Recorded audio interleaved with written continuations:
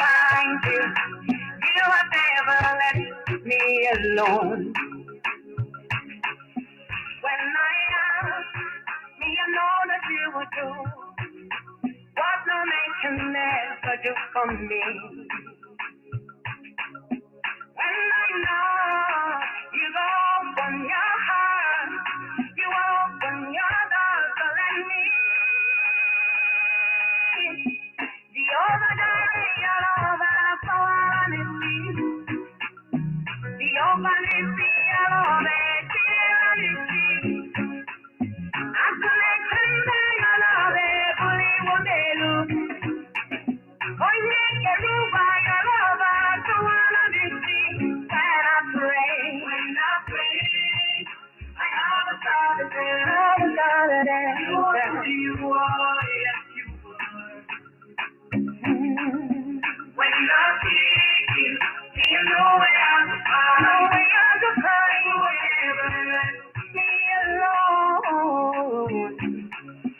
When I ask, me I know that you will do what no man can never do for me. Yeah. When I know you open your heart, and your love to let me. The only day all over for me. Don't find your way all over, did it on the street.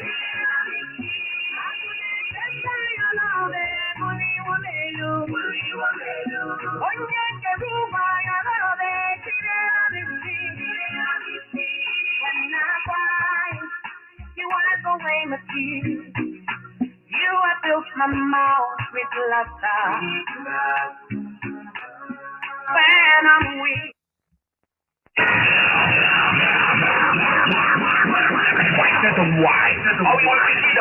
Radio station with more. You're listening to the radio station. You're listening to this is Radio Biafra. We are not like other people. Because as I once reminded you before we came, there was nobody like us. Now that we are here, they pretend, they copy, they emulate, they fabricate falsehood. But they can never be like us. Long after we are gone, they will wish we lived forever. IPOB is very special. Exceptionally special. The largest mass movement in the whole world bar none.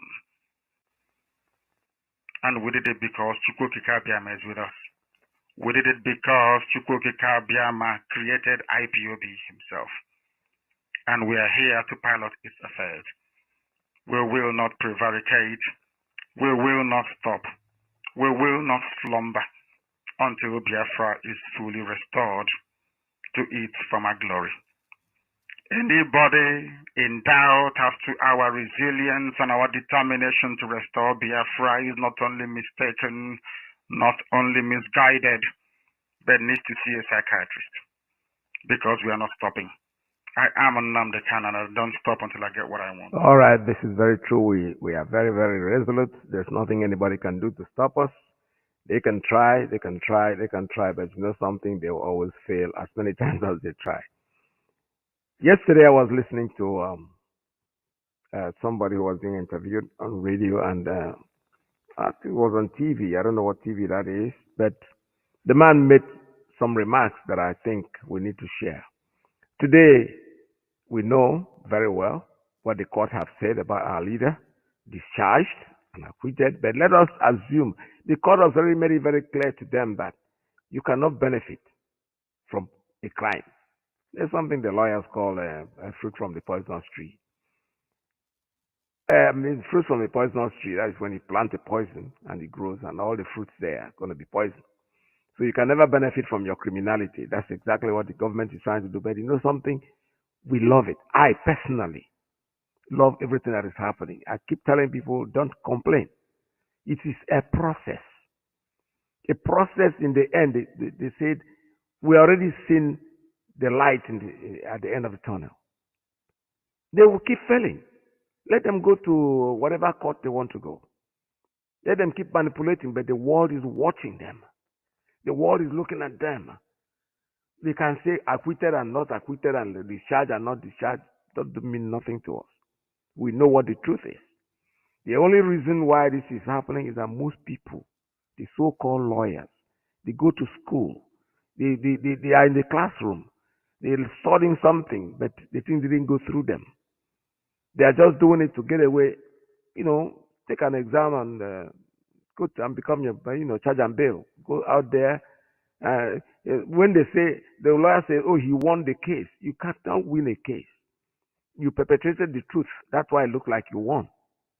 If you know the truth and you're doing it, even the man sitting down there, the judge, the prosecutor, everybody in that court, they are supposed to, what they are in there to do is not just to jail or release somebody. They're trying to perpetrate the truth, give you your rights. If you violate somebody's right, even though this lawyer might keep quiet, but don't try to argue. Because this man that explained it very well, he's a lecturer at the university, he's a lawyer. And he said, right and power, they are two different. Let's hear from him. Honestly, it's very interesting to listen to. From him, honestly, it's very interesting to listen to. Many of our attorney general at the state level, at the federal level, are lawless. And they think it's a pride. They carry. Let's take it from the angle of Malami now. Yeah. The things he has actually said and stated legally, do you think it still stands? And do you think that the court has actually, they said, has the court really released Nnamdi Kanu? Well, the court will always only make an order. Okay. It always depends on the executive to obey the order. A law-abiding executive will immediately obey the order. Even if you want to appeal against it, you will immediately obey the order of the court. So if we still give them the presumption, because one of the things I think the legal practitioners, disciplinary committee ought to do in this country is to learn to hold attorneys general to the law. They unfortunately, many of them constitute one of the biggest lawless set of lawyers in this country. Yes, what happened was I was playing back something that I did since October last year. The lawlessness that divides the country, that's what they think. A lot of them think that the world is not watching. They are. There is something the man said along the line. He said that when the other international countries want to judge you, they don't judge you based on how beautiful the country is. They listen to you and they know how you obey your own laws. That's what they call lawlessness. When you're lawless, then it becomes a bigger problem than you can imagine. This morning, yesterday, and during my last broadcast, somebody called me, and in fact, it's a lady a woman that and I like. I told her I'm director, and all I like Igbo. But that's exactly what she is, because the items that she keeps sending me, either she will send to my wife, and then my wife will sometimes say, Auntie, I don't really understand this thing. I don't know who they call Simon Ekpa and the rest of them. And then, unfortunately for her, she came to me. She got to me, and I said to her, then she started I said, listen, I don't want to talk about anybody who is not a member of IPOB. I don't want to talk about them. It has nothing to do with me. They have the right to do whatever they like in their own station. But if you go there and listen to the person, don't bring it to me, because it has nothing to do. I don't listen to them. It's your choice. You go listen to them. Your only source of information, whether you bring in and I'll listen to you, is if you say that IPOB or Radio Biafra said this or said that, then I will wake up. When you listen to them, whatever you get, Ichi Igbo Egusi, because that's where you can grab Igbo Egusi. Now she turned over to the governor. She's from Anambra State herself.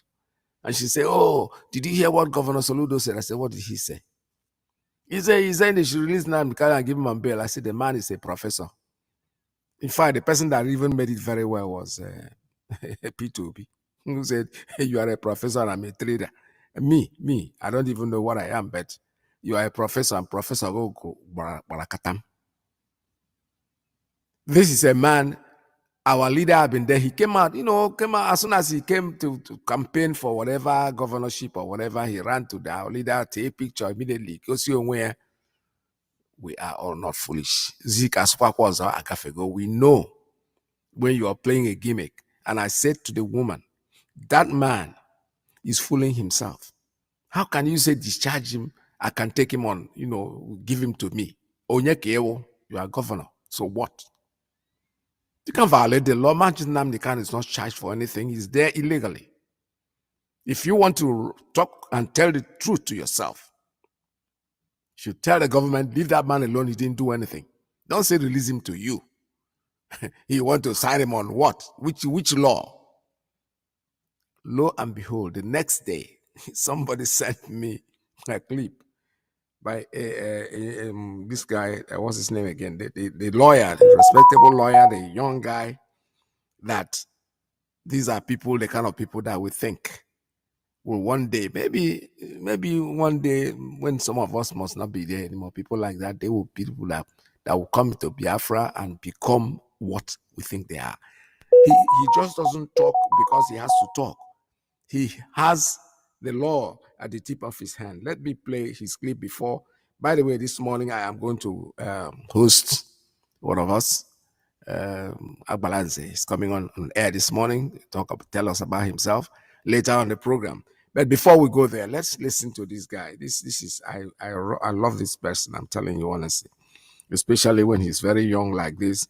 Iniebe, Ifyong is his name. Iniebe. I don't know what that means, but I think I speak the Akwa Ibom. Iniebe. All right. Ifyong. I know what Ifyong means. So let's listen to him before we go to Agbalanze. Now to our interview with the guest of the day. I am now joined by the public interest and human rights lawyer, Enibehe Efyong. We're talking about Southeast insecurity and the disagreements between Ipob and Governor Soludo on Nnamdi Kanu. Thank you very much for joining us tonight. Thank you for having me. All right, let's get straight to business. Governor Soludo has called on the federal government to release the leader of the indigenous people of Biafra, Nnamdi Kanu, to him. Any legal implication to this? The answer is no. What Mr. Soludo said is entirely political. It is without any legal consequence. The first point to even make is that by virtue of his position, virtue to his side, he's not even eligible to stand as a shorty for anybody in Nigeria. That is because under Section 308 of the Constitution, a governor has immunity, not only from prosecution, not only from civil action. When you look at the language of Section 308, it is very expansive to the extent that any person that is entitled to immunity under that section, the law says no process of court can be issued that is capable of compelling the appearance of that person. Now, what is shorty? If someone is arraigned in court, let us assume that before we even get to whether there is even a basis for, his proposition or not. When someone is arraigned in court and that person is admitted to bail, the court requires that person to produce a shorty for someone to enter into recognizance.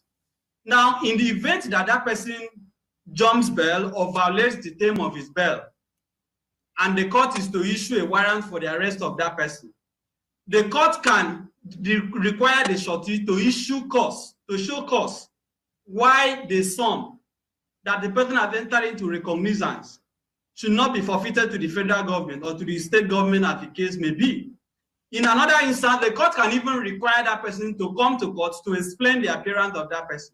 So technically speaking, because of the implications of the immunity clause, a governor is not someone that is capable of standing as a shorty for any person in law. It is simply not possible, because that will entail that he has to go to court, he post to an affidavit, sign bail bond and all that. What happens if Nnamdi Kanu does not attend court? Can the governor be compelled to produce him? The answer is no. So what Ludu said was just a political statement. But the question is, to stand shorty for what exactly? Because as of today, as I'm speaking to you, there is no charge known to law in any court in Nigeria, to my knowledge, that Nnamdi Kanu is facing. The charge that he was facing before the Honorable Justice Yaku has been declared a nullity, has been set aside by the Court of Appeal in a unanimous judgment. And the court even said the federal government cannot try him for any offense whatsoever because of the issue of extraordinary rendition. Therefore, as of today, there is no charge in law that Nnamdi Kanu is facing. What has happened is that after the Court of Appeal had given the judgment last October, the federal government applied for a stay, which the court in its wisdom granted, even though some of us have, some jurisprudential difficulties, explaining that judgment. But that is the ruling. That is the ruling of the court, staying that judgment, which Nnamdi Kanu has appealed to the Supreme Court. But as of today, the law remains that Nnamdi Kanu is not facing any trial, cannot face any trial, and cannot be arraigned in any court. So you cannot stand shorty for someone that is not standing trial. So for me, what he said was just a political statement, which is not out of place. If the federal government believes that dialogue is a solution to the crisis in the Southeast, that political solution can resolve the agitation that we are seeing, the Ipob agitation, why not? The governor can advocate for his unconditional release. But beyond that, as I said, there is a pending and subsisting judgment of the Court of Appeal, even though same has been stated, that Nnamdi Kanu ought not to face trial. For me, what is important is that the government, the federal government, should examine the issue dispassionately. If you have a situation where in the last 7 to 8 years, we have seen members of Boko Haram that have slaughtered thousands of Nigerians, granted immunity, granted amnesty, being reintegrated in quotes, what is the distinction between what Boko Haram has done to grant them, to make them eligible for amnesty, compared to what Ipob is doing? Why are we having double standard? But on the other hand, I am among those Nigerians who believe that violence is not the solution. Therefore, while we are also calling for, dialogue and all that, we must make it very clear that sit at home is not acceptable, that nobody has the right to disrupt the electoral process, and nobody has the right to burn INEC offices or public facilities, while also calling on the federal government to be dispassionate. Regarding what Soludo has said, as I have already explained, we should take it for what it is, because in the first place, it was at a political rally that he made this statement. And you and I know that when it comes to times like this, politicians in Nigeria can say anything, and that is exactly what Governor Soludo did. All right, he knows how to have access to the president. Yes, you call it a political statement, but then Governor Soludo said Kanu is critical to the security situation in the Southeast and is needed for any discussion for the future of the region. Will you say this can actually guarantee peace in that region?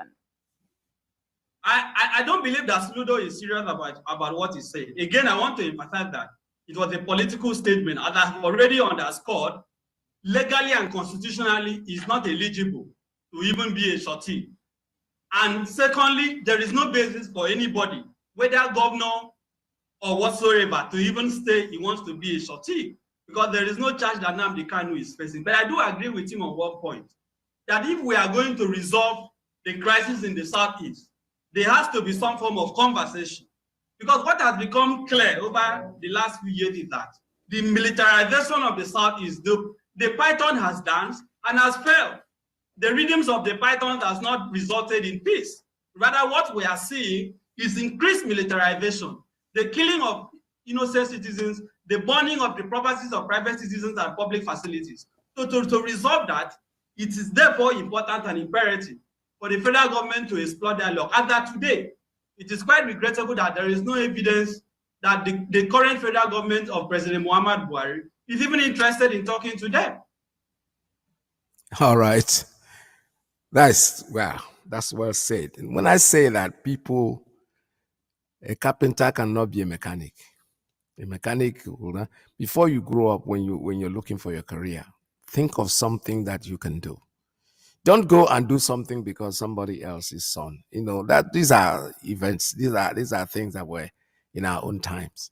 Our mothers, they have different ideas of what they want their children to be. The truth is he able to do it? Is that what he's really brought in to do in this world? When you listen to people like this talk, if you're a lawyer, he's just interested in what he's doing. He makes me very, very, very proud. Because a professor will sit down there. He's supposed to know the constitution of his own country. He's just there. They tried anyway. There's something that this guy said here, which I agree with him 100%. Is that at the point that Mr. Soludo himself is probably to clean up, because he attacked P2B. He said something about P2B, and P2B threw it back at him. And now I did my best at my own time, but now that I can't do it anymore, you are in a position to do better than me. After all, you are a professor and I'm a trader. Yeah, like that. So that the image was trying to clean up. And then he's really making us so sarcastic. You are a professor and I'm a trader, and look at you, a professor. Look at what you're talking. You want to take him, give him to me, as if no, you might go what a cream something at secondary school. Papa will go there and say, Principal, because I will take care of this. A professor.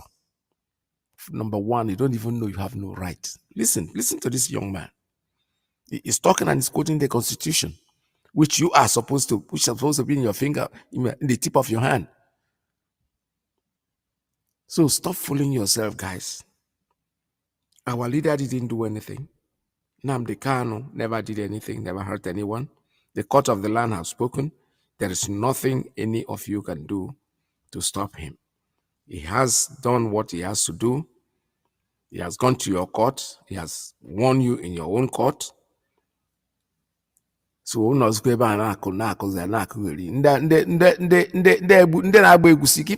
on grabbing and bringing to us.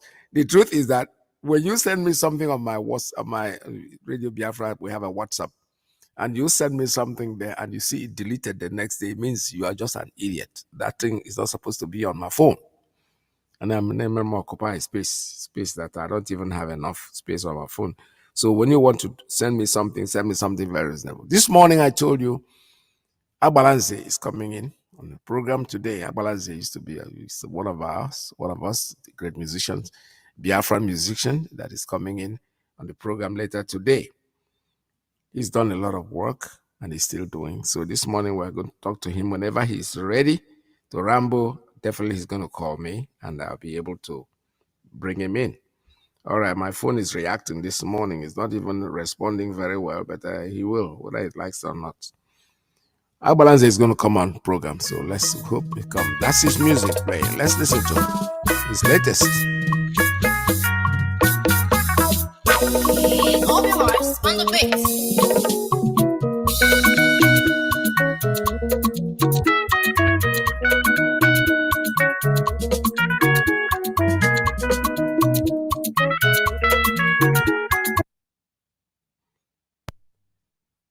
All right, they are trying to come in, kind of interrupting the music.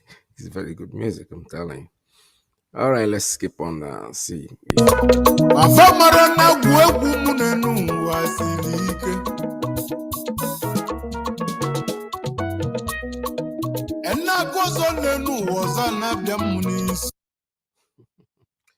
I told you my phone is not it's not behaving well this morning. I don't know what the problem is with this phone. It keeps jumping and jumping to places where I don't want it to jump to. All right, I think they're still trying to call me, and as soon as they get me, I'll be ready to go on with Abalanze. Good morning, good afternoon, good evening. Whenever you are ready, guys, please call me, and I will take your call. Abalanze is one of us, one of the best that we have.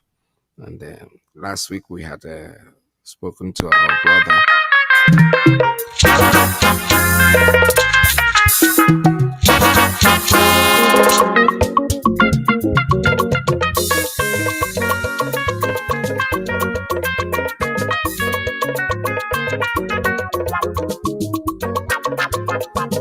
Mazi Iyke.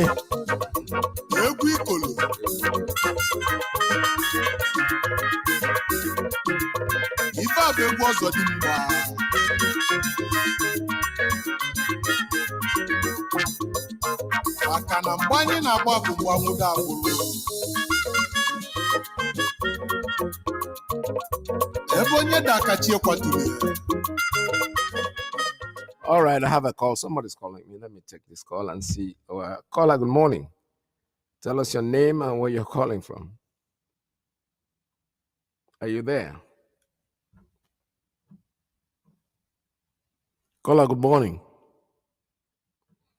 All right, the lines are not open yet, and all of a sudden somebody's calling. All right, keep calling. If you call, it's okay. But Abalanze is coming in, and as soon as he comes in, I have to put you out because today we're trying to feature him. It's going to take about 30 or 45 minutes of our time, so we'll be able to work with you again. Continue. Keep calling us. The line is open.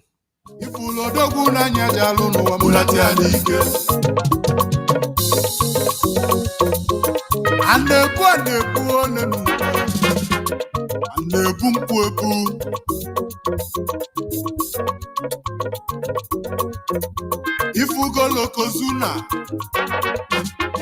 onye gwara ibuluziele n'ụwa nsogbu ndị Biafra ka ibulu.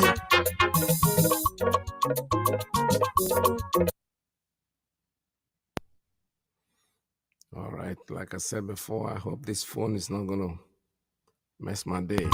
Onye ndị mmụọ na-agbalọ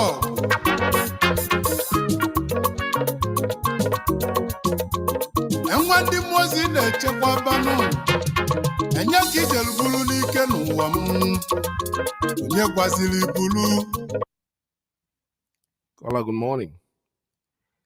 All right, if you're going to call me, if that's the group for Abalanze, please call me at 845-283-9665. Don't call me on Principal Officer's line. Call me on 845-283-9665.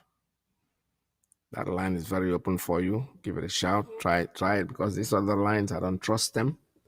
I don't think they are going to be able to hold our meeting. So give me a call at 845-283-9665. I have issues with the phone lines, and we're still waiting for the new phones that we've ordered.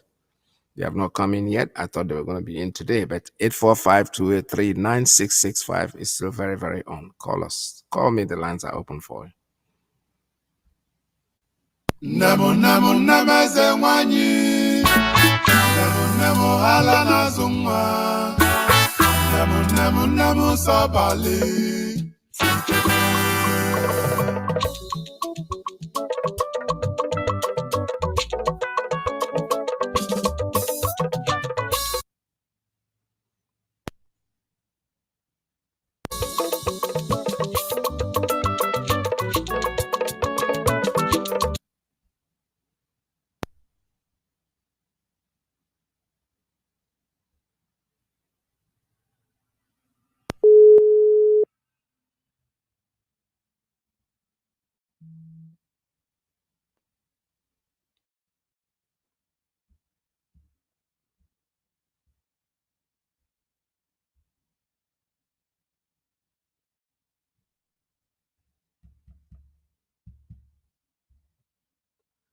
All right, I'm still waiting for them to give me a shout, and the phones are not behaving well. But however, whatever happens, we must be on group call. Let me see if this is it.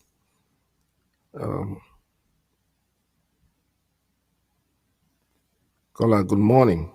Are you there? Can you hear me? Good morning and Shabbat Shalom from here. This is Mazi Iyke from the with me here is Mazi Iyke, our Biafra musician. Before then, we have to appreciate our beloved leader, Mazi Nnamdi. Kanu, that our memories, we appreciate him and all his lieutenants that are doing wonderfully well. Men and women of our radicals all over the world. Today we present you one of our Biafra musicians. By name Mazi Iyke. Mazi Iyke, you are here on Radio Biafra to anchor by Mazi Iyke Peterson. Welcome to the program. Thank you, my dear Abalanze.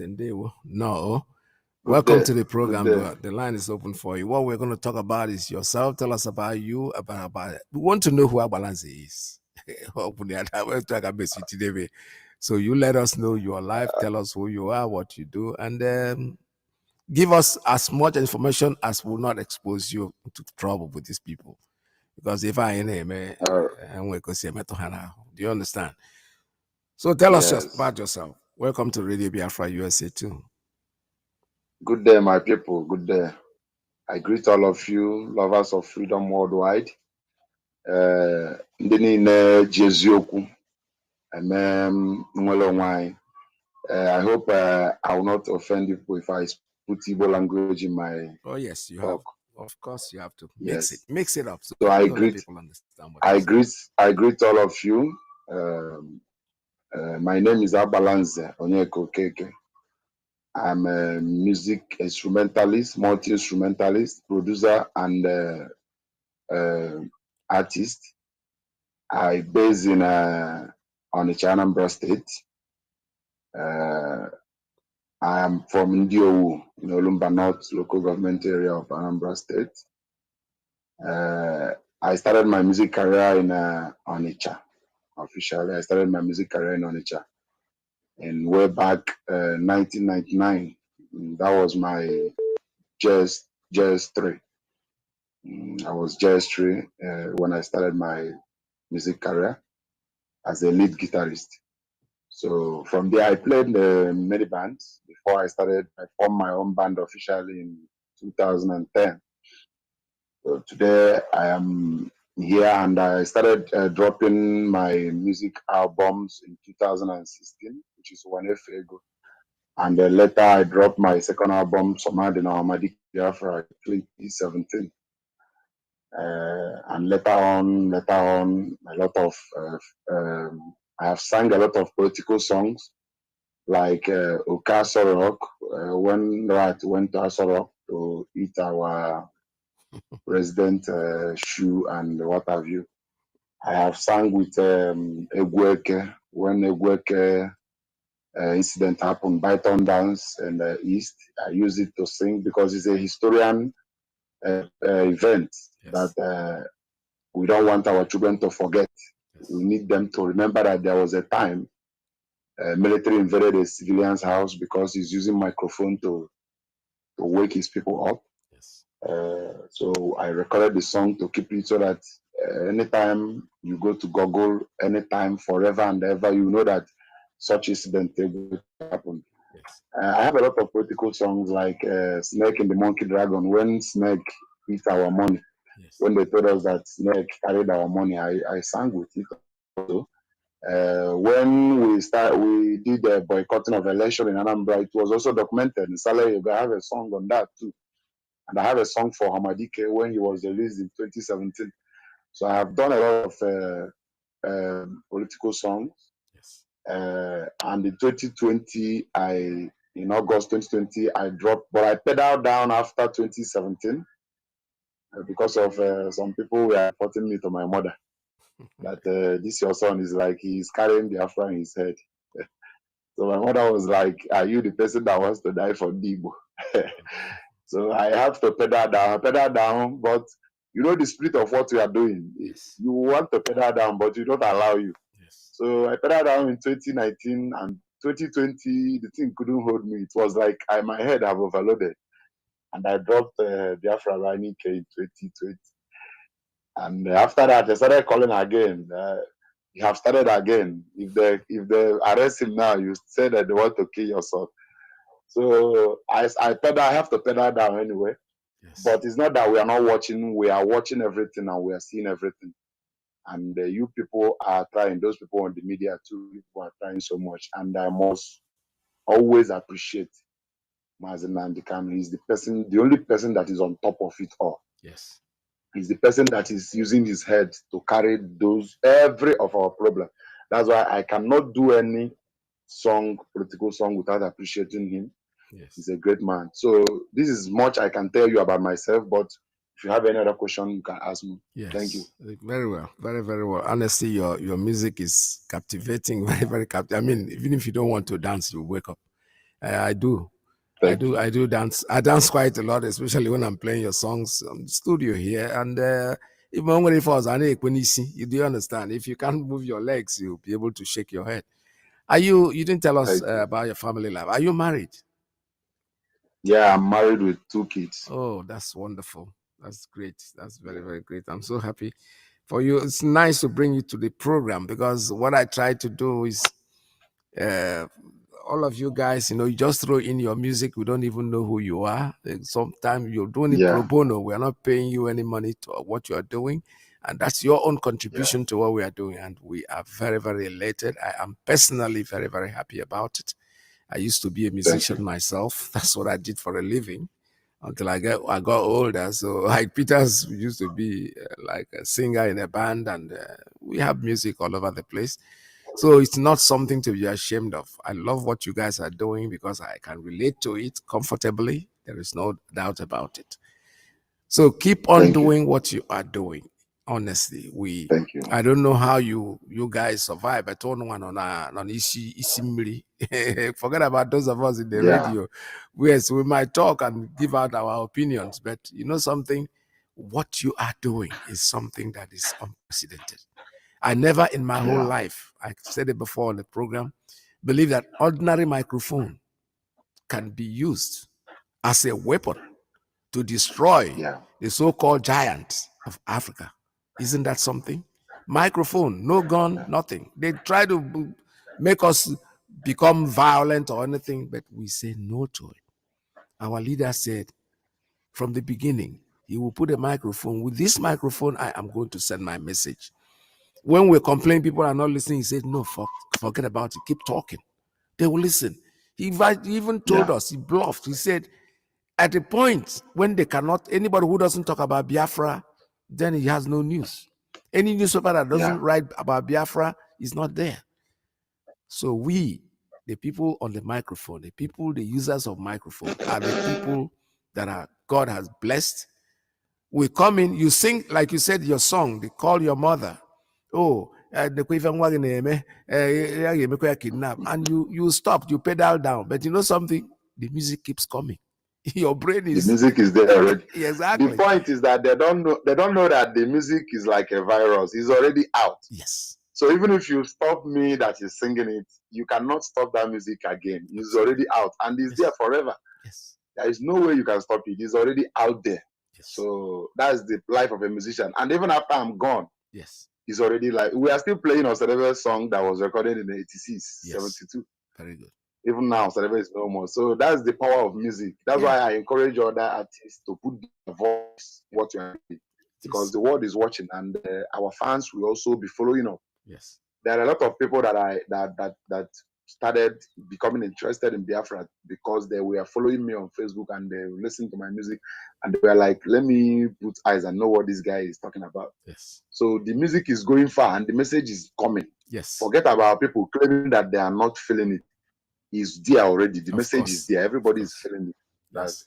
You are very correct. You are very, very correct. Like I said before, when you have a microphone in front of you, there's a spirit. There's something within you that is making you talk.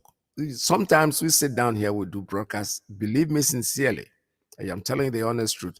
The only time I hear myself is when I finish recording and I finish talking, then I go back and play back what I said. I'm like, where does this come from? So we are inspired. With the microphone in front of you, you are doing the right thing, my brother. What you are doing, keep on doing it. And what if amen? Nothing shelling. We are happy. I'm happy. I'm elated when I hear you guys because it is coming. Music is coming from left, right, and center, my brother. Bro, it's a gift that most of us will wonder we have. But then everybody don't know why. That is why I keep talking about those who call themselves mathematicians and professors. They're in the wrong profession, most of them, because they have no idea. This morning, I was talking about the man that calls himself Soludo, who said they should give him our leader. He's going to take him on bail. Not realizing the man you want to take on bail, the court of the land have already said he is going. You can't charge him. So what is he doing? This is political season. Yes, so it's their season. They can be saying a lot of things. Although Soludo have been a strong supporter of Biafra. Yes. He maybe he's speaking now because of they are doing campaign. But I know him from day one. He's more Biafra than all these both and what have you. He's more real than all of them. He's not somebody that hides emotion. Yes. If he's not supporting you, you know that he's not supporting you. Yes. If he's against you, you know that he's against you. That's one thing I understand about Prof. Soludo. He's not somebody, he doesn't know how to hide feelings. Even when he was doing campaign, he doesn't know how to hide feelings. He must expose whatever is in his heart. So you can read his heart easily. Yes. Unlike Peter Obi, you can't read his heart easily. So right now, we don't even know whether Peter Obi will support, if Peter Obi tell Biafran people to stop and they couldn't stop, whether he will spare us or he will kill more than Buhari did. So we are just looking at Peter Obi. We're just hoping to see better something. You understand? Yeah. But Soludo is somebody that will tell you where I know his mind. I know him, his mind. As he once he talks, you know his mind. If he's no more interested, he's no more supporting you, know that he's not supporting you. Yes. He's open. So he's saying that maybe based on political solution. Yes. Because even Mazi they are holding now is no more within the law, the jurisdiction of the law. The man has been discharged and acquitted. So, but they're still holding him. So they're holding him against the law. That's right. So Soludo saying they should give it to him since they don't want to discharge him after acquitted. We should not. I don't think we should fight Soludo that hard, because there is a point in what he's saying. Since you don't want to discharge him according to the law, I think he's saying you should give it to me. Because everybody knows that an immunity governor with immunity cannot bail somebody. But he's saying it based on politics. They know what they are doing. If they don't want to release him legally, they should release him illegally. But we need Mazi Iyke with us in each either way. Even if it will take another president to go and shorty for him, I don't care. They should release Mazi to us. That's all. Yes. So we should pedal down on attacking Soludo. If I have to say my own mind, let them be doing it anywhere they want to do it. Let them do it. At least he's speaking up. Others could not speak up because they might lose vote in the north. Yeah. We saw them. They have not spoken, but they have gone to see Gumi in Sokoto.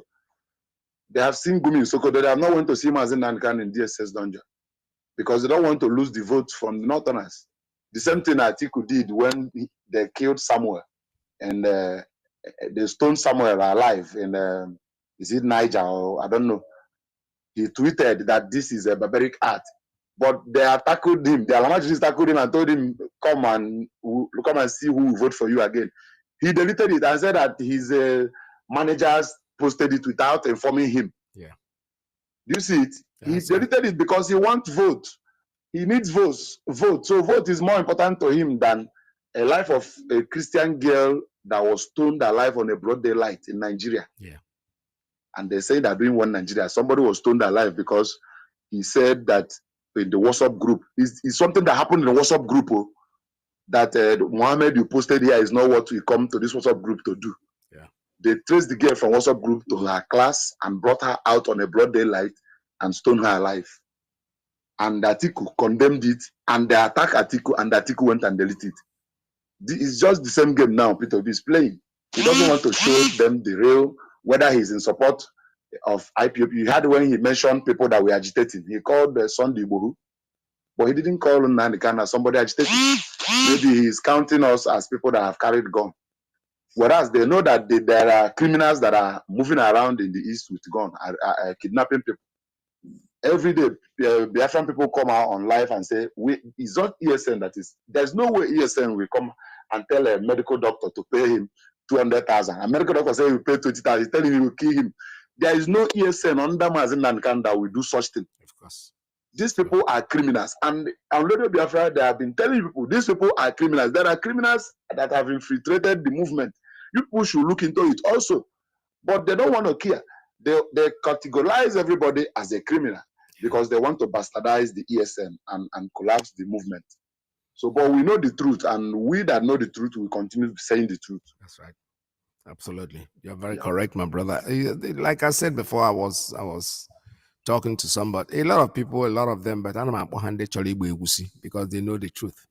Most of them know the truth very, very well. That people like us cannot belong to a movement of people who are. We know why we know why we followed Nnamdi Kanu, and the only person that I personally follow is Mazi Nnamdi Kanu. Anything that he has taught us what to do, we know his mind, we know the way he thinks. So anybody who goes out there to commit a crime and they put it in the paper, on the Facebook or whatever, because they want to bastardize IPOB, it's a waste of time. It is a waste of time. All of them, you can see that we are like rice. Rice, how you see, and they filter, all the sands are falling out. Eventually, the thing that they will cook is the rice. So anyone on our IPOB, we are there. There are most of us here who will not be here tomorrow.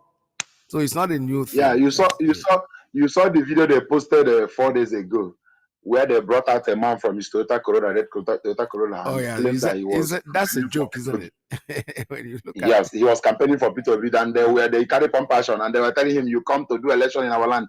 They want to do it like they are fixing war against us and Peter Obi. That's right. But we are fighting the system of Nigerian government. It's not Peter Obi. It has nothing to do with us. We are fighting the system. Yeah. The system is that one Nigeria umbrella. That one Nigeria is what we don't believe in. Yes. They are trying to make it like it's a war between IPOP and Peter Obi. No. Yeah, that is the point. That's how they operate. Yeah, Mazi Iyke, let me come in here for what you just said now. If you look at that man T-shirt, that was a Photoshop, and the picture in that his T-shirt was not Peter Obi. These are the handwork of our enemies. And Yes. talking about the same Peter Obi, Mazi Iyke is here in Onitsha. Peter Obi, what is Peter Obi is the highest insubordination and the distraction to this movement. Because since he went to UK, Chatham House, and come back, you can see the gong change. Peter Obi had never said anything, and Peter Obi have never gone even to see our leader. And don't forget, the same Peter Obi was the person who killed myself, who killed Biafrans and dumped them in Ezu River. Am I right? Yes. So there is no way, all of them jumping here and there. There is no way. Some of them are saying that when Peter Obi enters, he will release in Dandika. This is far, according to Zebodiah. What he came to distract what we are doing. Remember what Tony Blair, all of them are doing now. Look at how Katrina is walking around Biafra land, walking around Nigeria, everywhere. As Peter Obi said, anybody can't target him. Their target is to destroy what they are doing. The target is to reduce the agitation. Exactly. If they succeed in putting, because I've seen people supporting Peter Obi now, they are even also working with CIA. They threaten both Iyke, because Iyke have not shown them his stand, and everybody needs Iyke. Iyke is still postponing to show his stand. So why they are working, Obasanjo, Babangida, and Abubakar, why all of them are working now? To know, because the cabals divided. The people that spoil Nigeria, they have divided into two. Some people Pontius Pirate, Nigeria. I keep telling youth in the street that going to vote will not change the situation that's happening to you. That you're supposed to start back that revolution that you stop. That revolution is not supposed to be end SARS. It's supposed to be end bad government. You continue it. If you end, okay, for example, now Buhari promised us one naira to $1, and a lot of things he promised to pay us 5,000. Those are not working today. That promise is foul. What punishment are you going to give Buhari? You didn't give Buhari any punishment. There's no punishment for him collapsing the system, and you want me to come and come and do another election when somebody that collapsed the system do not. Okay, if I put somebody and that person did not work, what punishment is that person targeting? What is the consequences the person looking after to make him to be careful when he's handling the affairs of the zoo called Nigeria? There is no consequences. So it's either the person enters, if he works, fine. If he does not work, fine. If nobody knows that Buhari, we are suffering, this recession we are suffering now is the one that was accumulated during good luck Jonathan time. We have not started suffering for the one Buhari have done. The one Buhari have done now, Buhari have borrowed money. We are owing from now till next 12 years. Each Nigerian is owing 2 million naira from now till next 12 years. But they don't know this thing. Now, if Peter Obi comes now, for example, he succeeded, they blind all of them. They say, okay, for the first time, let Igbo man rule this country. And Peter Obi start ruling Nigeria. Peter Obi will work for 8 years. For example, he can let him win second tenor too. He will blind them too and win second tenor. He will win second tenor. So Peter Obi will work for 8 years. After that 8 years, another Fulani man will say that is their turn. And in that 8 years, Fulani, Peter Obi cannot clear the debt Buhari have accumulated for us for next 12 years. So let it be that Peter Obi have worked hard for that 8 years. Then after that 8 years, another Janjaweed will say that is his turn. his turn to come and collapse whatever that maybe another person that have brain have. Imagine somebody saying you want to rule Nigeria. Nigeria is made up of illiterate and literate people. There is no way somebody can come and please literate and illiterate people. The country is not meant to be. So, but the youth feels that every 4 years they will use election to manipulate them and make them feel like president is the problem of Nigeria. Yeah. How is president problem of Nigeria when your Senate house is not working? Because this agitation we are doing is supposed to be happening in the Senate. But to the light of Equal Models, what have you there and over them? What have you there that have went there to represent us? I'm not talking about our marginalization. They are benefiting from the marginalization. In fact, they are the marginalization itself. Every democratic parliament is where the democracy happens. If you watch Britain when they stay in their parliament, they fight there. That is where they do the agitation. If any tribe in the British Empire is not being taken care of, their representative will start speaking for them in the parliament, because that is where democracy is being performed. But in our own parliament, they give them Lexus 56 million naira and give them 35 to 40 million. Nobody talks about what is happening in his constituency. They give somebody money to walk road from Amansi to Enugu State. He embezzles the money up to today. Yeah. Unfortunately, now they have jailed Ekwere Madu in Britain. They are trying him. Now maybe he have few money he packed. That money will rotten now. They are changing money on that first. So that money is going to rotten because of somebody's greed. See people from the north, they carry money on trailer, 40-feet container. What kind of wickedness is that? So you cannot even invest the money and create employment. No. How can you pack money in 40-feet container, 40-feet container, and you pack it somewhere, and you have the mind, you come out from your house and beggars, Alamajiri, flooded your street, and you have the mind, you drive past Alamajiri, they flood your street, and you say that this country is not evil. And you had the what? You had what to put, okay. Let me come here briefly because we're making a bit interactive now. Like you said, what we are suffering now is what Obasanjo, good luck, that we have not started suffering that of Buhari. Let me ask this question.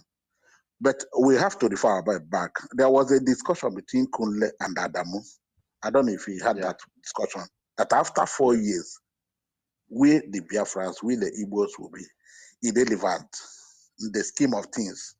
And now, when you say we have not started suffering what Buhari is doing, Mazi Iyke, how much is a liter of fuel in the north?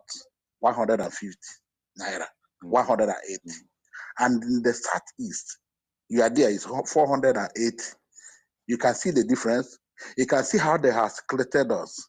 You can see the kind of suffering in Biafra land.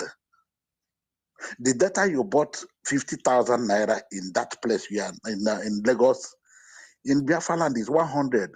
Those of them that are doing business, you don't know how they are shingling, they are circled us. No, some you of these problems, this problem you mentioned now, some of them are caused by our people. This particular one you just mentioned now, is caused by our people. How many I'm bringing it so that don't we have people in the Senate?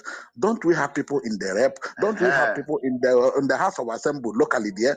Don't we have governors? And I'm talking about Iyke too before I go up. Iyke is the person who killed Nnamdi. So we don't expect that anything good will come from these people. The only thing that we are praying, we are waiting for, as we are talking here, is that a revolution, and only Biafra and Igbo can do that. Thank you. If you expect that if only us do it, it will become biased. It's not only us that's supposed to do the revolution. If Igbo start revolution, they become biased. They can term it Biafra easily. They can say it's this Biafra people, Biafra people. They have started again. It's just the same way because Mazi supported them in the revolution of Nigeria. You saw what Falani said. Falani said, how can somebody stay in his room in UK and destroy half of Lagos? He become a tricker. But these are people that may have mad meeting in WhatsApp group and agree to do revolution. And they even beg Mazi to support them in the revolution so that the revolution will have air. And Mazi started supporting you. You started saying that he wants to destroy Lagos. He's hated on Igbo. Look at what happened in Lagos. This is how they behave. Look at the hatred. Okay, now you see the hatred. There is one clip Mazi Iyke played. This judge that sentenced an Igbo boy to death by hanging. The same Yoruba person has killed, the same policeman has killed somebody before and shot another one. I have it here. A woman with the husband. The woman is Igbo. I think the woman is Igbo, Yoruba, married to Igbo, or Igbo married to Yoruba. And the same the pregnant woman, or the same policeman shot that woman. Shot what did they call it? Stray bullet, and the thing pierced the motor, pierced the woman. Both the woman died and the baby died. And by this woman, the same judge, did not sentence that man to death. What she did was to sentence an Igbo boy for a meager amount of money. I don't know, is it 50 or 350,000 naira to death by hanging. And this thing is still happening in Lagos. And when he stream it down, you see what is happening in Lagos. That's why we're telling our people to go home. I'm a victim too. I have a building there. But what is happening in Lagos? See Trade Fair that was leased for 100 years. You can see what they're doing them. You can see what they're doing in Ladipo. You can see what they're doing our people, pulling down their houses, both in Festac, Amu, and you know how much a plot of land is cost there. So the natural hatred they have Biafran cannot be wiped out. Mazi, the truth is that Britain and the other Nigerians hate Igbos. Forget that. That's why they target Igbo Q.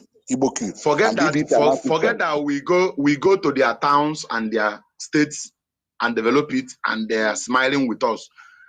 Inside them, they are not 100% happy with Igbos, that they are doing well. Britain fear Igbo people. That's why I fear whether even Peter will win the election, whether they will even give it to him. Because if Mazi Iyke has been discharged, has been discharged and acquitted, and one single individual came and said his name is Malami, Attorney General, and that his only discharge is not acquitted, and that international community that are waiting, if you ask them in the street, the obedience in the street, they will tell you, if it will be win and they didn't give it to him, then the international community will not come in. I asked them, why have international community not come in?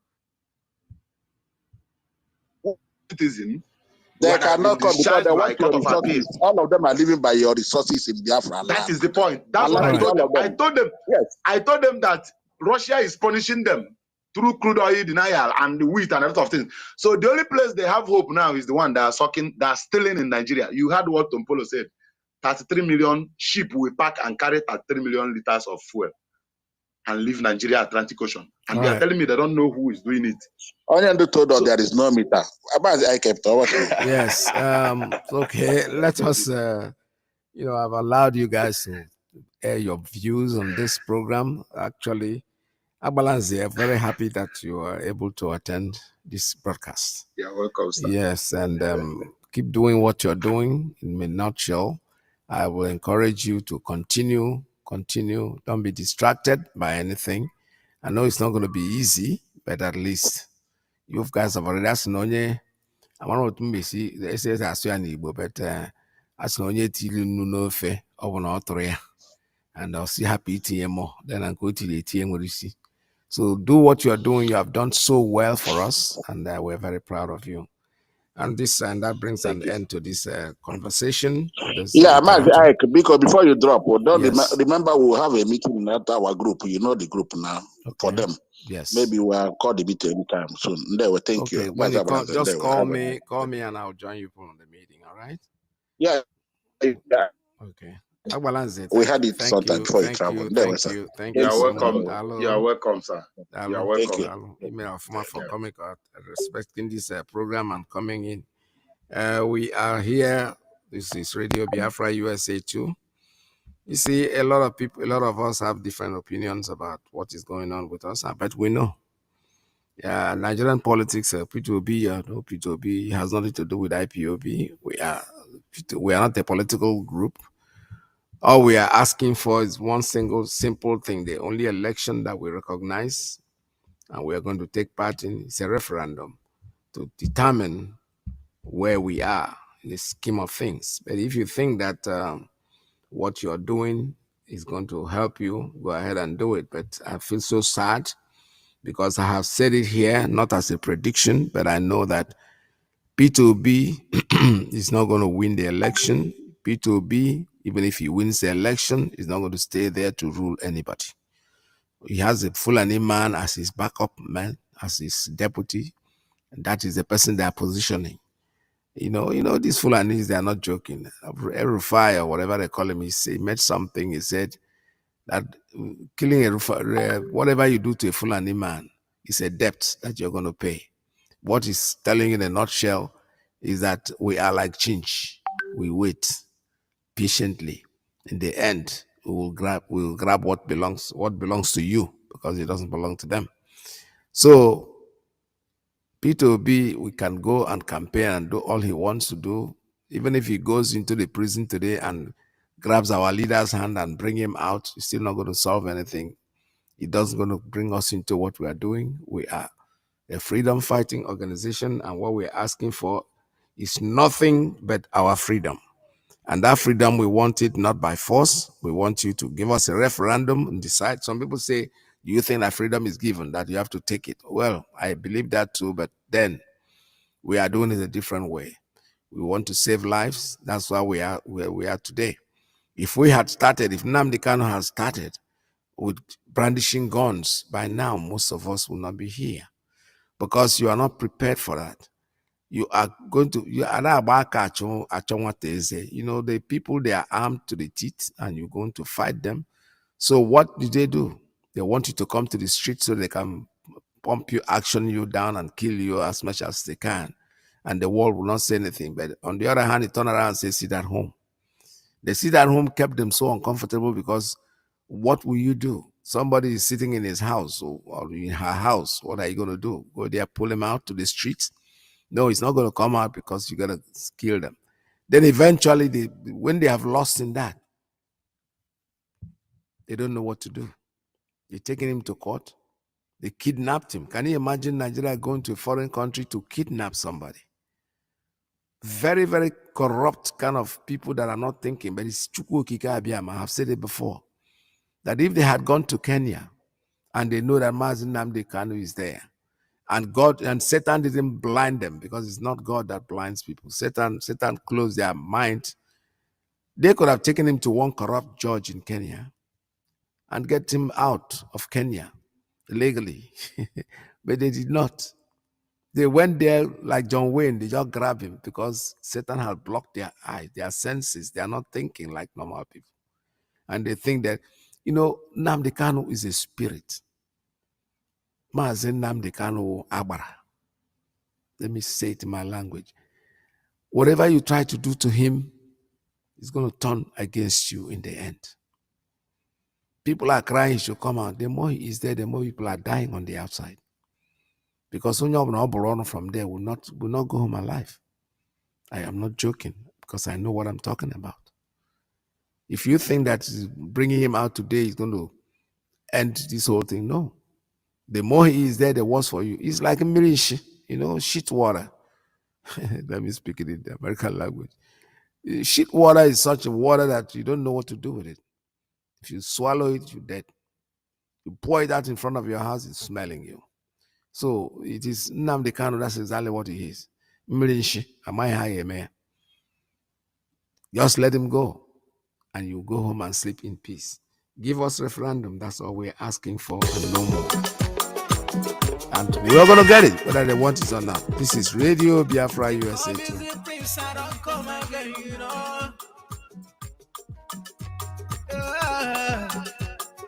And it sounds the big Mr. The success, and the microphone. You don't tell where we fight for this freedom. You don't tell where we fight for this freedom. All we need is the referendum. All we need is the referendum. All we need is the referendum. All we need is the referendum.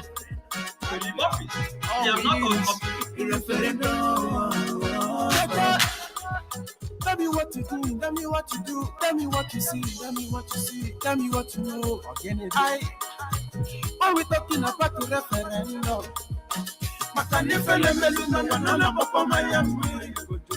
I see. Anya bugo for long. We never become slave for long. Back in the days, you know what's up. But because of Guru, the focus to come out. I remember when my father they tell me about the war. Then spend so much money just to jubilate. India, I go. India, yes, you go. Success, one my typically go man. You don't tell when we dey fight for this freedom. You don't tell when we dey fight for this freedom. All we need is the referendum. All we need is the referendum. All we need is the referendum. All we need is the referendum. All we need is the referendum. Yeah. You don't tell me to fight for this freedom. To pocket up my iron, come rescue your children. Even if I can't say one never.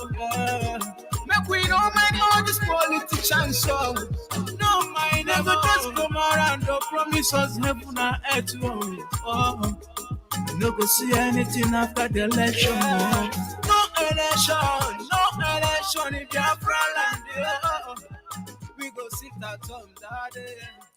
All right, this is Radio Biafra USA 2. Let me open up the lines for you to make your calls. We just spoken to Abalanze and he and his view about what he thinks about the situation. I love you, musicians. Today is the day that we dedicated to him and spent our time with him. Honestly, I am very happy with his activities for this organization.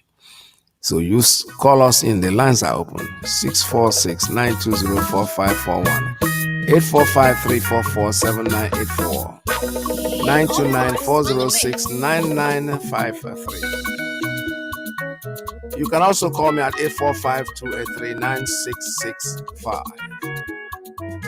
Look to Abalanze. If you were listening, tell us what you think about the guy and any other thing that you think you want to talk about. This is Radio Biafra USA 2. I tried to call the numbers and see if they're going to work out, but I promise you, new phones have been ordered and they have not arrived yet, so that we'll be able to do our interactive session. Shabbat Shalom to each and every one of you this morning. Welcome to the program.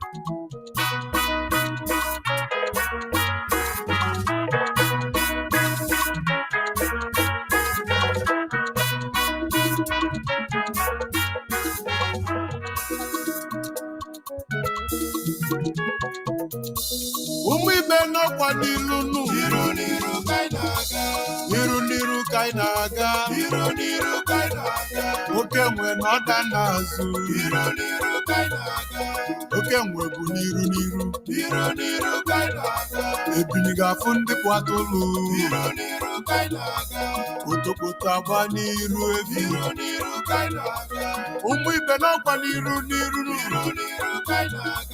Ejiri ụjọ etu ikolobi ya n'iru.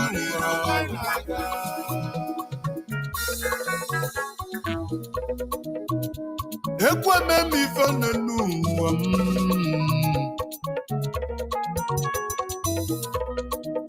Egwu anụọ manya ole n'ụwa ọga mbebe.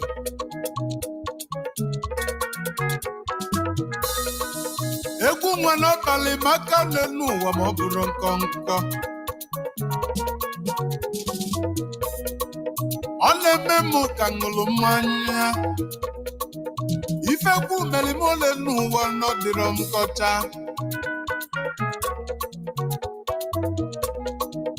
Mgbe bidoro egwu m ole n'ụwa, ụmụ ụwa na-akọcha m.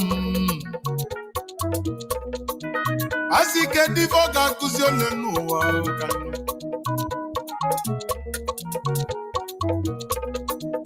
Asị ike debe osi nweta nyaba egwu ọ na-eti.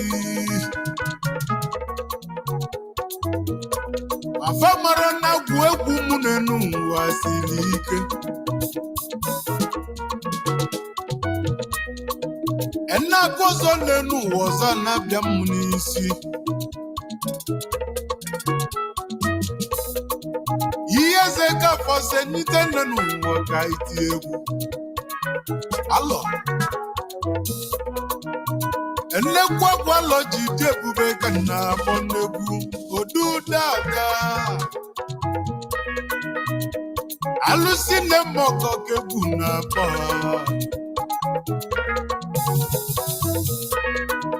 egwu agbala nze bụ egwu mmiri na n'ụwa oke mmalụ isi m alụzi n'ife nna alụ ọ bụ gị kele m isi m esozi na ndị mbụ na ndị egede ọ bụ beghị ka nsi bi ụwa onye chie na adịrọ n'izu nwanne m ife a na-akwaghị ime onye ọ bụ ife a na-azọzi ole n'ụwa bụ ọkịka na-ese okwu mana ọ bụrụ ya ịbụ ụzọ egwu n'ụwa m jisi ike na-aga n'iru enekwana ndị ile anya n'enu maka onye ji bọọlụ ka a na-achụ ọsọ n'ụwa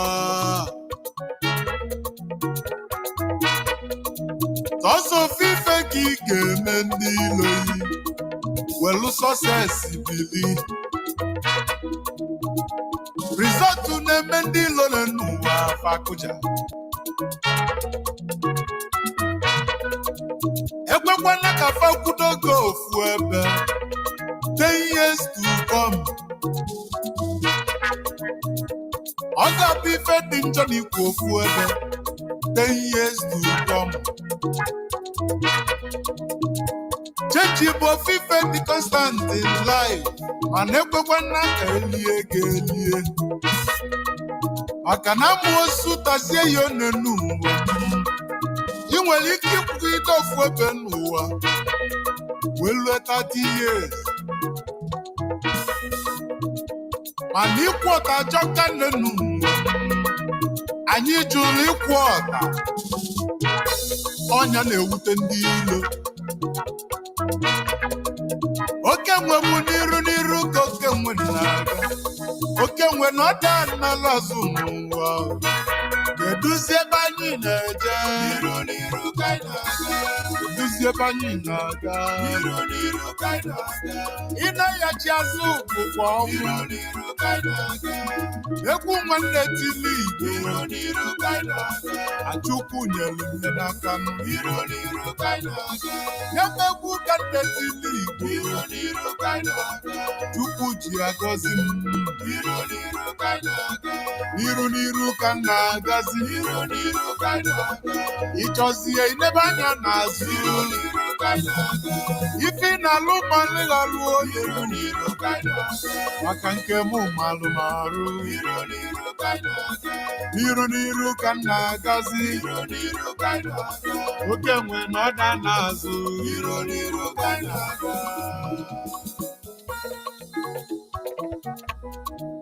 egwu agbalagbala zele n'ụwa ka njebe Amerịka onyezi ka nchọbịa na California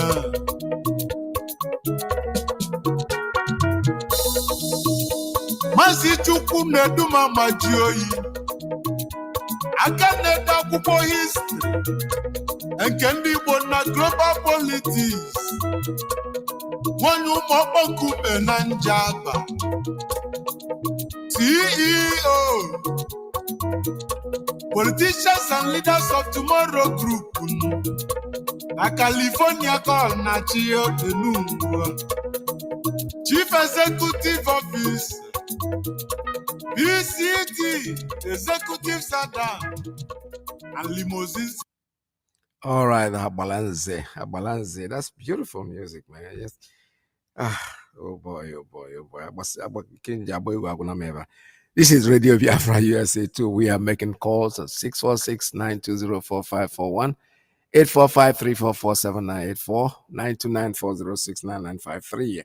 I know that most of you cannot get through on the regular radios that we're using and the regular phones, that we're using, but call me on 845-283-9665 if you're not able to get through.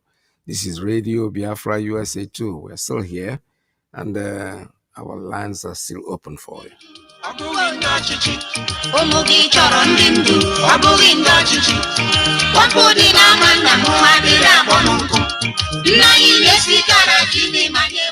Igbo na-atụ ilu ha si onye gba nkịtị ụwa ya agba ebe ekwu mara ọnụ akakwana anụ gburu nwata anyị onwe anyị bụ ndị IPOB tozuru oke ịsara ọnụ anyị n'ihe ọbụla gị ma gwa mba ụwa ka o si mee onye ibi sikwana ka akụwasịwa onye kwana ka ọ ga-aka njọ ọ bụ anyị ka ọ bụ Naijiria ka ọ bụ ndị ekperima anyị bụ ụmụafọ ma bụrụkwa ndị nwe ala Biafra, the indigenous people of Biafra, n'okpuru onye ndu anyị, onye ọchịagha anyị, onye nlekọta anyị bụ Mazi Nnamdi Okwuchukwu Kanu dị nsọ na-eme ka o doo mba ụwa Naijiria na ndị hụrụ nwere onwe n'anya n'aka ndị IPOB na ESN esoghị n'ịgba ụlọ ọrụ ntuliaka ọbụla ọkụ ịwakpo ndị ọchịchị maọbụ ịkụsasị ọgbakọ ndị na-egwu ndọrọndọrọ ọchịchị n'ụdị ọbụla. Ọba anyị hapụ ihe dịrị anyị agawa mewe ihe na-enweghị isi mbanụ na ahapụ ebe a na-echi eze agawa ebe a na-arụ agwụ. Ọbịa mere udele ji sị kedu ka ya na baba ebe ya kwara isi ya akwa ọ bụ nwaanyị macha mma ya ewere mkpakara akpa mawanụ uwe a na-eme ya eme ọnụ mara ekwu ha tinye ndị nta akụkọ na-enweghị ụlọ ọrụ gee-nụ ntị. Anyị onwe anyị bụ ndị IPOB n'okpuru Maazị Nnamdi Kanu dị nsọ na-eme ka o doo anya na aka anyị na ụkwụ anyị na ihe niile adịghị na ntuliaka nke Naijiria ha kpọrọ selekshọn. Anyị anọkwanaghị n'igbochi onye ọbụla sị na ya chọrọ ịga atụọ ma ọkwa na onye sị na ya ịkwado ha ka ha gaga atụọ. Mbanụnụ abịrịka nwa ogbenye ọ bụrụ na ọ hụrụ ya n'anya ọ ga-ala mere ya n'oge ọnwụ. Ọ bụrụ na ahịa ezuwala kemgbe 62 na iwetara ya uru ngwanụ ya bụrụkwanụ na o meela gị baga uru baga ọkpụkpụ. Ọ dị ndụ ọnwụ ka mma kpọọ bebe dụọ n'onwe gị ọdụ maka na ụzọ dị mma agaghị aga na abụ. Ndị mba ụwa UN, EU, United Nations Human Rights, AU na ndị hụrụ nwere onwe n'anya nke bụ eziokwu bụ na anyị onwe anyị bụ ndị IPOB ebe anyị kwụ chinchin ma kwụsie ike na ihe anyị chọrọ bụ nke mbụ ka gọọmenti Naijiria n'okpuru ọchịchị Buhari mee ihe ekpere n'ikpe na ezi omume bụ ịtọhapụ Maazị Nnamdi Kanu dị nsọ na-enweghị ntụgbara aka dịka ụlọikpe ha si alawa n'ikpe amaghị ya. Nke abụọ abụrụ haziere ndị Biafra rụfele ya ndị bụ nke nwa bekee kpọrọ referendum ngwa ngwa na-egbughị oge ka ụmụ Biafra were aka ha kpebie ebe ha chọrọ ịnọ. Onye ọbụla si n'otu anyị dị na Naijiria na ọ dị ya mma maọbụ na Naijiria dị ya mma biko ọfọm na-agụrụ ya bụ ya dịkwa ka Naijiria. Onye ọbụla jikwanụ aha Maazị Nnamdi Kanu IPOB na ESN na-eme mpụ iji gbaa anyị aha ọjọọ ma anyị unye n'ihu ala Biafra echekwala ya ọzọkwa ibu anyị dị mfe yoku anyị adịghị egbu mgbu. Naanị tọhapụ Maazị Nnamdi Kanu dịka ụlọikpe kpere ya n'ikpe ma nye anyị ụbọchị referendum nke mba ụwa ga-eji aka ha kirie ma hazie okwu agwụ. Ozi a si n'aka Indigenous People of Biafra IPOB.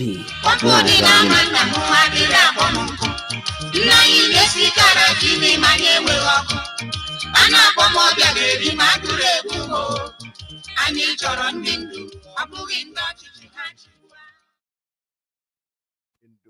Achọrọ ndị ndu ọ bụrụ ndị ọchịchị. You see that? Okay, we want leaders, not governors, not people that are government, put themselves over us and then still don't do anything to represent us.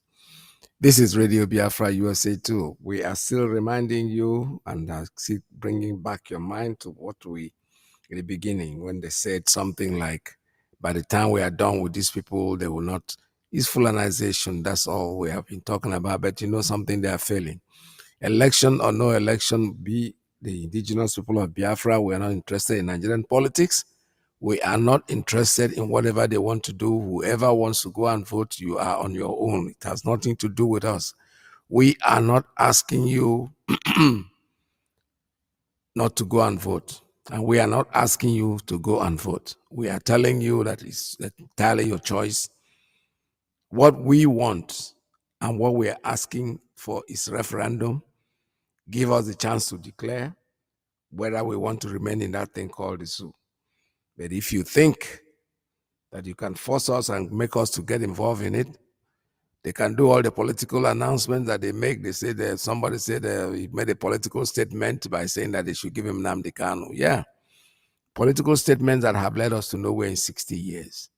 We've been struggling and struggling. They come in, they say one thing. That is why when somebody tells you I'm going to make $1, 1 naira, then he asks me, say, I don't remember when I said that. So anybody who is using the word political statement means that you are looking at us like a bunch of idiots, that, you come and lie and say everything, and eventually you don't do it, and you're not held accountable. Nigeria's problem is bigger than anybody in Nigeria. It's a problem that cannot be solved. It's a problem that I know, and you know, that nobody can solve it, not even P2B or anybody, any of them. They can talk. I'm old enough to know that what he is saying or what the politicians are saying are things that we have heard over and over and over. When somebody is 70 and above, you don't hear that finish now.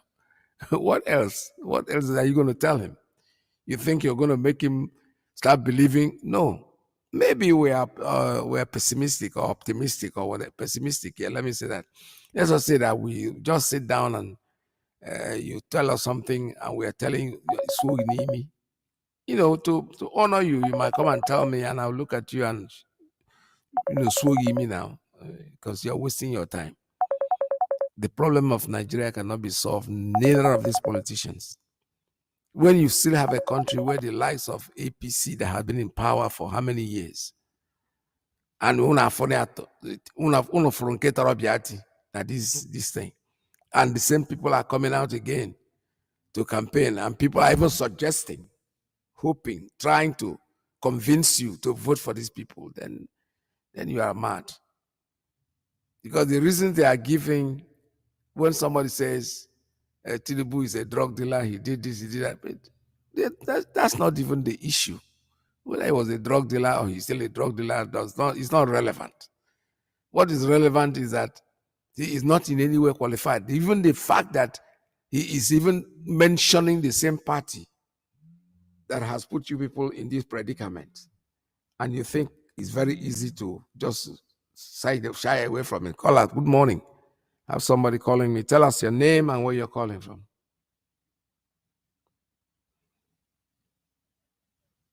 What is happening? Let's see.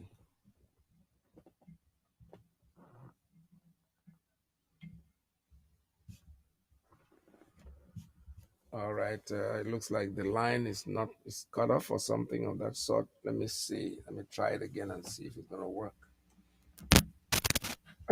I can hear you, sir. All right. Tell us your name and where you're calling from. Good morning from here. Yeah, can you hear me now, sir? Yes, I can hear you loud and clear, sir. Yeah, thank you, sir. Thank you, Peters, for having me. Thank you for your program this hour.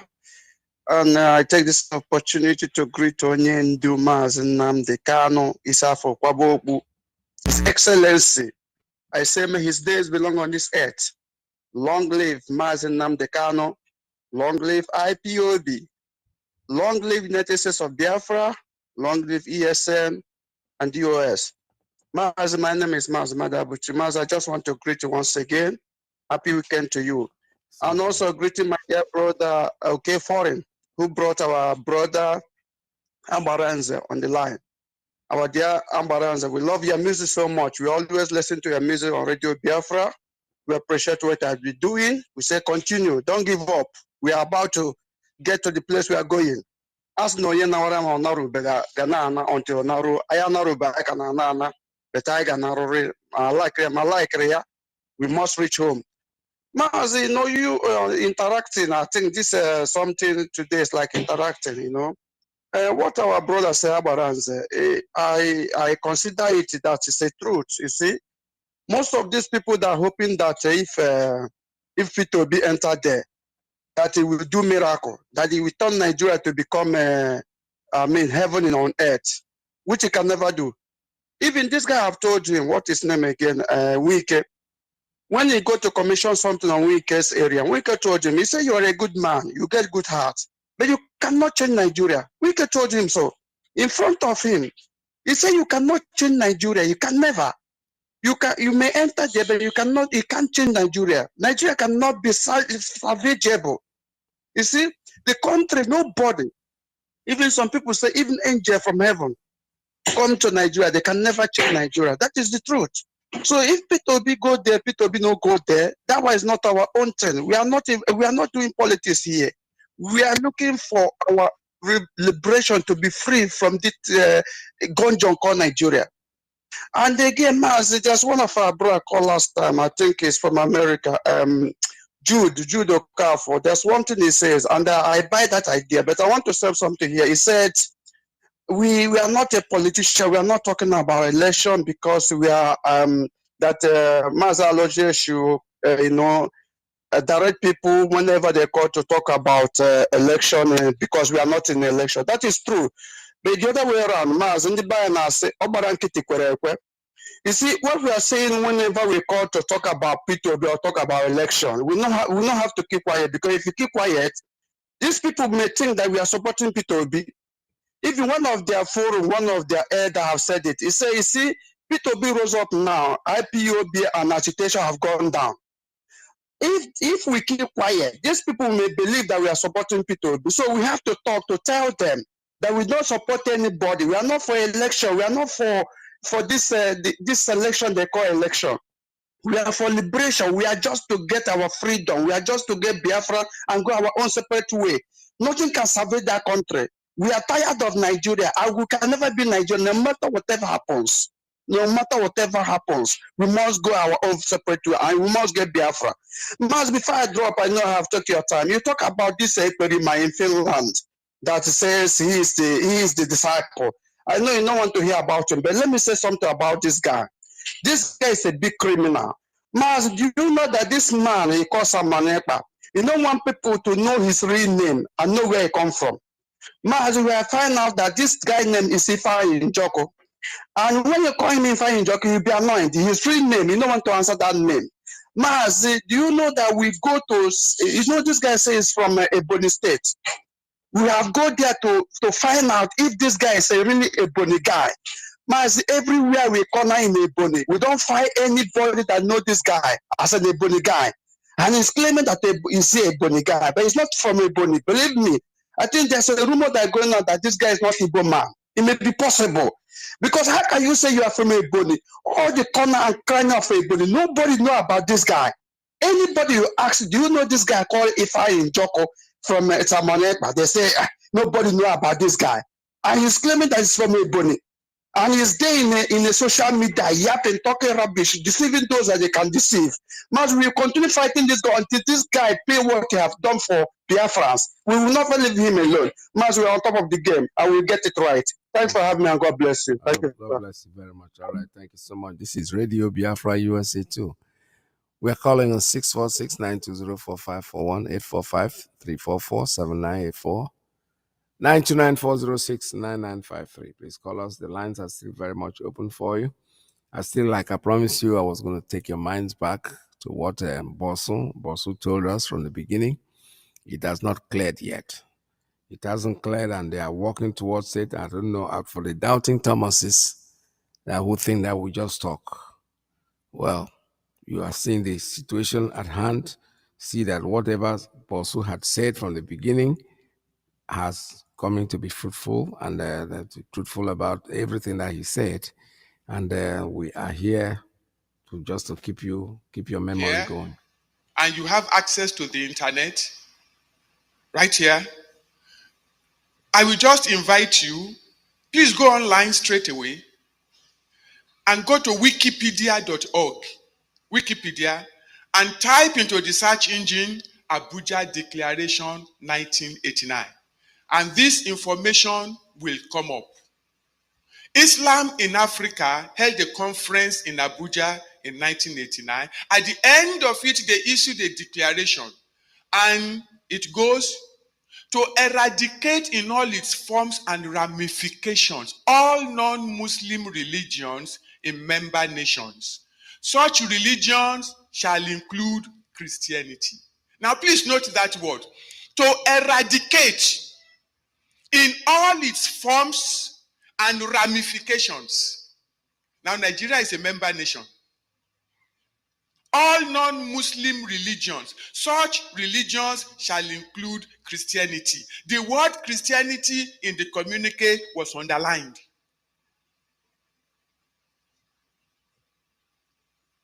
To ensure only Muslims are elected to all political posts of member nations, to ensure the appointment of only Muslims into strategic national and international posts of member nations, to ensure the ultimate replacement of all Western forms of legal and judicial systems with the Sharia, then to make sure that this strategy works, because it's going to require money. Babangida, as the self-appointed president of Nigeria, put his hand into the treasury of Nigeria, took $21 billion out and gave it to OIC,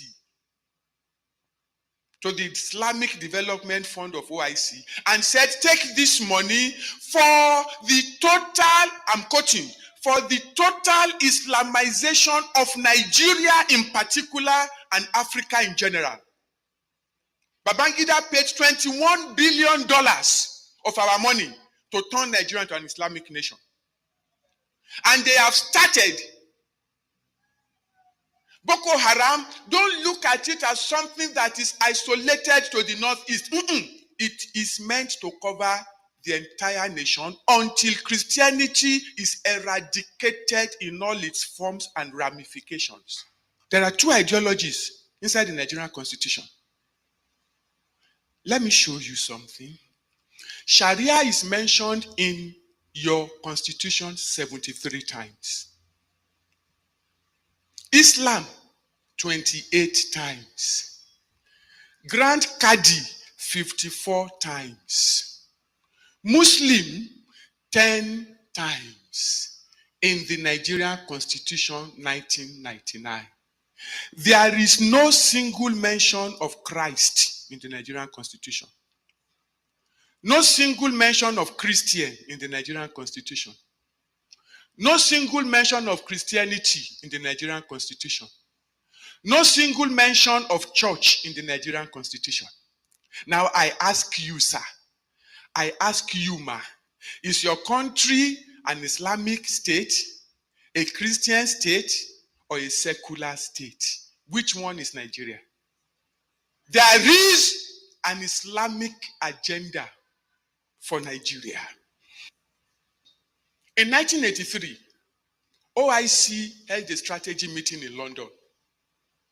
And at that meeting, they strategized how to turn the whole of Africa into an Islamic continent. The reason of OIC is that Africa is the only continent that has the largest population of Muslims in the world. Therefore, the entire continent should be Islamic. They produced a 322-page document. After that strategy session, 156 pages focused on Nigeria. They identified 7 key nations that must be captured before they can turn Africa into an Islamic continent. The 7 nations are Nigeria, Kenya, Liberia, Malawi, Cote d'Ivoire, South Africa, and Democratic Republic of Congo. OIC says these 7 nations must primarily be Islamized. And of these 7 nations, Nigeria is number 1. Once they Islamize Nigeria, then there is no problem with Islamizing Kenya. So when you hear of terrorist attack in Kenya, that they attack the mall in Kenya, it is not isolated from what Boko Haram is doing in Nigeria. It's the same. Get the connection. After they did that, OIC now zoned Nigeria.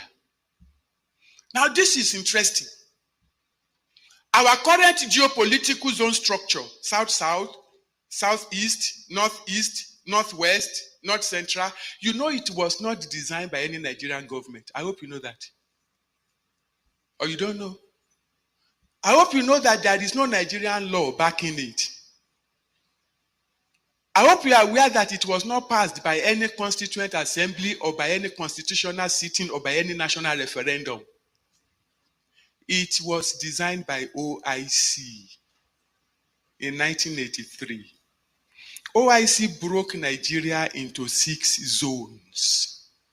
Not to unite us as a people, not to develop us as a nation, but to break us into little groups for the purpose of Islamization. After OIC broke Nigeria into little bits and pieces, they now began to analyze. They said the southwest the northwest and the northeast is sufficiently Islamic, but they needed Sharia. Hey, Lord, help me. I don't like using more time. North Central, they developed 4 action plans for North Central, indigenship for the Hausa Fulani. They want to provide social services. They want to give promotion to officers of Middle Belt and then capture resistant tribes by force, which is what I showed you part of it. Southeast, OIC says Christianity in the Southeast appears formidable, but it is mercantile Christianity. They say it can be bought and it can be sold. That's the word. It can be bought and it can be sold. They studied us and they said all you need to do is give the Igbo man sufficient money. He will drop the Bible, he will pick the Quran. And it is working beautifully. As of today, half of Abakaliki has converted to Islam. As of today, the largest Islamic study center in Nigeria is in Igbo land, in Ebonyi State. If you monitor the news, January this year, 18 young Igbo men converted to Islam at the National Mosque in Abuja. It was carried live on NTA. The governors of Sokoto and the governor of Bauchi gave each one of them 5 million naira each. Your governor, Rocha Sokorocha, gave them 2 million naira. Ex-governor Jiuzo Kalu gave them 1 million naira. Of course, Rocha has now turned around and said no, that he did not give them any money. Shh, something that NTA carried. 3 plans for Igbo land: encourage Muslim businessmen to go into partnership with the Igbos, encourage Igbos to become cattle rearers, encourage Igbo girls to marry Hausa Muslims. That's the plan. They have activated it. I'm telling you something that was planned 30 years ago. Islam said concerning Yoruba land, both Islam and Christianity are superficial. That is, if a Yoruba man tells you he's a Muslim, or if he tells you he's a Christian, he say, don't mind him. It's not a serious one. He's not committed to any other religion. That the real religion of the Yoruba man is traditional worship. Their strategy for Yoruba land is that they will start an Islamic movement that looks like Christianity. That Islamic movement will be meeting on Sunday morning. They will call themselves brothers and sisters. They will do wedding like Christians. They will do vigil like Christians. They will do praise and worship like Christians. If you buy land for your campground on Lagos-Ibadan Express Road, they will buy their own land. When you are having your Holy Ghost service, they too, they will have their holy service without the ghost. Yes, the music. This is information that we have passed on over and over and over, and we're not going to stop passing it on until all of you start thinking, until you start using your brain, because it looks like you have that brain, but you're not really paying attention to it. You are thinking of other things. You can go to politics and vote for whoever you want to vote for, but you know something, we, the indigenous people of Biafra, we, the Biafrans, we're not interested. All we want to talk about is that what is beneficial to us, that is our freedom. All right, I'll take one more call before I read the press release that is just coming. Caller, good morning. Tell us your name and where you're calling from. Mazi, good afternoon from here. Welcome to the program.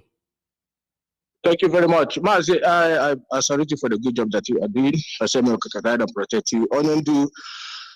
I say, our ancestors continue to protect you. Biafrans all over the whole world, I salute you. The HOD and the DOS, I salute you. Mazi, this is your brother calling from UK. Mazi, the tape you play, I just want to remind our people something. from that Reverend Pastor, Pastor or Reverend Father that was saying regarding the clip we are playing now. Are we not seeing? Are we not seeing all those things happening, Pastor Bosu? Are we not seeing what he said happening?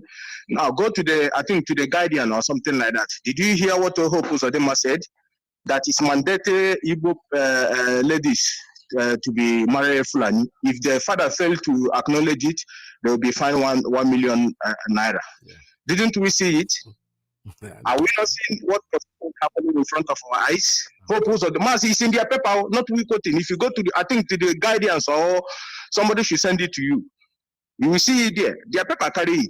So before they say it's we. So are we not seeing it? Hope of the mass told them that Imo ladies must. He said it's the must be, you know, Fulani men must be marrying Imo ladies. The way he put it, Imo ladies.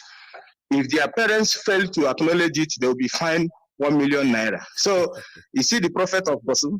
You see, when people see this man say all these things, you know, they will think maybe, you know, he's calling their attention for money or something. No, you know, Nigeria, they know how to blackmail people. The same way everything Mazi Iyke said. Are we not witnessing it now? So this is the same way he told us about Asari Dokubo. Are we not seeing it happening? Mazi Iyke.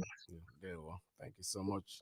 All right, you know, I don't know when marriage in a family becomes a government business. So somebody comes to marry my daughter and I say no, then I have to pay to. Nigeria is a joke. I'm telling you honestly. That thing, I think I saw it was in a paper called, is this the choice? Something like that. It's unbelievable. But it's not everything that we talk about. The bosso that I just played now is just to air you, to tell you, to bring your memories back. This thing has been playing here for years now. It hasn't changed. And some people are still out there saying, oh, no, that is a propaganda. Okay, no problem. I have a press release here on the 20th of this month. Let me read it out to you. It says about the priest that is execution is killed, Reverend Father, I think. We, the global family and the movement of the indigenous people of Biafra, under the leadership and command of Mazi Kanu, wish to categorically, for the second version and time in our press release, disassociate ourselves from the caricature exhibition of the so-called female executioner in Enugu State. The so-called suspect, female executioner in Enugu State, paraded as an IPOB member, arrested in Igbo Eze North or Igbo Eze South local government area, was recruited by the Enugu State politicians and chairmen of the two local governments as a member of their thugs groups against their political opponents. They used the thugs to terrorize their opponents, especially during the PDP primaries. At a point when they could no longer manage them, after arming them and paying them salaries, they caused division among them. They selected the ones loyal to both the chairman of the local government and a member House of Representatives for Udenu, Igbo, Eze, North, Honorable Simon Atigwe, and sent them on a 3-month training where they were also fortified by herbalists with anti-bullet charms. Since they returned, those loyal to Honorable Atigwe Chairman William Ezike Itodo and Jack Solo, nephew of Governor Ifeanyi Ugwuanyi, have branded those they had been working with as IPOB ESN and have been eliminating them.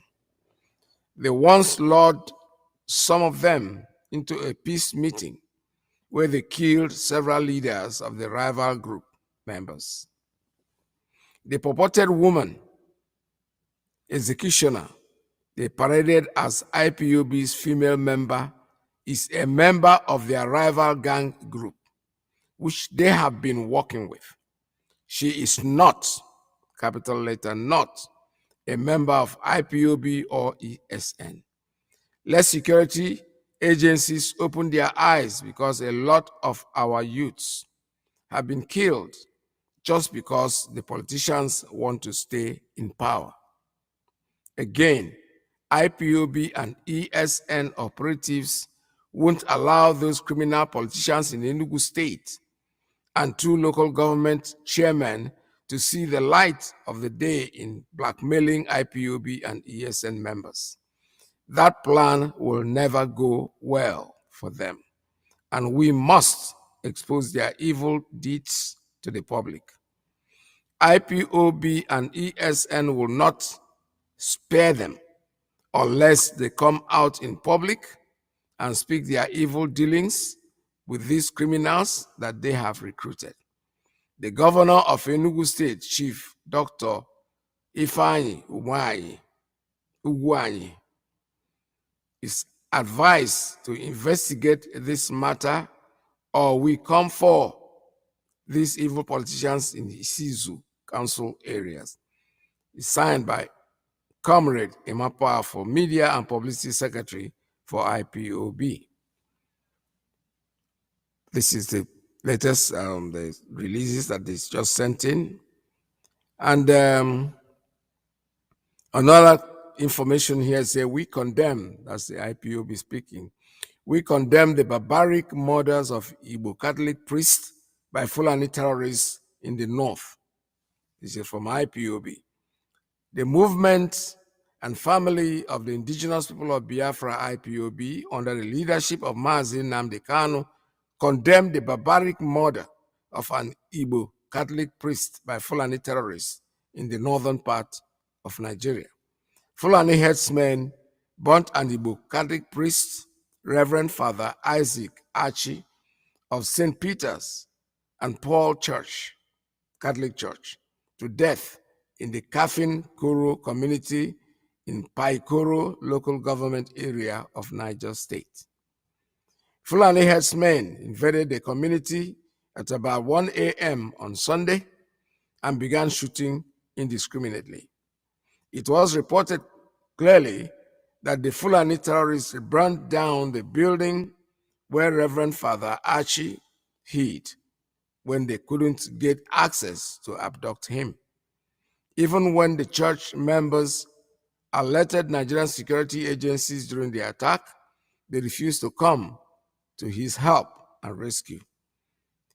It's imperative for Christians in Nigeria to understand that Fulani agenda with tactic support from Fulani-controlled government of Nigeria has an agenda to forcefully Islamize and Fulanize this country, Nigeria. The burning alive of Igbo Catholic priests in Niger State by Fulani terrorists is not only barbaric, but also an affront to Igbo nation and the Christian Association of Nigeria. Fulani terrorists have been killing Ndi Igbo in the north at any opportunity, and this must not continue. Catholic Church and Nigerian Christians in general must not allow the constant intimidation and killing of Christians to continue. Christians, wake up. This Fulani jihad is directly targeted at you.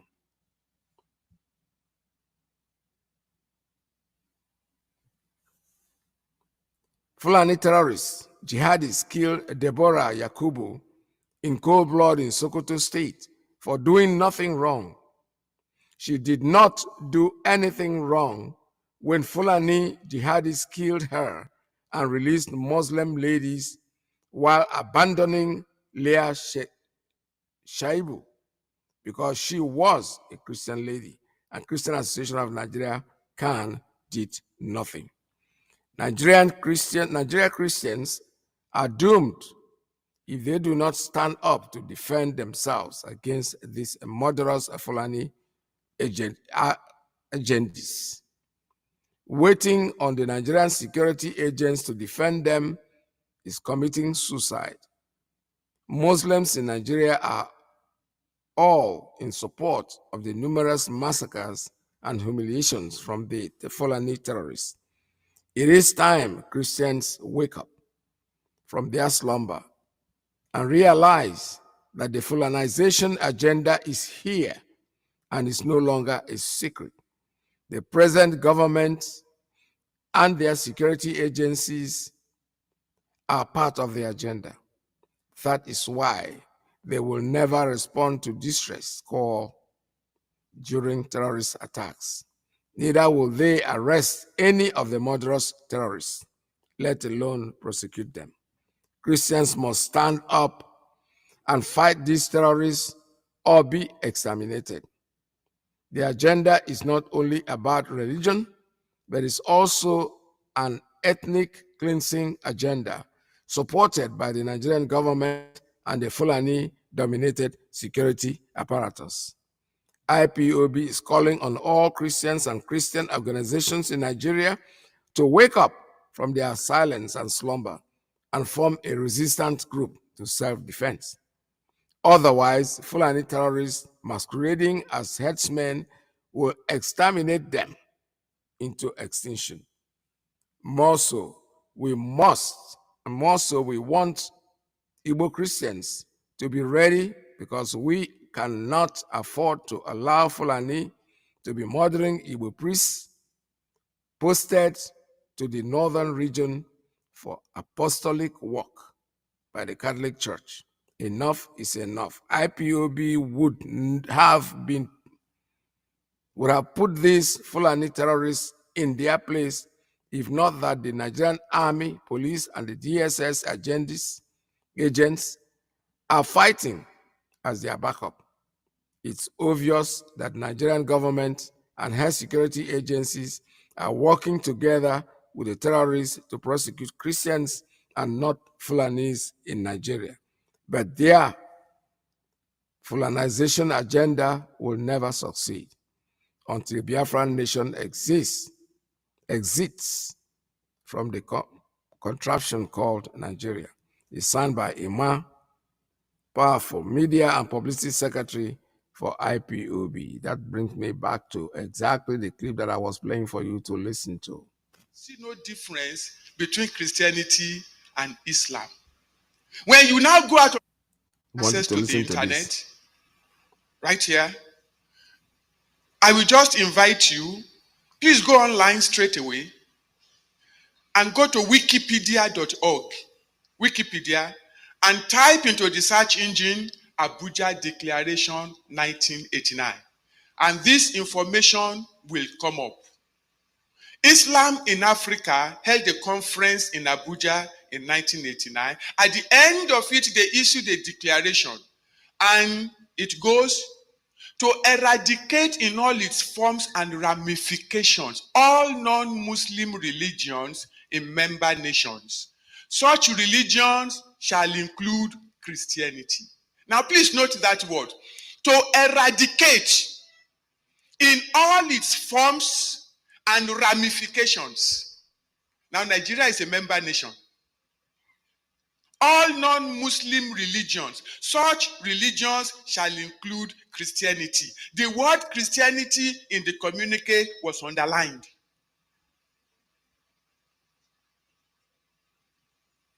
To ensure only Muslims are elected to all political posts of member nations, to ensure the appointment of only Muslims into strategic national and international posts of member nations, to ensure the ultimate replacement of all Western forms of legal and judicial systems with the Sharia. Then to make sure that this strategy works, because it's going to require money. Babangida, as the self-appointed president of Nigeria, put his hand into the treasury of Nigeria, took $21 billion out and gave it to OIC, to the Islamic Development Fund of OIC, and said, take this money for the total, I'm quoting, for the total Islamization of Nigeria in particular and Africa in general. Babangida paid $21 billion of our money to turn Nigeria into an Islamic nation. And they have started. Boko Haram, don't look at it as something that is isolated to the northeast. It is meant to cover the entire nation until Christianity is eradicated in all its forms and ramifications. There are two ideologies inside the Nigerian constitution. Let me show you something. Sharia is mentioned in your constitution 73 times. Islam, 28 times. Grand Qadi, 54 times. Muslim, 10 times. In the Nigerian Constitution, 1999. There is no single mention of Christ in the Nigerian Constitution. No single mention of Christian in the Nigerian Constitution. No single mention of Christianity in the Nigerian Constitution. No single mention of church in the Nigerian Constitution. Now I ask you, sir, I ask you, ma, is your country an Islamic state, a Christian state, or a secular state? Good question that can never be answered. They are making do their threats, and it's coming up every day. Let's listen to this. Just take a look. Let a good listener to this, our brother. For this reason, this time around, it is history that will repeat itself when it comes to winning election by the grace of the Almighty Allah. And now we are in democracy, so there is nothing like suspending election. Dr. Abdul Muttalib Muhammad is the leader of the Muslim Leaders Union of the Northern and Southern region. He explained the purpose of holding the conference. Our intention is that we are Muslims and Muslim preachers. That is why we gather the leaders of different sections, leaders of Sangaya, leaders of Zari, and all others in order to sensitize people about this agenda.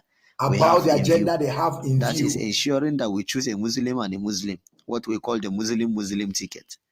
The union we invited are about 75 in number, especially the Izala Union from Kaduna, Izala Union from Jos, Salafia, Kadaria, Tirjaniya, GTI, M1, Form 1, and women in Dawa, together with our Yoruba Muslim brethren that are here, our Igbo Muslim brethren with the union of all Imams of Kanu State. We rally round all the unions so that we can have good platform to pass this message. What we show the leaders is that it is not a matter of we are coming to build road and infrastructure for you or the promise of giving you position. What we are talking about is who will establish the dignity of Islam and also uphold the respect of our religion. This candidate support our religion. For that reason, we are with him. When anyone dishonor our religion, we will tell the people that we are not with him. But the major issue we want to tell people is that a Muslim, no matter where he is better than an infidel. And when you join two Muslims, they will give you the victory that one Muslim cannot give you. This is why we have been sensitizing the people to understand that the Muslim ticket is very serious and it's a jihad to us as leaders. The leader of Izala Union of Kanu region, Sheikh Abdullah Saleh, Pakistan, said this. Well, the discussion first and foremost was on the history of how this candidate has had his hunger of Muslim ticket for long. How he joined the Ribadu party with a Muslim from their own region. Yeah. Let's listen to this. This is very good. They are coming out in their shells. When Reverend Bosu said it, we thought it was a joke. That's why I keep playing it back. They have their agenda, and this agenda is total Islamization, Fulanization, not even Islamization. Fulani is taking it over. They don't even believe that Nigerians are Muslims. For them, that's how they kill the people in the north. They came there, their father, the terrorist father came in, and they used the Hausa people to kill their own leaders. That they were not teaching them the proper God, and they indoctrinated them, and they were the ones that eliminated their own people. Today, the Hausa is extinct. It's Fulani. First, they started by Hausa Fulani. There's no such thing. That's what they want to extend in our own area. Biafra Fulani, Igbo Fulani. Before you know it, they went Newi Fulani. No, it's not going to work. We know that they will try. They will always try, but they will never, ever, ever, ever succeed. We are all here to make sure that Ogagaraha, no matter how much they try, they will always excel in the end. This is Radio Biafra USA 2. Maybe I'm about to call it a day, but hopefully that tomorrow, by His grace, we will all come back together and continue from where we stopped. This is Biafra or Biafra. There's no other going back. There's no way of getting away from it. All right, it looks like somebody's trying to call. Caller, good morning. Tell us your name and where you're calling from. Caller, good morning. Are you there? Your line is open. You're not talking. All right, so let's call it a day. I think somebody was trying to call, but unfortunately, I said I can't trust these phones. They can do anything they like. But hopefully, before the week runs out, we'll be able to get the ordered phones. We've ordered new phones that will replace all these ones. They are outdated. Not only that they are outdated, they are not being supported by they are LG phones, but our carrier said they don't support the phones anymore. So we have already ordered a new set of phones that will come in. I want you to stay tuned, stay focused. Don't be distracted by anybody. Shit water is such a water that you don't know what to do with it. If you swallow it, you're dead. You pour it out in front of your house, it's smelling you. So it is Nnamdi Kanu, that's exactly what he is. Just let him go, and you go home and sleep in peace. Give us referendum, that's all we're asking for, and no more. And we're going to get it, whether they want it or not. This is Radio Biafra USA 2.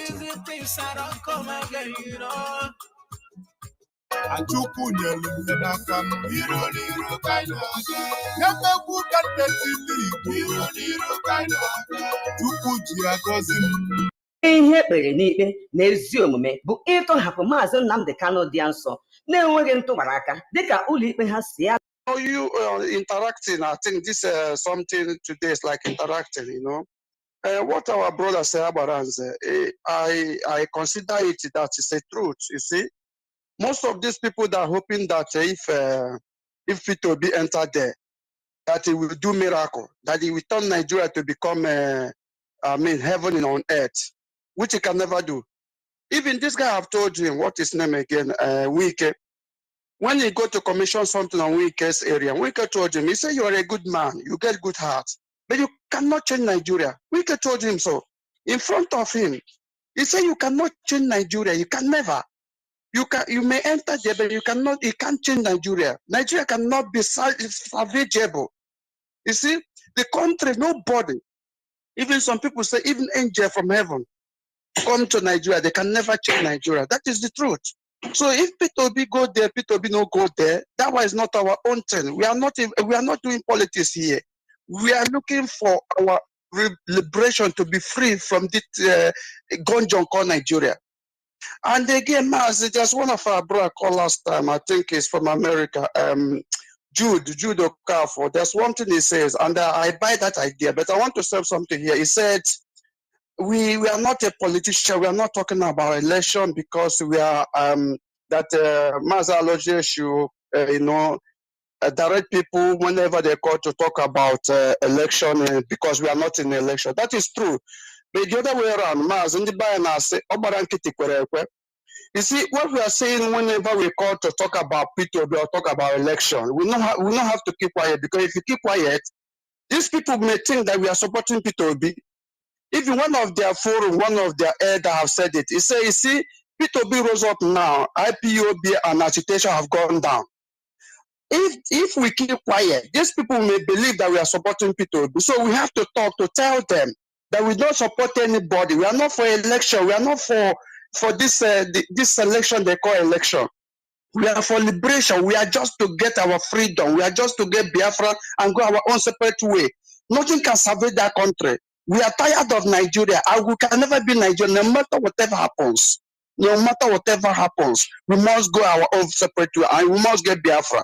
Mas, before I drop, I know I have taken your time. You talk about this Eperima in Finland that says he is the disciple. I know you don't want to hear about him, but let me say something about this guy. This guy is a big criminal. Mas, do you know that this man, he calls Manepa, He don't want people to know his real name and know where he come from. As we find out that this guy name is Ifeanyi Njoko. And when you call him Ifeanyi Njoko, you'll be annoyed. His real name, you don't want to answer that name.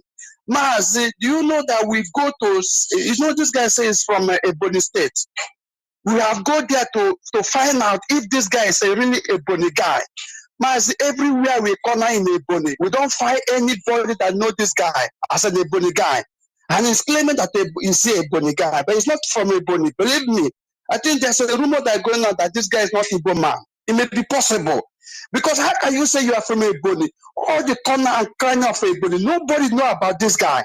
Anybody you ask, do you know this guy called Ifeanyi Njoko from Tamanekpa? They say, nobody know about this guy. And he's claiming that he's from Ebony. And he's there in a social media, yapping, talking rubbish, deceiving those that they can deceive. Mas we will continue fighting this guy until this guy pay what he have done for Biafrans. We will not leave him alone. Mas we are on top of the game and we'll get it right. Thanks for having me and God bless you. Thank you. God bless you very much. All right. Thank you so much. This is Radio Biafra USA 2. We're calling on 646-920-4541, 845-344-7984. 929-406-9953. Please call us. The lines are still very much open for you. I promised you, I was going to take your minds back to what Bosu told us from the beginning. It has not cleared yet.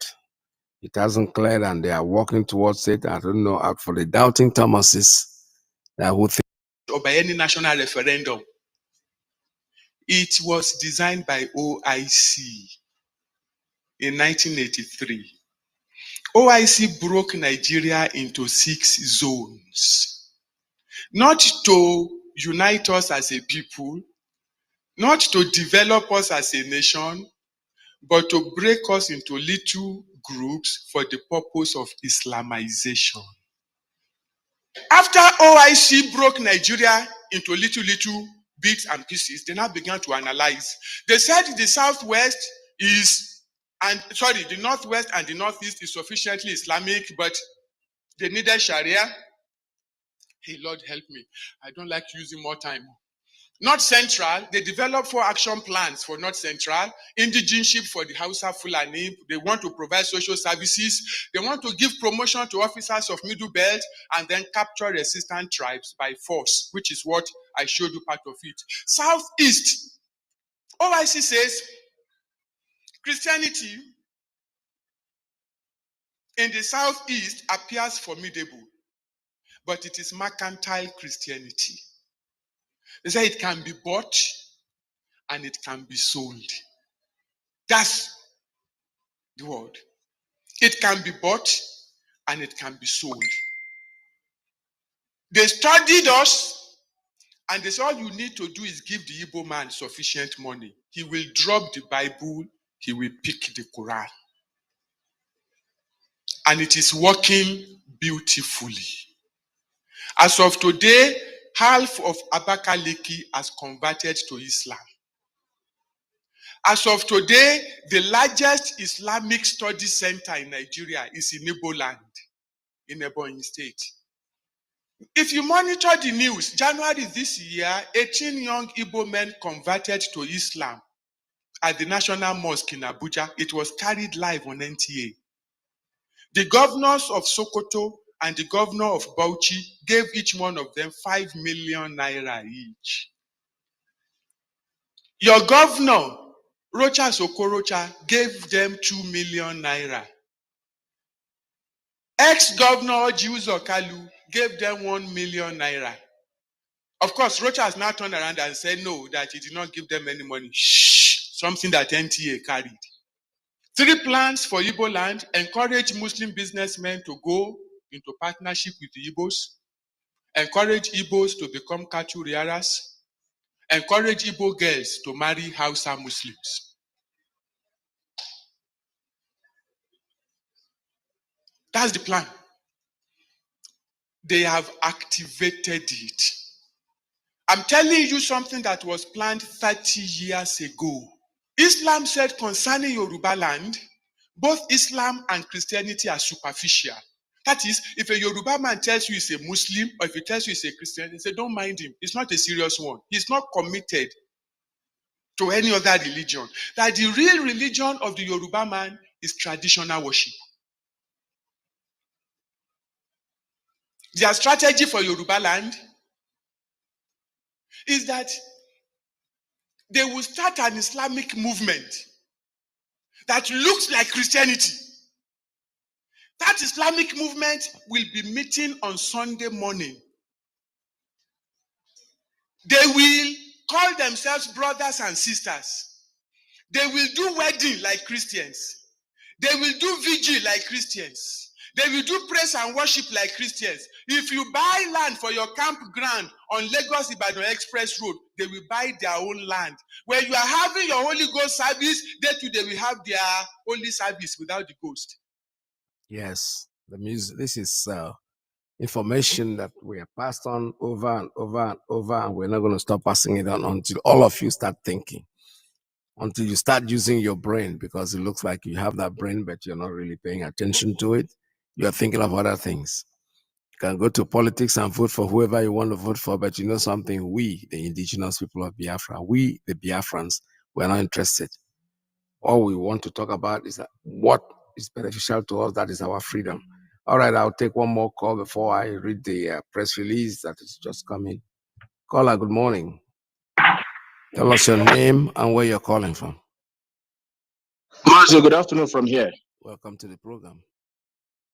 Thank you very much. Mazi, I salute you for the good job that you are doing. I say, may God protect you. I say, our ancestors continue to protect you. Biafrans all over the whole world, I salute you. The HOD and the DOS, I salute you.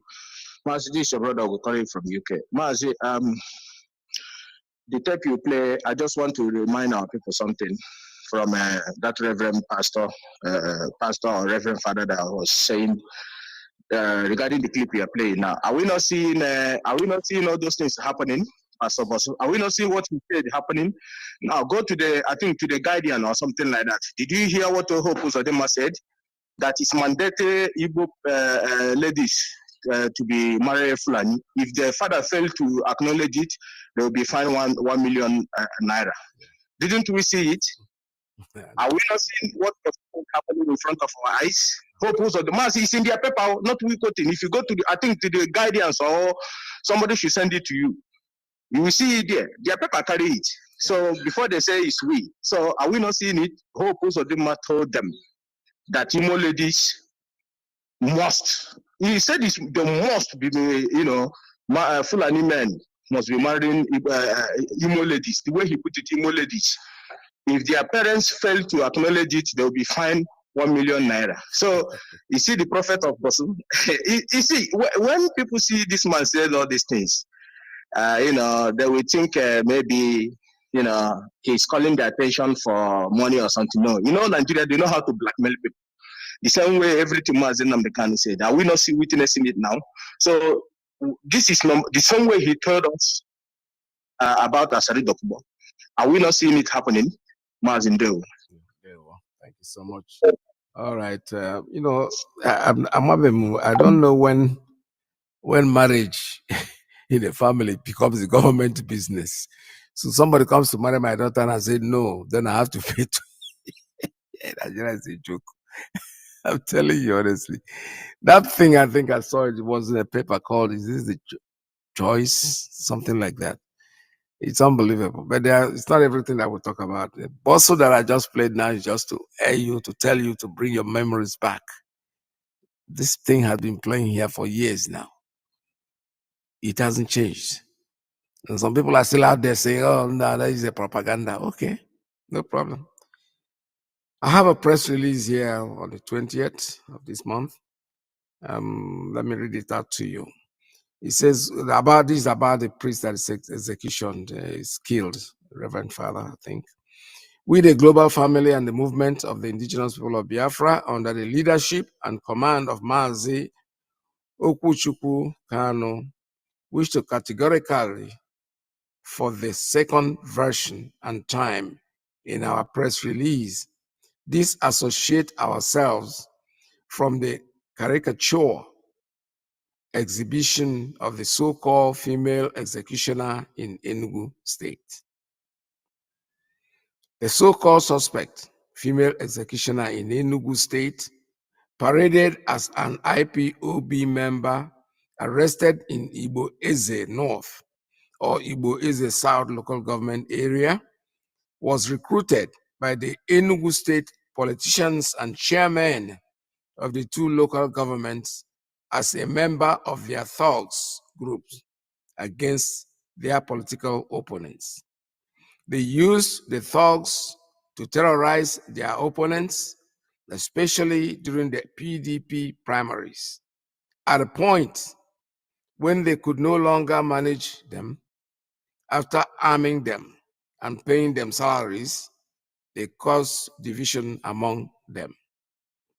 They selected the ones loyal to both the chairman of the local government and a member House of Representatives for Udenu, Igbo, Eze North, Honorable Simon Atigwe, and sent them on a 3-month training where they were also fortified by herbalists with anti-bullet charms. Since they returned, those loyal to Honorable Atigwe Chairman William Ezike Itodo and Jack Solo, nephew of Governor Ifeanyi Ugwuanyi, have branded those they had been working with as IPOB ESN and have been eliminating them. They once lured some of them into a peace meeting where they killed several leaders of the rival group members. The purported woman executioner they paraded as IPOB's female member is a member of their rival gang group, which they have been working with. She is not, capital letter not, a member of IPOB or ESN. Let security agencies open their eyes because a lot of our youths have been killed just because the politicians want to stay in power. Again, IPOB and ESN operatives won't allow those criminal politicians in Enugu State and 2 local government chairmen to see the light of the day in blackmailing IPOB and ESN members. That plan will never go well for them, and we must expose their evil deeds to the public. IPOB and ESN will not spare them unless they come out in public and speak their evil dealings with these criminals that they have recruited. The governor of Enugu State, Chief Dr. Ifeanyi Ugwuanyi, is advised to investigate this matter or we come for these evil politicians in the Isizu council areas. It's signed by Comrade Imapa for Media and Publicity Secretary for IPOB. This is the latest the releases that is just sent in. And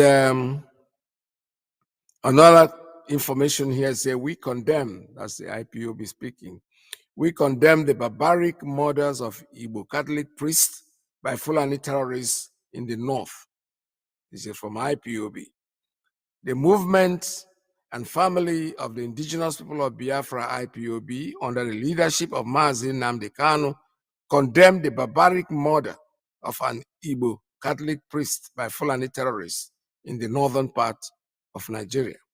Fulani headsmen burnt an Igbo Catholic priest, Reverend Father Isaac Archie of St. Peter's and Paul Church, Catholic Church, to death in the Kafin Koro community in Paikoro local government area of Niger State.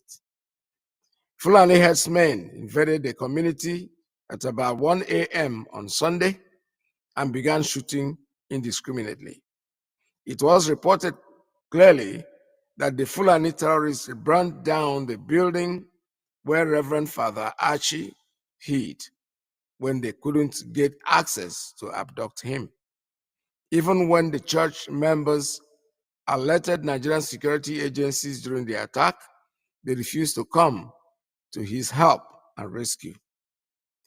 It's imperative for Christians in Nigeria to understand that Fulani agenda with tactic support from Fulani-controlled government of Nigeria has an agenda to forcefully Islamize and Fulanize this country, Nigeria.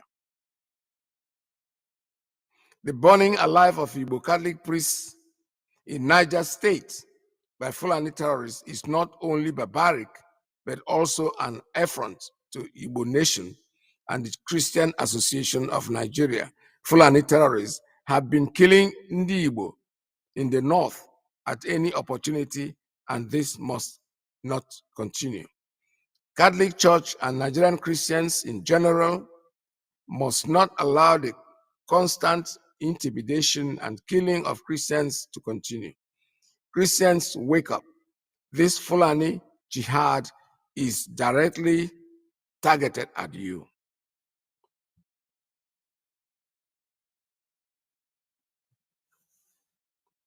Fulani terrorists, jihadists killed Deborah Yakubu in cold blood in Sokoto State for doing nothing wrong.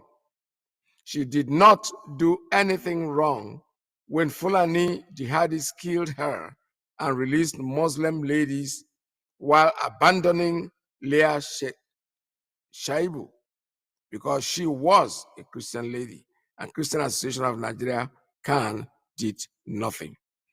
Nigeria Christians are doomed if they do not stand up to defend themselves against these murderous Fulani agendas. Waiting on the Nigerian security agents to defend them is committing suicide. Muslims in Nigeria are all in support of the numerous massacres and humiliations from the Fulani terrorists. It is time Christians wake up from their slumber and realize that the Fulanization agenda is here and is no longer a secret. The present government and their security agencies are part of the agenda. That is why they will never respond to distress call during terrorist attacks. Neither will they arrest any of the murderous terrorists, let alone prosecute them. Christians must stand up and fight these terrorists or be exterminated. The agenda is not only about religion, but it's also an ethnic cleansing agenda supported by the Nigerian government and the Fulani-dominated security apparatus. IPOB is calling on all Christians and Christian organizations in Nigeria to wake up from their silence and slumber and form a resistant group to self-defense. Otherwise, Fulani terrorists masquerading as headsmen will exterminate them into extinction. More so, we want Igbo Christians to be ready because we cannot afford to allow Fulani to be murdering Igbo priests posted to the northern region for apostolic work by the Catholic Church. Enough is enough. IPOB would have put these Fulani terrorists in their place if not that the Nigerian Army, police, and the DSS agents are fighting as their backup. It's obvious that Nigerian government and her security agencies are working together with the terrorists to prosecute Christians and not Fulanis in Nigeria. But their Fulanization agenda will never succeed until the Biafran nation exits from the contraption called Nigeria. It's signed by Ima, powerful media and publicity secretary for IPOB. That brings me back to exactly the clip that I was playing for you to listen to. See no difference between Christianity and Islam. When you now go out of access to the internet, right here, I will just invite you, please go online straight away and go to wikipedia.org. Wikipedia, and type into the search engine Abuja Declaration 1989. And this information will come up. Islam in Africa held a conference in Abuja in 1989. At the end of it, they issued a declaration, and it goes to eradicate in all its forms and ramifications all non-Muslim religions in member nations. Such religions shall include Christianity. Now, please note that word. To eradicate in all its forms and ramifications. Now, Nigeria is a member nation. All non-Muslim religions, such religions shall include Christianity. The word Christianity in the communique was underlined.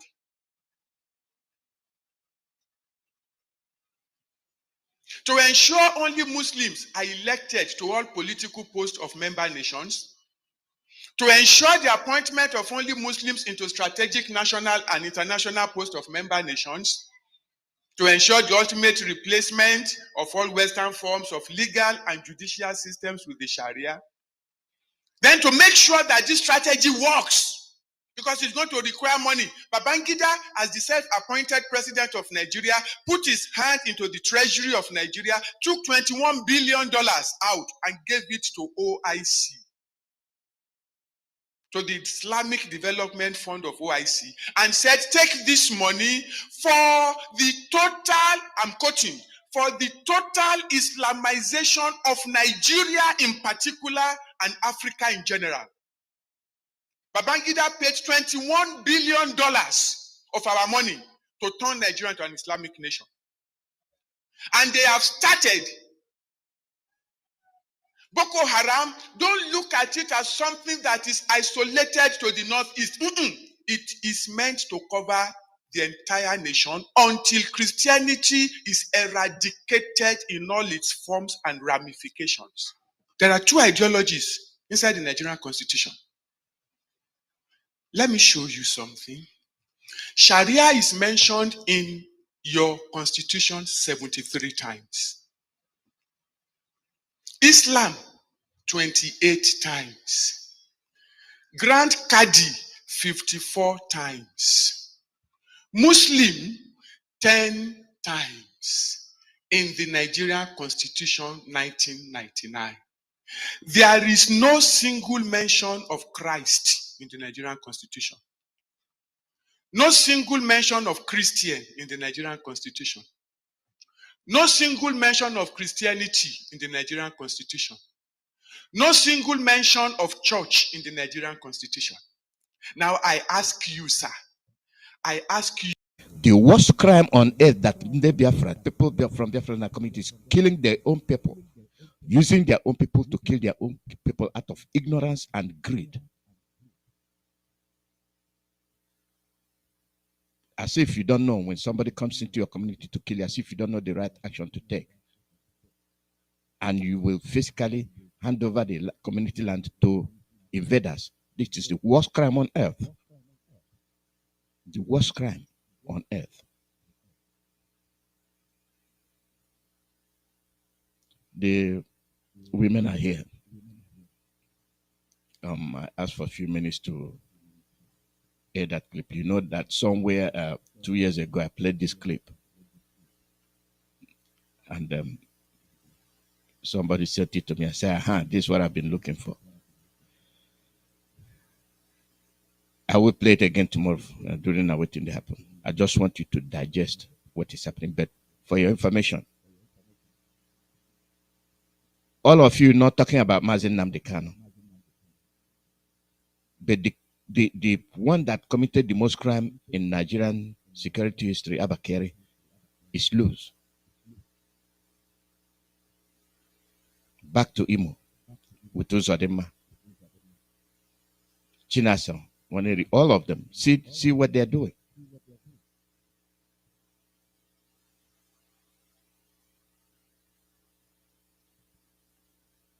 I don't think we can recover from this. If you don't wake up, you don't have time. The Nigeria you're looking for is not for you. and that will be your greatest undoing. Tina and Co, you all should come on, and I thank you for those precious 4 minutes, and I'll hand over to you. They will.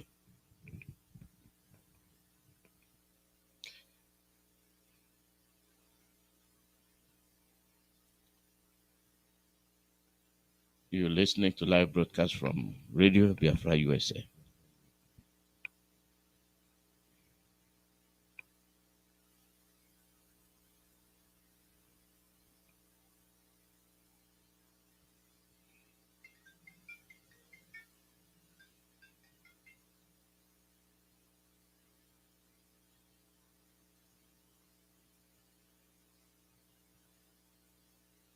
Yeah, go ahead. There were. Thank you very much, Mazi Iyke. We were patiently listening to what you were playing. Thank you for bringing that clip back because it says exactly what has been happening in the zoo, but we don't listen. Thank you so very much for allowing us again to join you this Saturday morning. It is a wonderful Saturday morning here in the United States of America. Good morning, His Excellency, Nnamdi Kanu. Good morning, Mazi Iyke. Good morning, my sisters. Good morning, good afternoon, good evening, and good night, fellow Biafrans, great comrades, wonderful people, and IPOB worldwide. My name is Dr. Tina Eberechukwu, a.k.a. Dr. Money, the name that is now chasing the devil away. I am Ada Biafra from the heart of Biafra land, Olu province. This is where we fight from the heart. We welcome you to the Faces of IPOB USA Women. We are coming to you at 7:30 my time here and about 8:30 Eastern time in the United States of America.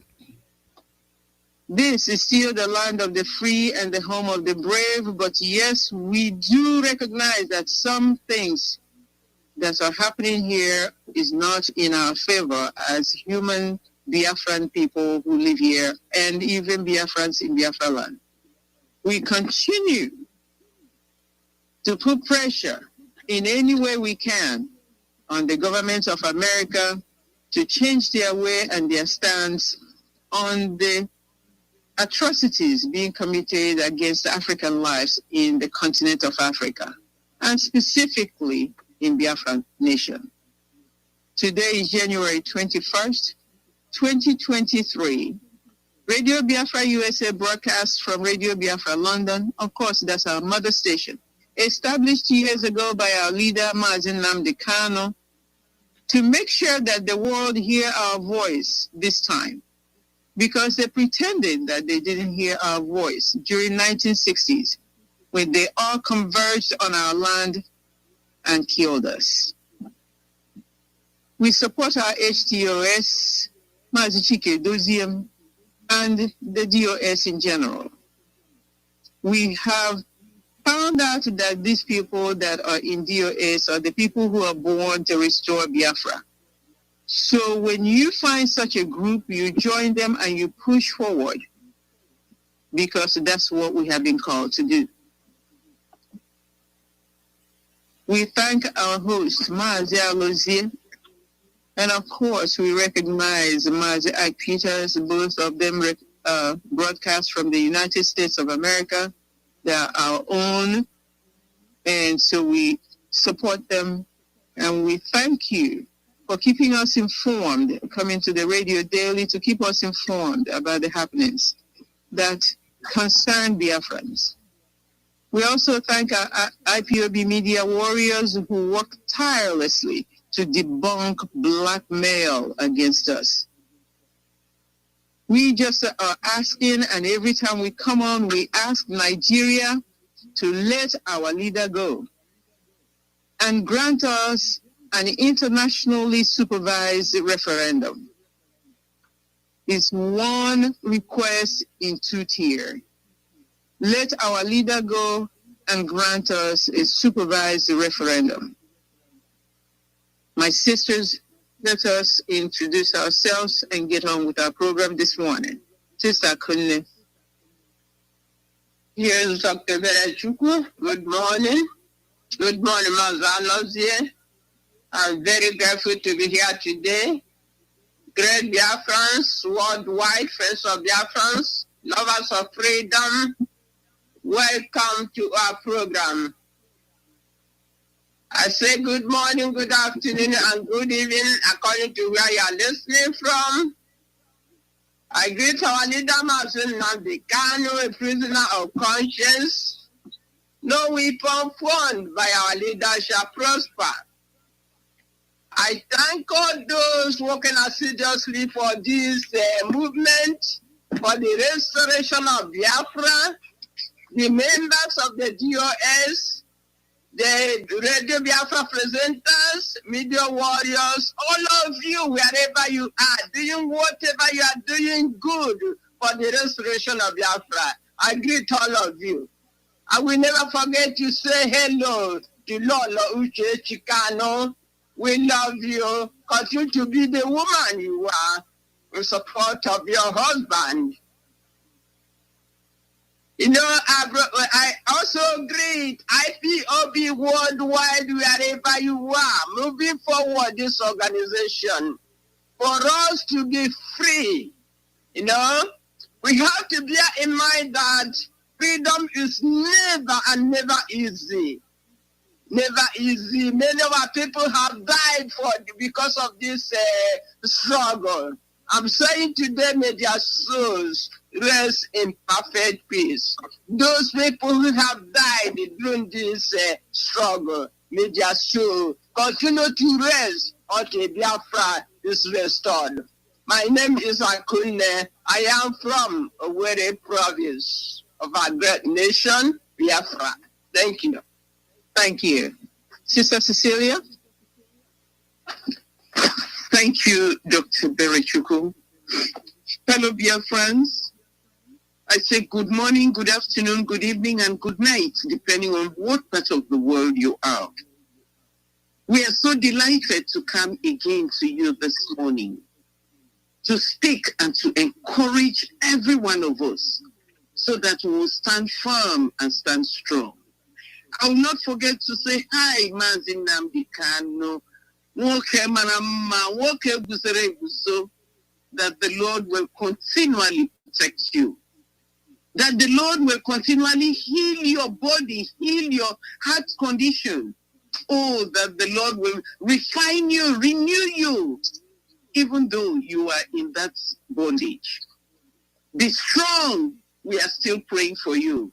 And we are looking forward to that day when that prison door will open and you'll come out.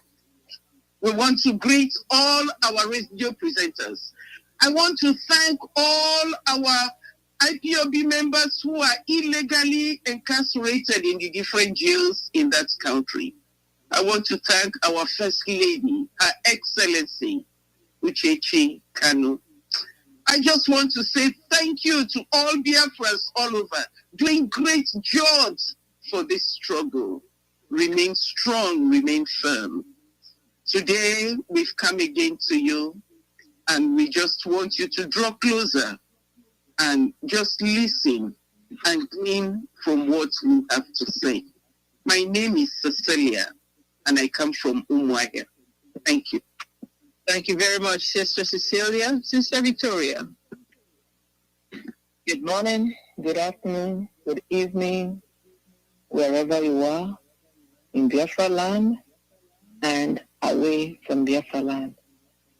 Our heart is always heavy when we remember the situation our nation is in.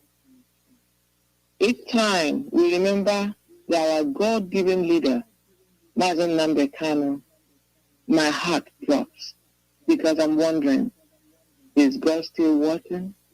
Is God still hearing? But I know one thing, that God does his own things in his own way. It's beyond human understanding. This is what I use to encourage myself because I keep on hoping and I keep on believing because I know there are many out there who their heart may have failed them. But we're encouraging you. Keep on hoping, keep on believing. Like my sister said, there is no weapon formed against our leader that will ever prosper. Because God himself is watching over him. I look at it as a miracle that he's still alive today. Under the circumstance, he shouldn't be here anymore. That should be a sign to every believer to keep on hoping. If you're a fighter out there fighting for Biafra, please don't pull back. Irrespective of what you see, irrespective of what you hear, hold your ground. Don't let it go, because we know that a day will come when we'll no longer be besieged. A day will come when we can move freely in Biafra land. When those abroad can decide to come home, and they come home without fear, without getting killed, I know that day will come. Except people come and say it will never come. No human being can say it. Therefore, this morning we are here. We are here contributing the little quota that we have. If you're listening, listen good. If you're bringing in ideas, bring good ideas, and stand your ground and never move. My name is Victoria. Abu Mwafongwa. Ndewo. Ndewo nwa Chineke. My sisters and brothers, let's go to Psalm 20 immediately, because after I read Psalm 20 and 71, Psalm 20 and 72, my sister will pray. And this also is a prayer, is Psalm for prayer for the king in time of war. The Lord answer you, Mazi Nnamdi Kanu, in time of distress, like right now. The name of the God of Jacob defend you. The God send you help from the temple. From Zion be your support. May God remember your every offering. Graciously accept your holocaust. Grant what is in your heart. Fulfill your every plan to restore Biafra. May we shout for joy at your victory. Raise the banners in the name of our God. The Lord grant your every prayer. Now we know victory is given to the anointed of the Lord. God will answer you from the holy heavens with a strong arm that brings victory. Some rely on chariots, others on horses, but we on the name of the Lord. They collapse and fall, but we stand strong and firm. Lord, grant victory to the king. Answer when we call upon you. Psalm 70 is for the leader, for remembrance. Graciously rescue Mazi Nnamdi Kanu, O God, Chukwukikabiyama. Come quickly to help him. Confound and put to shame those who seek his life. Turn back in disgrace those who desire our ruin. Let those who say, aha, turn back in their shame. For may all who seek you rejoice and be glad in you. May those who long for your help always say, God be glorified. Here we are, afflicted and poor. God, come quickly. You are our help and deliverer. Do not delay. My sister, go ahead. Our gracious Father, we thank you, O God. We thank you because we know that you are the maker of the heavens and the earth. Our Father, we thank you because we know from the rising of the sun to the setting down of the same, your word is yes and amen. Heavenly Father, you know our plight. Our Father, you know our struggle. Lord, you know that you have created everything to live in this world and enjoy the world. The birds of the air has no farmland, you feed them. The animal in the bush has no plantation, you feed them. What about Biafrans, oh God? Father, we are distressed wherever we are when we think about what is happening in our Biafra land. Minds are divided. The people that are supposed to protect are eating and devouring your people with impunity. Our young men are destroyed. Our young women are left without husbands, and children are made orphans and fatherless. Our Father, we are praying this morning for this cause. Our leader is in jail. Father, it's not just a regular jail. It's a jail where he cannot talk to anybody. It's a jail where he cannot see the light of the day except he's brought out to see. Father, he is in heavy distress, and we are in distress. The word of God made us to understand that you're a God that has ears and you can hear. You have eyes and you can see. For how long, oh God, for how long will he continue, Father, Lord, to be in this condition? For how long, oh God, will Biafrans continue to be killed? Over 100 years ago, Biafrans has been dying in their numbers. But for how long, oh God, will you touch and restore us? Our hearts are on you. Behold, oh God, the enemy, like Haman in Bible history, Father, has already planned for extermination of not only Biafrans, but Christians in that nation. Father, they have planned, but Father, because it wasn't your plan, Haman did not succeed. Lord, we are still praying. Let the plan of Haman in Fulani clothing, in Fulani language, in any world power, working with them, Father, Lord, let it come to naught. And let the Haman of the zoo country called Nigeria, may they be hanged in the gallows they have made for your people. Our Father, change their language. You were able to do it, oh God. You change the language. Father, Lord, in the building of the Tower of Babel, our God, a time came when they couldn't continue. Lord, will you watch on and look as they continue to plan and bring it to pass? And they say, Ishe Allah, Ishe Allah. Father, we don't know what they are saying, but we know that you're a God of justice. You are a God of justice. Biafrans are not saying, give us other people's land. Biafrans are not saying, give us other people's resources. We are saying, restore our land.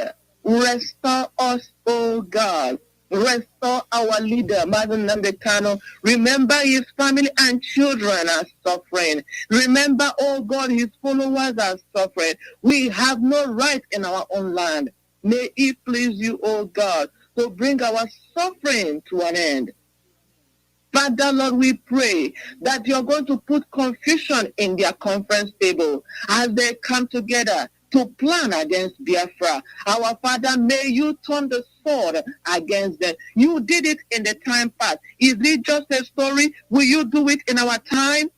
Father, the sword they are bringing to Biafra land, may you turn it to themselves, oh God. You did it, oh God, in the times of Hezekiah. You did it, oh God, in the times of David. Father, in this Biafran time, under Mazi Nnamdi Kanu, will you do it? He is the prophet of our generation. May you do it, oh God. Restore our land. Behold, oh God, a time of more human sacrifices are here. When they say they are doing selection, not election. May all rise up. All those who rise up against Biafra, may they fall with their face down. May all those who plan to perpetually enslave us, may they fall with their face down. And may you grant Biafra victory. Behold our media men and women. Behold individuals who are fighting in different fronts, oh God. Behold all those who are working, Jehovah, for the restoration of our land. May we receive more courage, more strength, more open doors. May we continue to hope and never fail, because we know that one day, oh God, we will be able to speak in our own language. Father, in freedom. Father, in restoration. And so it shall be for all Biafrans all over the world who believe in this Biafran struggle. We will see ourselves together in the Holy Land. Thank you, Lord, for you do it. And our leader, oh God, you will bring him out with jubilation and dancing. Thank you for having done it, oh God. In the name of Biama, we have prayed.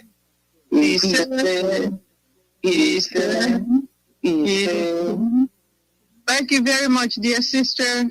Our theme remains release Mazi Nnamdi Kanu, call for Biafra referendum. Same thing, we will sing it every day because that's what we need to encourage ourselves towards, because that's the focus of the whole movement. The whole movement is to restore Biafra. In the middle, they kind of threw a curveball at us by kidnapping our leader. Now that's why we say release our leader and give us a referendum. Otherwise, this whole movement called IPOB is called to life by Mazi Nnamdi Kanu to restore Biafra. So that remains our theme. And our first topic this morning. Sisters, first of all, we want to continue to encourage the men and women on the ground who are continuing the protests against the evils that the politicians are doing in our land. The most recent is the people, the women of Nguru, Guru's protest 2 days ago against the emo vampire hopelessness Odinjo. But while we encourage them to do that, we want to remember to encourage all Biafrans, especially IPOB worldwide. Remain focused on the issue. The issue is the release of our leader. The issue is referendum. Do not let anything else. Do not let blackmail. Do not let killings. Do not let abuses. Do not let media blackout. Do not let even the propaganda coming from the infiltrators or politicians to deter you, or even the election fever that they have in the zoo, to stop you from focusing on the points. Our point is release our leader and call for a referendum. We don't care what else you're talking about. The encouragement, please. Sister Kanu. Okay, Dr. Verejuku, thank you so much. You know what happened? All of us, we are indigenous people of Biafra. No matter wherever you are doing whatever you do, we thank you. Those my sister just mentioned from Eken Guru, who have made their voice heard, we thank all of you. But in particular this morning, I'm going to focus on IPOB, the registered ones, those fighting assiduously for this cause, the cause to restore Biafra and to liberate us from the hands of enemies. IPOB, one family, IPOB. This is one family, and our leader formed IPOB and put them together, trained everybody, speak every blessed day, and taught us what to do and how to present ourselves. Only to liberate ourselves from the evil-minded, the Fulani, the British cabal, the terrorists in government. You know, we are Biafrans, and you see how we are imaginated. We are Biafrans, over 75 million people, and see how they are treating us. And we have told them, the IPOB have told this Nigeria that no amount of intimidation can stop us from liberating Biafra. You know? So I'm saying this, we are saying we are going to encourage IPOB worldwide today to be strong in whatever you do, and never let any enemy to divert your mind from what we are doing. Remember, all of us are called in this organization, and this is a mission. We all of us are called, and we are called personally, So we have to understand, we have to embrace this organization with love, and do whatever you want. You are going to do for the sources of the organization with love, one love. IPOB worldwide, there is no doubt they have affirmed, and they have affirmed that and have taken the commitment to restore Biafra. And that's what we are doing, is to restore Biafra, nothing more. No matter whatever the enemies do, I encourage our people this morning, wherever you are listening to me, that you should not look backwards, that you have chosen the right way, the right thing to do. We don't carry guns. We never kill nobody. These people, they are trying to tag us as terrorists. Why we are not? We are fighting for freedom. And to fight for freedom, we don't need to carry a gun, and we don't need guns. They are the ones killing us, and when they kill us, they tag us terrorists. And we say we are not terrorists, and we never accept it. For this being said, the best way to be successful in this mission, in this noble mission, I say we have to come together and unite, no matter what people are talking about us. We have to do because if you don't restore Biafra, I'm not going to say anything. All of us know what will happen. Working as hard as we can and permit people to lead us along the way. This is where we are, making sure that in every action we take in IPOB, we have to put Chukwu Kabiaba in the first place. Nobody can stop us from doing what we love. And what we are saying, that what the big picture we are looking into today is the unconditional release of Halida Nnamdi Kanu, and also the referendum for Biafran people to decide where they want to go. We are not asking too much. We want our leader to release, and we want to be liberated from the hands of the evil-minded. Thank you, my sister. Dalo Chineke. Father Cecilia, can you add to this? Yes, thank you, Dr. Berich. Biafrans, we are solidly behind you all, especially those of you in Biafra. Take, for example, you have your house. You have the key to your house. And you went out and came back to your house, opened the house, and go into your house. Biafra is our own house. Biafra is our home. We have the key. So wherever we go to, we come back. We should be able to come back to our own home, our own land, our own country. Open the door, go in, sit down, and relax. I want you to have this mental picture in your mind. Oh, congratulations. You have tried to go out and protest. It's wonderful. And I call on all women everywhere, all Biafran women, we need to demonstrate. We call on all the men, we need to demonstrate. Young women, young men, do not take your attention off of this. We need to demonstrate. When you keep the lights burning, when you keep the mantle shining, then everybody around you will know that this thing is important to you.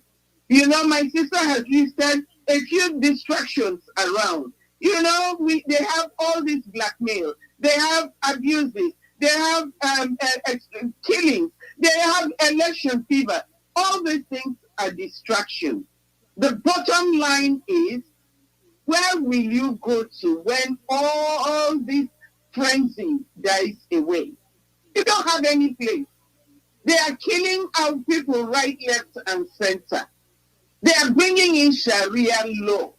We don't have any place. All they are doing is to take off our attention from our homeland so that they can kill all of us and then go dip their Quran in the Atlantic Ocean. My people, be encouraged. No good thing is easily acquired in life. Anywhere you go, they tell you that this place is the best place. Know that it's a flat lie. We have our country, and our country is Biafra. We are heading towards it. I'm just calling your attention so that we don't lose our focus. Let us pay attention to Biafra. Let us do everything within our power. Let us protect. Let us talk to our neighbors. Let us call our friends around. Let us enlighten them so that we will all be on the same page. Biafra is our home. All we are asking for at this time is the release of Mazi Nnamdi Kanu and a referendum so that we can go home. Biafrans, be focused. And remember, our target is much more closer now than when we first started. Thank you. Hello, Mother Victoria, can you add your voice? Yes, Dr. Taylor. Our people, the battle has been fierce. It has been strong. There have been many bifurcations on the way. There has been many divisions as we progress. Don't even look at it as something that is just happening to Biafrans. It is always there from the beginning. There are people who are for the struggle. There are some who are against the struggle. These are two different people. But the worst people to deal with are those who are on the fence. They are neither for A or B. They don't make a declaration. They are looking for wherever they can benefit themselves. These are the worst kind of distractors. Because when you look at those who say, I am against, you understand that they don't even understand what's going on, and therefore they don't want to be a part of it. But those who understand, and they are blackmailing each other for their own personal gain, these are the people that we call saboteurs. And our leader, as a prophet, said that they are more than we can ever know. All we are asking is, you see, you can go ahead and get all the money that you have, that you want to get. But we want to be free, like my sister described it. You cannot, I was talking to somebody in Biafra land the other day, said that the roads are now becoming empty.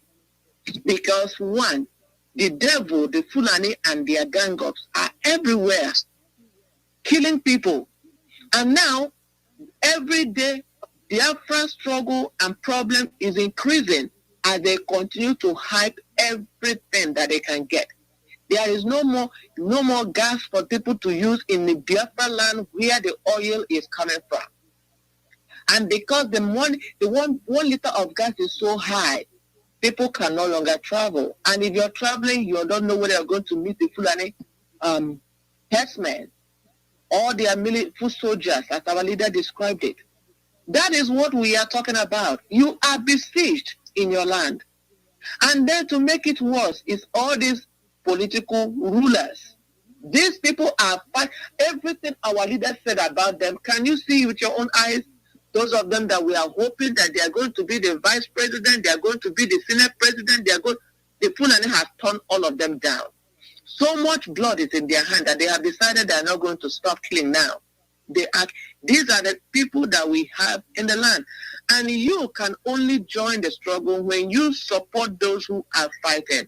But beware, there are wolves in sheep clothing who want to answer IPOB, who want to martial out laws for the people, but they don't believe in the spirit in the struggle.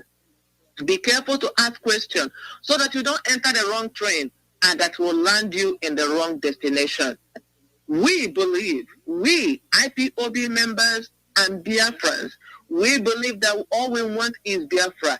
Take all the money, take all the rulership, take everything. We want our land. And that is what we are saying. Release our leader. He is the only one that speaks, and Biafrans listen because they trust him. Release our leader. Grant us referendum. Biafra is not just being created. We are asking for restoration. Biafra has been there before the white man came to create the company called Nigeria. Biafra want to be restored. They have sucked us for too long. They have sucked us to the extent that we are now eating each other up. We have continued from wherever we meet them and join them in the battle like grasshoppers eating up our own selves. Please, join the struggle. You don't need to do that to survive. You don't need to eat each other to survive. There are so much resources in Biafra land for everybody to survive with. That is what we are saying. Join the struggle. Pray for Mazi Nnamdi's Kanu release. Act if you can. And do not support these political wills. Do not support them. They may buy you over with money to kill your own brother, to pinpoint people, to take you to their homes. Reject their money because you are ending your own generation when you do that. They are killing like Fulani people right now. They don't care. They no longer have the evil blood in them that rejects blood. They kill just like the Fulani, they are bastards. Therefore, reject them, reject their gifts, and stand up for Biafra. This will restore your family, your generations to come, and all of us will enjoy the freedom in Biafra land. Thank you, my people. Thank you very much. Second question. Biafrans, boycotting elections is not calling for no election. We need to make that clear so that I know that many people have been saying it on Radio Biafra. We are not going to allow our enemies to use Mazi Nnamdi Kanu for their election or selection, whatever they call it. So we're going to be careful about what we're saying. Our narrative must be the same. We must speak the same words and consistently speak the same words. Let's not get it mixed up.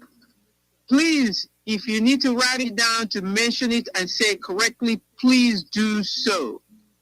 We are going to, and anyone can, if I am in Biafra land, I will boycott the elections. That's their business. They can have elections every day of the year. I do not care. If I am there as a Biafran, I will boycott it. I will not leave my house. I will not go to any polling station. I will not cast my vote.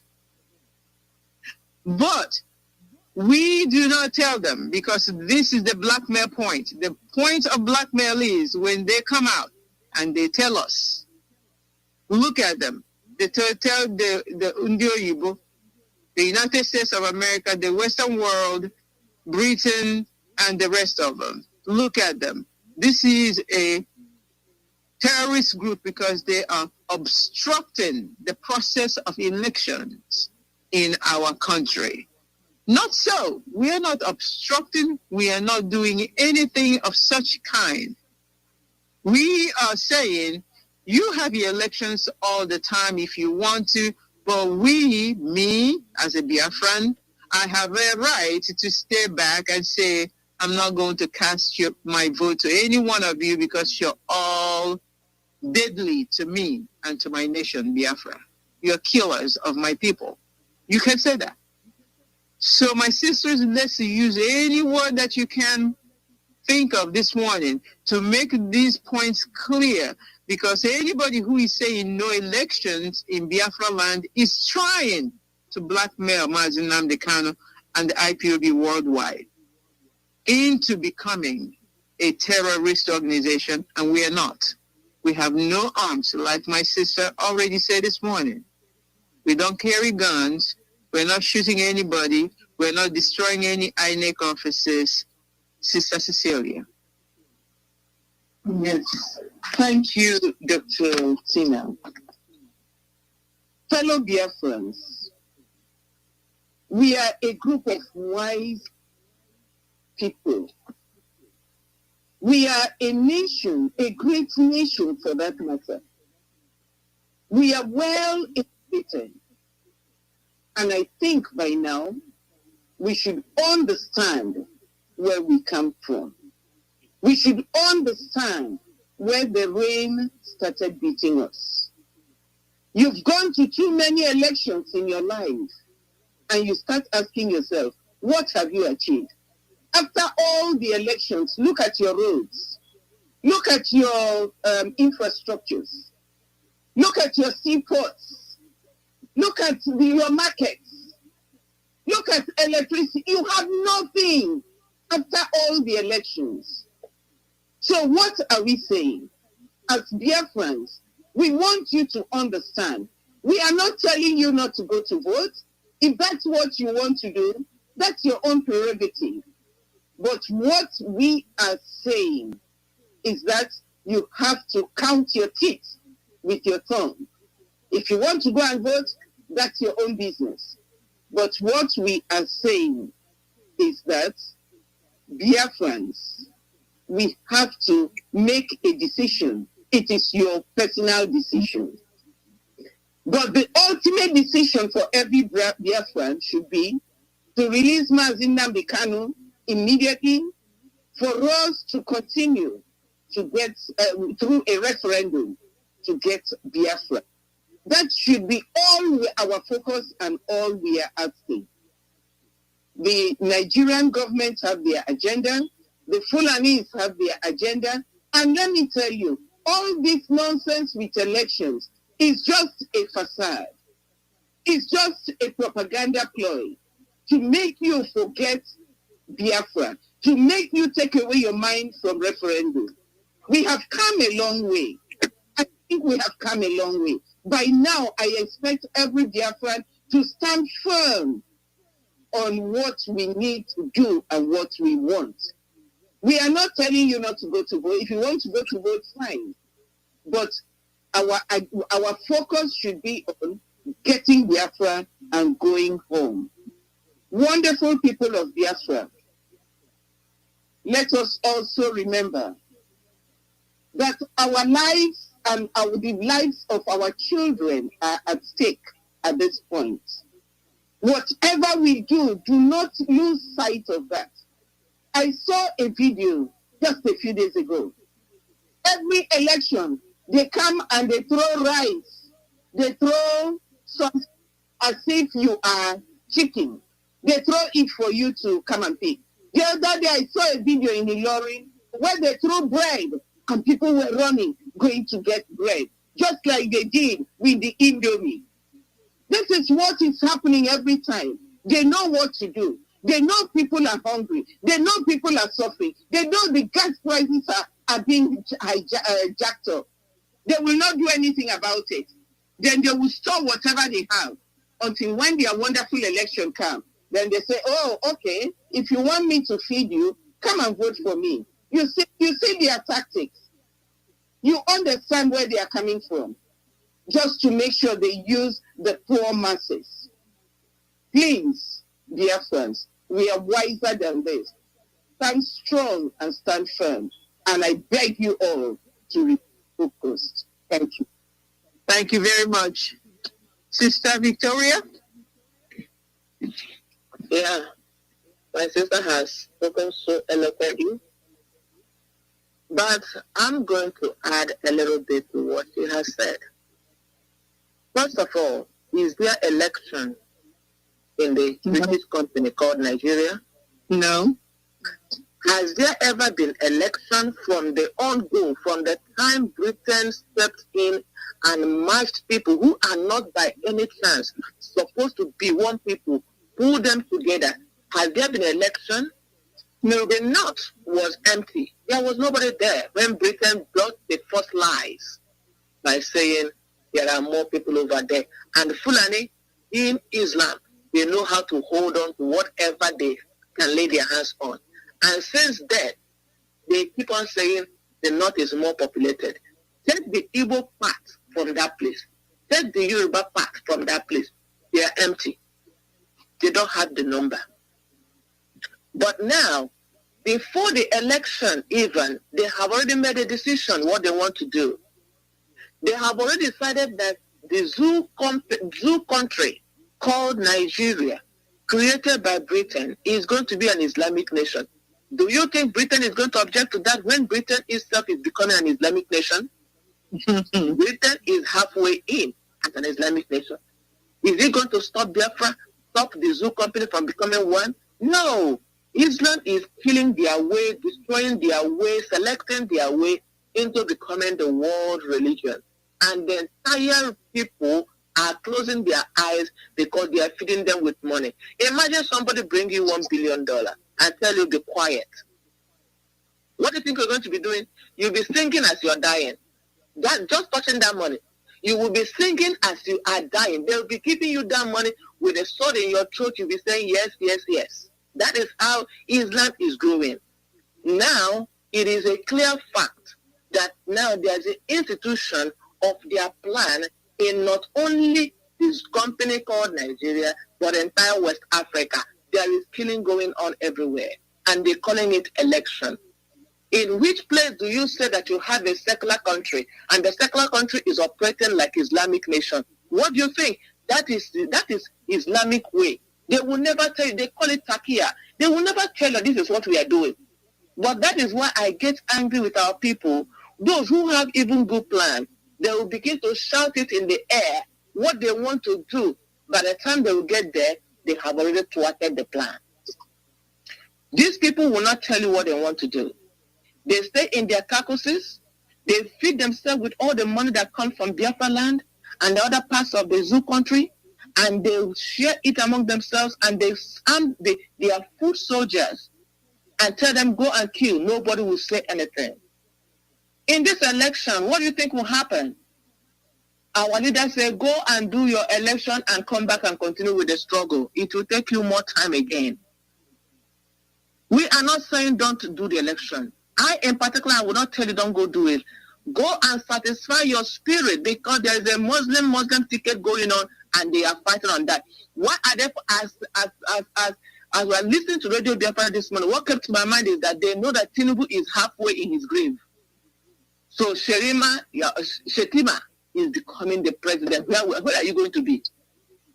Where will you be when Shetima becomes president of the zoo country? He will close his eyes and kill all of you in a minute. All the people that are working for them, he wouldn't care a bit about them. Our leader is a prophet that has prophesied everything going on now, but many of you either pretend you never hear it before or you don't care. Go ahead. Many of us will be looking at Tinubu's side, but they are working towards Muslim ticket. That's why I like them. I like Islam because they can lie to their teeth. They can lie in your face. They will be holding you on the leg and they say, no, I'm just touching your hair. Everything sounds the same. Your hand or your hair, your leg, everything sounds the same. They are working towards Muslim ticket, knowing that Tinubu is already a dead man. And Shetima is coming in to summarize whatever they are doing and finally register it as an Islamic nation, and you can no longer get out of their grip. So go ahead. If you want to do the both, do. We are not stopping you. But one thing we know is that whether we live or we die, we will never be a part of that country called ZU, Nigeria, British company. We are not part of it. And I like what our leaders, with the last blood, I'm looking at the Ukrainian people, with their last blood, they are fighting. They rather die fighting than to give up their nation. And that is what IPOB, those who are dedicated to the struggle are doing. We will die fighting. Even when you become a Sharia, if you don't listen, you don't see, you don't hear, go and look at Christian nations that have become Islamic nations. Christians are now in the mercy of Islam. It's not just a religion, it enslaves its people, and everybody's life is not secure. There is no security when you are part of Islamic nation. You can die at any time, any manner of death. They can tear you alive. They can cut off your leg. That is what all of you are opting for. Come out. Let us fight for Biafra restoration so you can live your life the way God has made you. And some of you are getting the gifts of darkness, those packets of noodles or Indomie. Those little, they don't even give you a bag of rice no more because they need the money to buy the authorities that be. They give you a little bag, maybe 1 pence of rice or 1 cup. and you take it home, and tomorrow you will die with that rice in between your teeth. You won't even eat it before they kill you off. That is what you're asking for. So those of you who are ready for election, go and do the election. Come back, let's do the struggle. If the Muslim ticket does not win, surely, and I think we win, because they refer to you as infidel. Uncircumcised Fulani is referring to you as infidel. You will never rule over them, and they will never let you go because you are the slave. You are the one building their nation. You are the one they are going to call, and you're going to, when it comes to speak in English, you come and blow the grammar. Those of you that are writers in Biafra land that will write whenever Mazi Nnamdi Kanu comes up, where are you watching these things going on? And you say you're doing election. You know there's no election. There has never been a selection process. Let's keep on watching. The Muslim ticket is where the ball is for them, because Shetima is coming. Shetima is coming because while everybody is thinking about Atiku, Shetima is stepping in, and all of you are done.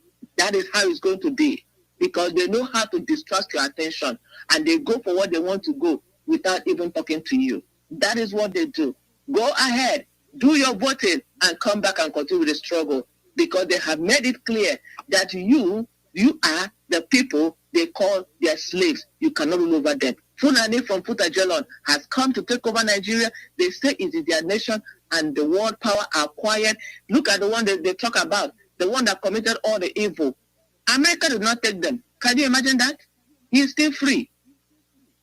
He did not take him. He is still free and enjoying the zoo country.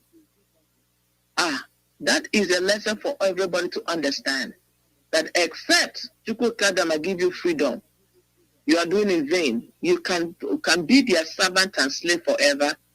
They will still do what they want to do. By the time they get to where they want to, and make sure that Islam is now the ruling, the Sharia law is now the law of the nation, you are done. Just like, listen to Mali. Mali's young girls were all said, you have to buy them back, because they were all slaves. Not only sex slaves, they were being sold to other countries as sex slaves over there. Watch your beautiful children. That may be their fate, because Islam don't care. When you are their slave, they can do you whatever they want to do, all in the name of their Allah. But I tell you that you have an opportunity to call upon the name of our Almighty God, knowing that He can do it, and follow the direction of our leader. There is a light He's showing you. Follow that light, and that's we will get our freedom. However, IPOB did not tell you not to vote. Go and vote and come back in the struggle. Thank you, my sister. Thank you very much. Sister Kunu, do you have any more to add to this one? Yes, my sisters have said it all, but I'm going to add something. I am going, because we are talking about boycotting election that is not a call for no elections. I think some people or somebody may be confused by this boycotting or no elections, Yeah, when we say boycotting, boycotting, let me say this in Igbo. Even in case Anna may born you today, and when him get it time, I'm happy and let me let it go. I'm not gonna do it, Meanwhile, let's say I'm not gonna do it because of the intimidation we are suffering in Nigeria. You say I'm boycotting election. But when you say no election, it's a different thing. That means that election will not take place. No election. And all of us have to understand that the leadership of this movement, IPOB never said that no election. Nobody have ever said it. And we are not going to say it. What we are saying is boycott election. You can't boycott or see after. I don't need it. You don't need it. Because of what Nigeria have been doing to us, Nigeria have hated us and killing us to death. And now, what's the meaning of election? What have you elected since you started electing? As my sisters already said, there is never election in that country called Nigeria. That's selection. And the selection is already done. And some people are running up and down like in obedience, whatever. The thing is already done, and people are making noise all over. Let me tell you, we said boycott election, but if you say you're not going to boycott it, take your tongue to count your teeth. Say, what am I going to vote for?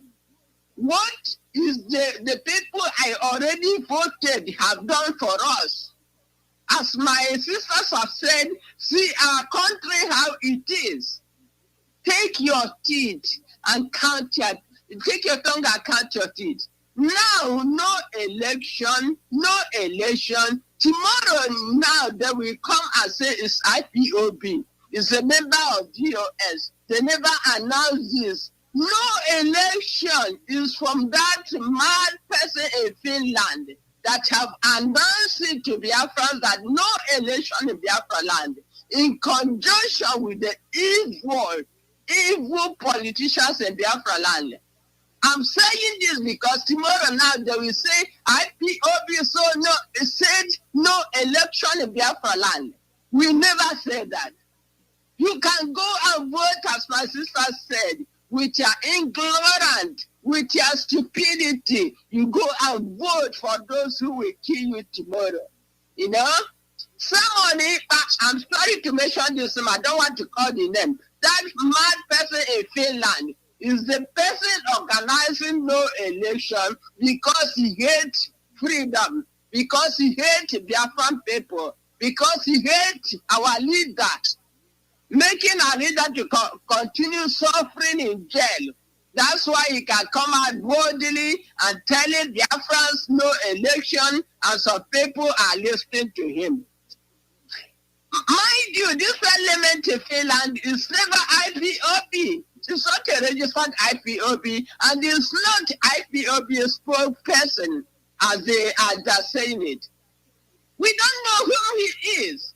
Whether he brings confusion in our midst, you know, causing everybody, destroying what we are doing, and without knowing that he is secretly in fake Buhari administration. Some people don't know that because all the things he has been doing, nobody has questioned him. This is to tell you something. And also, I'm calling these politicians in Biafra land to stop using the name of our leader for a selection campaign. They should stop that. So, mind you, our leader, I don't know, our leader is not your man. You are nobody to be a surety to our leader. I'm telling you this now. You are nobody. If you are saying this also, you don't know the law that governs all of you. You should mind your business. Mind your business. You Igbo governors, letting our leaders suffer in jail. I'm very sorry for each one of you. I'm very, very sorry because you have done it all.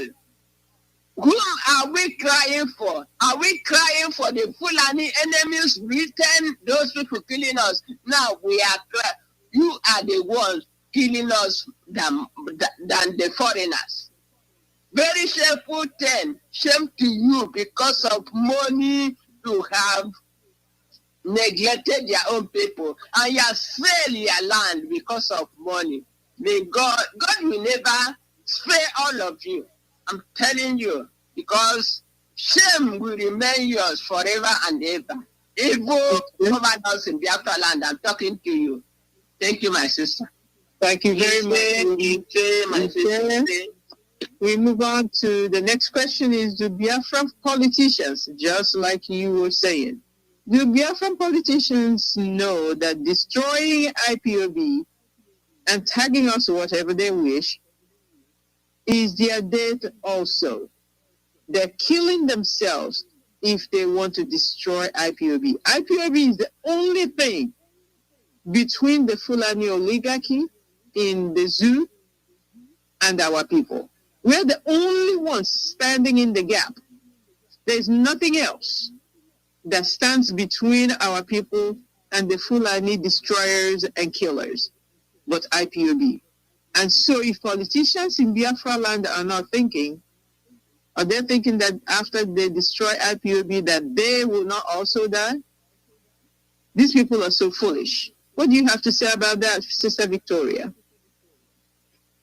Thank you, my sister.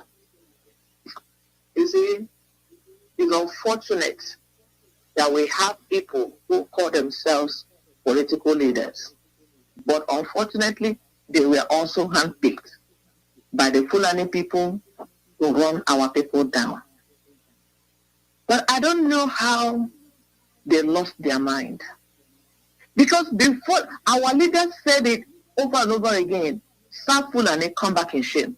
That should be an adage in Biafra land. Serve Fulani, come back in shame. Many of them were promised one position or the other.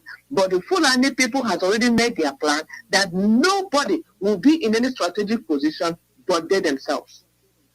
And you see them serve Fulani and coming back in shame, and there's nothing they're telling them. They are not saying anything anymore to them because they have used them. These people are experts. They know how to use whoever they want to use. Once they bring down money, when money is talking, like I said, and the sword is going through your throat, you're dancing and saying yes, yes, yes, and you see it with your very eyes. And still, they feel that Fulani destroying IPOB, that they themselves will be spared. No, you are tearing your own protection down. Fulani that is doing everything, and even the Western world tax Boko Haram, a terrorist group, they refuse to accept it. They refused. And now Fulani is working with our own Igbo-speaking people. They will bring out people and begin to parade them and tell them what to say, and they'll be saying things they don't know. And you are believing yourself that you're tearing down IPOB. You are tearing down your own house. My mom used to say that a goat will continue to poop and destroy its tail and thinking it's destroying the owner's house. The goats keep on pooping so that you can destroy the owner's house, but you end up destroying your own self. That is just what's going on. Our people are pooping, trying to destroy Biafra, trying to destroy the agenda, trying to destroy IPOB. But all of you already, we don't even need to go to the next election. You are all down already. You're all struggling to hold on to something. But that was not the promise when you accept Fulani to step into the land. You agreed, and you tagged IPOB as a terrorist group so that you can buy the favor from Fulani. Look, I am not in any government position in this whole country, but I'm telling you, when I'm working with any Fulani government, any Fulani individual, when they are telling me to sit, I will be running. When they're telling me to run, I will sit. And even as I'm running, I have to look very well because they might have their machineries around. These people are so cunning. These people, we are saying, Igbo people, we don't know nothing compared to these people because they have surrounded so many governments and they don't have anything to do, but they have all the money in all the world. Anywhere they are, they don't produce nothing, but they always find their way to where the money is coming from, and they will sit right there, and they are using that money to buy you that own it. They will use the money they get from you to buy you. And that is what is going on. Omahe, who said he's a Christian, has become the world killer. He become the Hitler of the land. What about Hope Uzodimba? They fought in the election. Look at him. Look at Soludo fighting his own brother because he is working for Fulani. Look at every one of them. Look at the one in Enugu State. Every day his nation is being vandalized. He's quiet. Aye. The entire politician on SND Fulani will come and sit on their people, eating and destroy them, and every one of them is quiet. Can you now vindicate Mazi Iyke and know that what he said told you the truth? Can you now look behind and see what Mazi Iyke said and know that he told you this truth? That these people don't care about you. Right now, all of them are focused on the election. And you know that there's no election. They have made their selection. What they want to do is to solidify it. You Igbo people that are running, I know that there's no Igbo blood in you. Fulani has already infused you with Fulani blood.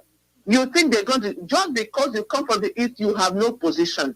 All of you will struggle in vain. and they will kick you out. The next thing now is to try to install a Fulani governor in the east. That is the next thing they are coming for. And all of you will run around that person because the person will buy you all with money. It's just that they've done in Just Plateau, just like they've done in Middle Belt, installing Fulani governors in those areas. And their job is to oversee any secret place that is within you where you can hide to destroy you. The next thing now is when that time comes, all of you that call yourself politicians, all of you will run around the Fulani governor to come and rule your land. And then you make the entire chiefs, emirs, and you are done. That's where they're going. Never you ever think that Fulani is telling you anything, because Takia is their key. If you want them to tell you, we will give it to you, they will promise you. They will even sign it in a paper. You think it's solid. When the time comes, they tell you that that doesn't count.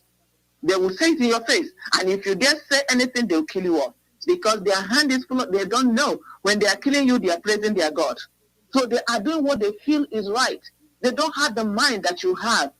So every one of you that are there running for election, thinking that there is one, unfortunately,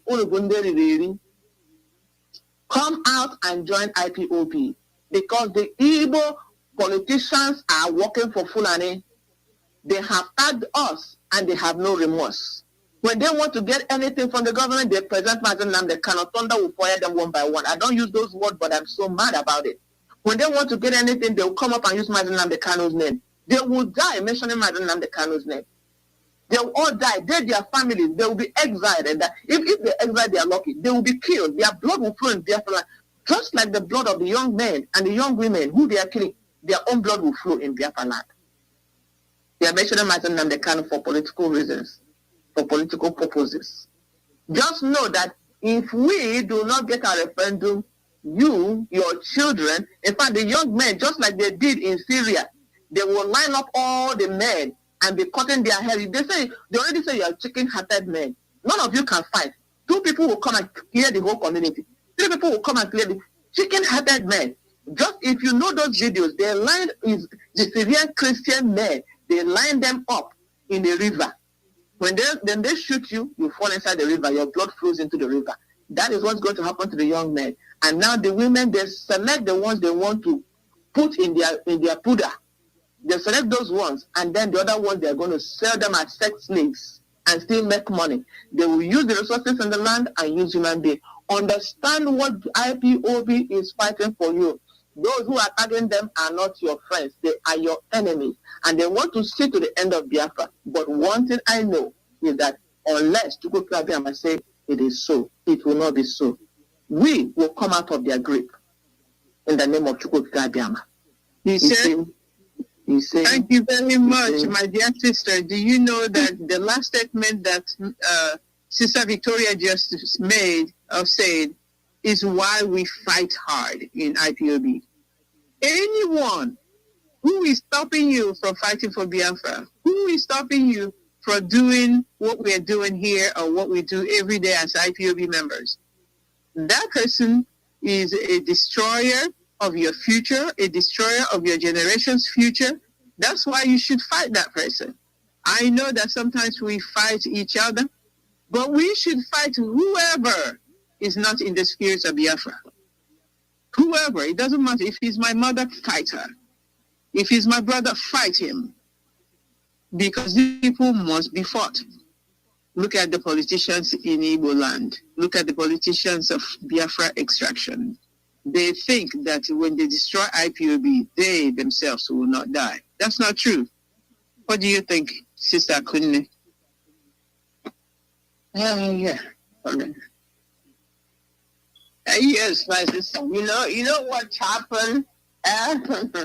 It's unfortunate. It's very, very unfortunate of having such human beings, These people are not worthy at all to represent the Biafran people. These people who want to, who have handed their land over to terrorists. Which type of people are these, Bikoni? I'm just asking, which type of individuals are these that are killing their own people what is happening in their land. They don't care. You're organizing terrorists to come in more and more, and organizing their own people, the criminal ones, to continue killing their people. I ask, what type of people is this? Is what I'm saying. Very, very, it annoys me so much that those who call themselves Igbo name, who we think that our brothers are doing all this nonsense to their own people. Now they hand over Biafra. They want to kill IPOB, kill the security network. Those people protecting them. They don't have any other people to protect them unless this organization here, the Eastern Security Network, you want to fish them out and kill them and bring terrorists in to finish your people. What kind of stupidity is this? Because what type of people are this? I'm asking. These people, you put all of them in government, they are pocketing the public fund, not only pocketing the public fund, they want to kill all of you and bring terrorists to claim your land. My God, this is unbelievable. If you don't see or understand what is going on, you may not think that something like this will happen. What is wrong with our people? These call themselves Igbo people. Not everybody are like that. But as soon as they get into power, they become monsters, they become dogs, they become elephants that will eat their own people. Thinking that if you destroy Eastern Security Network, you destroy IPOB fighting for you, then what happens? After doing that, they will destroy you, destroy your children and your born children. You will never have a land to live. Oh no, because after that, they're packing the money, where after their whatever they do, they will run away to another country where they have suffered and fight for. That's where they will go and spend all the public fund they have looted. Very bad that our own people can do this to us. But now they will not go and fight the enemies. That's the worst part of it. See what is going on in our land. Our people fighting each other because of these evil governors. That's what they want it to be. From the Fulani they accept to from their terrorists, their slave masters, and they import it in our land.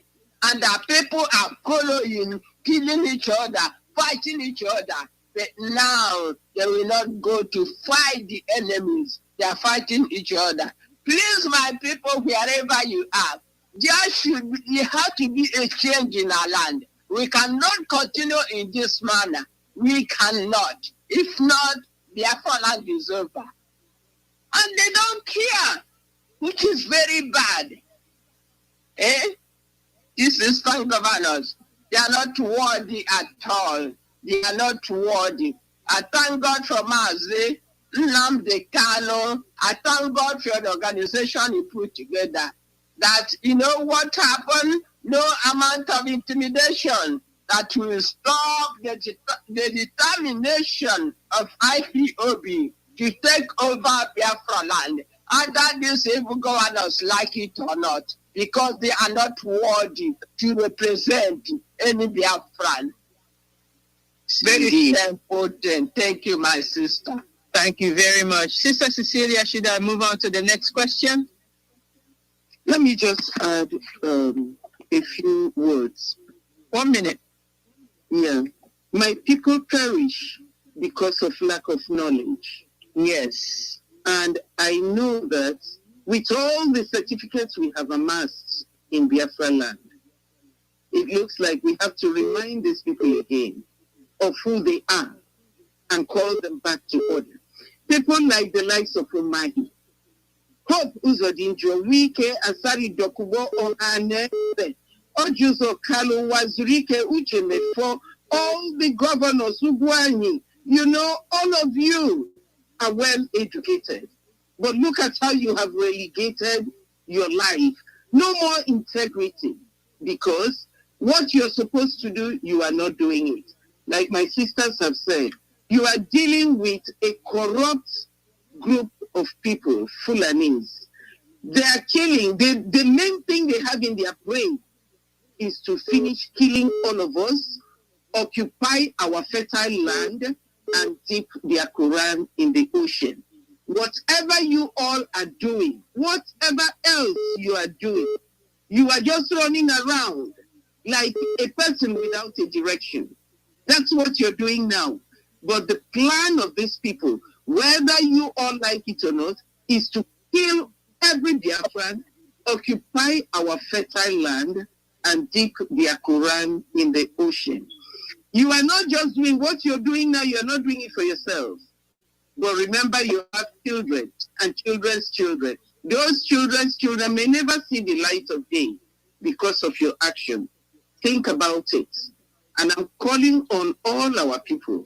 Support Mazi Nnamdi Kanu in this struggle. Come back and let us fight to restore Biafra. That is our home. That is our country. That is where we belong. Apart from that, you are missing your way. Thank you very much. Thank you.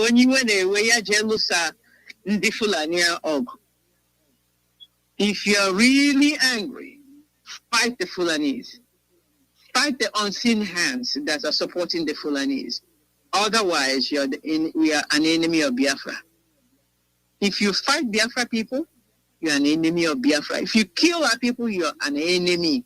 We'll treat you like an enemy. We'll treat you like a Fulani. All right. Next question. Why is African elections more important to the West than African people's lives? Okay, I'll give you an example. There is a new scramble for Africa. I don't know whether you all know, but if you pay attention to world news, there is a new scramble for Africa right now. It's happening as we speak. It started a few years ago, and it has been going on. The players, the major players are Russia, China, and America. Of course, European countries are still right there because they have always owned Africa. But now China and Russia and the Americas want their portion as well. So there is a new scramble for Africa. According to what Ms. Yellen, Janet Yellen, who is the United States Secretary of Treasury, was saying and have been broadcast all over the place, she is saying that they are going to have more influence to rescue African countries. I mentioned the three in particular: Senegal, Zambia, and South Africa. They're going to, and of course the zoo is right there, rescue them from the Chinese loans that they have been taking. But you know the zoo has a lot of loans from China as well. China has no money to spare, so they don't give you money for free. China gives you a loan and has what they call guaranteed loans. So you have to give them property for the loan that they give you. So when you default on your loan, what does China do? They take over your property. For instance, they have taken over Zambia Airport. And we know this. We have been knowing that they have taken over Zambia Airport. But if you look in the zoo, China is beginning to have presence in the zoo, like building a police station. I can see. But anyway, so United States of America trying to boost their own presence in African countries is sending their Secretary of Treasury all over, and Kamala Harris will also go, and President Biden will also go to some African countries this year. They're making all these trips to do what? To persuade you so they can get a peace. They can continue to get the peace that they have or expand their peace. So I'm asking you, my sisters, why are they more interested in who is in power in Africa than they are about African people's lives? Because if you look, we're all in poverty. It's only a few people who can actually eat well all over African continent. The rest are in poverty, and we in Biafra land in particular, we are languishing in poverty. But they love our oil, so they do whatever they have to do, like build a multi-million-dollar embassy in Lagos. In Lagos. Not in Abuja, in Lagos. And of course, like I told you, put every gadget that can spy you while you're using the restroom inside your house in it. We're in America. We know what they do. We know who they are. Why are they more interested in who is in power in Africa than African people? Why don't African people's lives matter to them? That's my question. Sister Kanu, do you have an answer? Yes, I have something to say, my sister. Thank you so much. You know what? The Western world, especially those people, you mentioned their name here, they don't believe that Black lives matter. They don't. And also, they have seen the weakness of the leaders in Africa. The weakness, the dummy people. You don't tell me the Africans, they are not educated. They are. How we are talking about the Nigerian politicians is the same thing with Africa. How can Africa stay there and somebody from nowhere will come and confuse you and take your properties? Why they are living better in their own country? And no matter whatever resources they have in Africa, you are living in poverty. This is the problem of the African leaders, that they have to they think what they are doing to African people, because it cannot work. Do you want me to blame Russia, blame America or China? Already in midst of all this, to claim what belongs to Africa. Do you want me to I can't blame them. I can't blame them. These people are thieves already. They are criminals. If you're weak, they can go and cheat you, because they find their ways in Africa, because Africans have no power. Africans cannot, whatever they tell them, they will accept. You ask me, what causes all this mentality?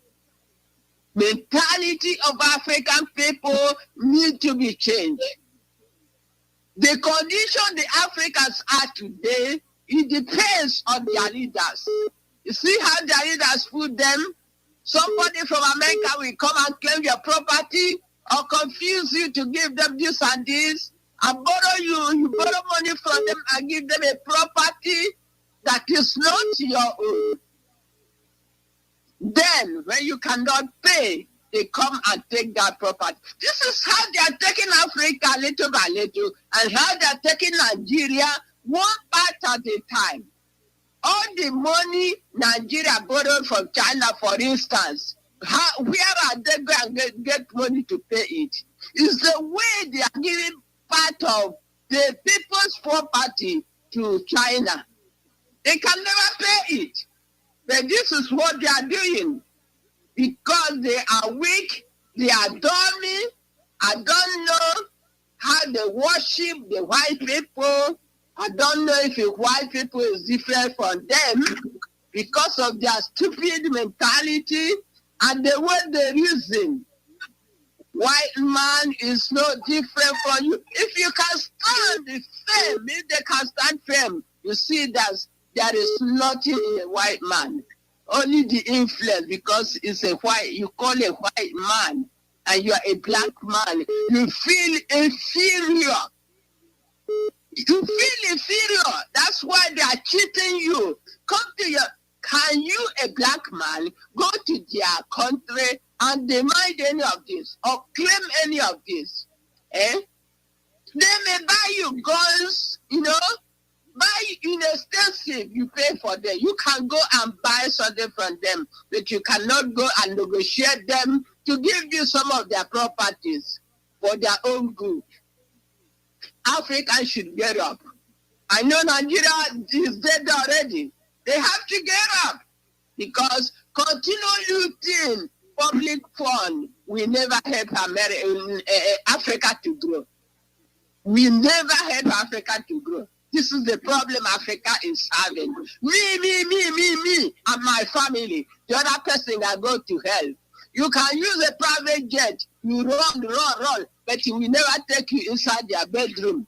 You still gonna drop somewhere, and get all the dust, all the filthy area before you enter into your mansion. Shameful, very shameful to African leaders, especially those in Nigeria.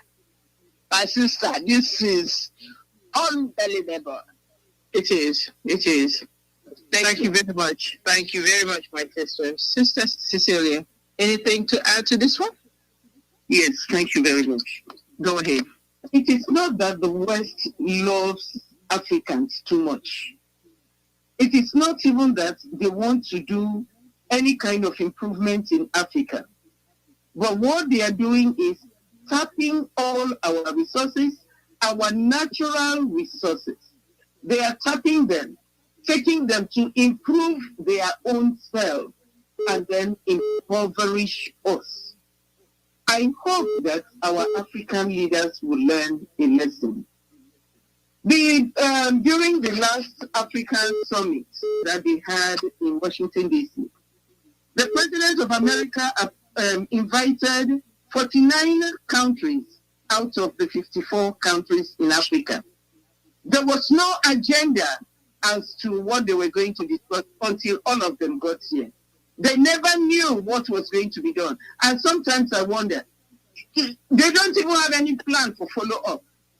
I think they were just doing it to fulfill all righteousness, to say, yes, now you see, we invited you to America and we talked with you. What does that have to do with the common man? Africa is so blessed. Africa is so full of resources.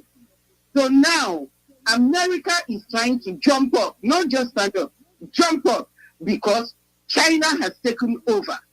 And most of the young people, 75% of the young people in Africa believe that their country should do business with China. And then China is there sapping us. Russia also. And then to add salt to injury, with the war in Ukraine, they are not getting all the things they used to get in Ukraine. So now they are turning their attention to Africa. And what countries are they? They didn't mention Nigeria in those three countries. But Nigeria is one of them. Nigeria is their mainstay. Nigeria is where they get whatever they want at whatever price. Because they have set up themselves and set zombies at the head. They can always come with their ship and get as much oil as they want, and nobody will say anything to them. Nigeria is there. It is silent in the background. No, they have a refinery in the north. They have an oil refinery. Chinese company is in the north of Nigeria, refining our oil and selling it to them. And then, they are talking about having electric cars. What are they targeting? The lithium and the cobalt that is in Africa. That's what our they come, they harvest it, they sell it to them for nothing. And these people use it, make their electric cars. Yet we in Africa are still suffering from keke. We are still suffering with motorbikes. We are still suffering with lack of petrol even to drive the common car we have. Yet everything we have, they want to sap it from us. We didn't mention Britain. Britain, they are regular Nigeria. Maybe that is not, we will not talk about. But now the new colonial masters are the Chinese, the Russians, and the Americans. And I pray that our African leaders will open their eyes. Wisdom does not come easily. They should be wise. They should wise up and see what is happening. Because by the time these countries finish with Africa, the generations coming after us, they will even be in more debt and in more poverty than the generation of today. African leaders, wise up. And I know Biafra is the only country that is going to save Africa, because Biafra is the light, Africa, and the world. Thank you very much. Sister Victoria, anything to add here? I'm going to add a few things just to summarize what my sister has said. Yes, our sister just said African leaders wise up. How are you going to wise up when you were already bought? You were hired to be in that position. There is no way you can do it. My sister said, why are they more interested in the election than in the people? Because through the election, they are able to place people who they can work with. They will look at the whole cake. They give them just a little bit of the piece and take the whole cake. Sister, they bring you to Chatham House. They bring you to London. They take you to 10 Downing Street. Exactly. Exactly. When you are already, Africans love godfatherism. Oh, if not for this man, I wouldn't have been there. I will give him anything he wants. There is no way for Africa to rise up when only the wrong people are there. I keep on talking about the president of Burkina Faso. Where is he today? He decided to push them away. And what happened? They used somewhere right behind him to kill him. And now bring that person up. And that country is not open for them. That is why they are interested in the election. Because it is a country where the wise people are asked to be quiet, so that they don't offend the fools. African nation is a continent where all the wise people, they can always go back into their bedrooms and cry and never rise up. But the fools are placed in authority, because when a fool is there, they can dictate what happens in Africa and why they are presenting that person as a leader. That is why you're talking about Africa wise up. It's not going to happen. When it comes to Nigeria, no, they have not finished. That's why Nigerian name did not come up. They have not finished what they are doing. If you bring it up to the knowledge of the entire world, people will begin to look in. So it is until they finish what they're doing and China finally takes over, then they begin to talk about rescue. That is what is going on. That is what is going on. Fulani themselves already know what is going on. They have prepared themselves, Niger, Mali, put all the resources over there, building wonderful things. When push come to show, they all jump down there and they stay over there. But it is you, the slave driver in Biafra land, that is going to get stuck. If you don't come down and walk like us, stand on your feet for 12 hours, you may not make that money. At that time, you begin to long for what you have destroyed in Biafra land, and you cannot get it back. The West is interested because now many of them are supporting Russia. Russia is telling us the truth. But nobody tells you the truth. The truth is that everybody wants Africans dead, just like in Algeria. The black people are now isolated in a corner where they are poisoned every day with everything they eat and drink. That is the fate of West Africa. If you, Biafra, you are the one giving them trouble, when they finally take over, they will isolate you. After they have killed all the people, they say, all your wise people, go back into your bedroom and cry. All the foolish people come up. And those foolish people are their rolling wheels to get to wherever they want to go. Let us all understand it. And that is why we're talking about selection and not election, which has been going on in Africa for a long time. Whenever election is coming up, the entire West is interested because they want to make sure that it is their own man that is in there. And when their man is there, they can sleep and everything will be working fine for them. Yes. You don't know who they have already sent. There are European observers already in the zoo. Okay. There are people called, the zoo has already hired 1,000 or requested 1,000 soldiers from Burundi. Okay. The Nigerian government is bringing them in and paying for them. Okay. Do you know that Nigerian government is asking Interpol and West African police to come to the zoo for this whole thing? They're ready. They're ready. They're ready for us. They're ready. So all of them, they are coming in because when they get their man in there, they can go back and sleep and the ball will be rolling. That is what is going on. That you are dying, you are as good as an animal. They don't care about you. How are they going to wisen up? It's not going to happen. That is why we are talking about Biafra referendum. So we can manage our own little corner. The entire Africa is doomed because our culture is gone. Our languages, many countries speak French as their first language now. Many countries are speaking French as their first language. In Imo State, you're speaking English. You don't speak Igbo anymore. In Aba, you speak English. You see that?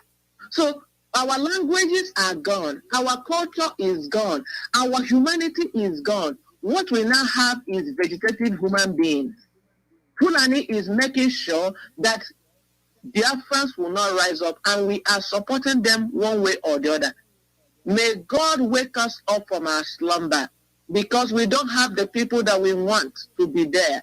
We only have the people that they put for us, and these are their wills, to make sure that every wise person stays down and every fool comes up. If we don't know that, let us know it. Thank you very much. Points well made. Now, why should we sound the warning about the destruction of our culture? Why should we, Biafran women, why should we sound the warning about the destruction of our culture and language? And this destruction is not being done by the people who we call the white people and the English people and the Americans and the Chinese and the Russians. No, it's by our own people that are destroying our culture and language.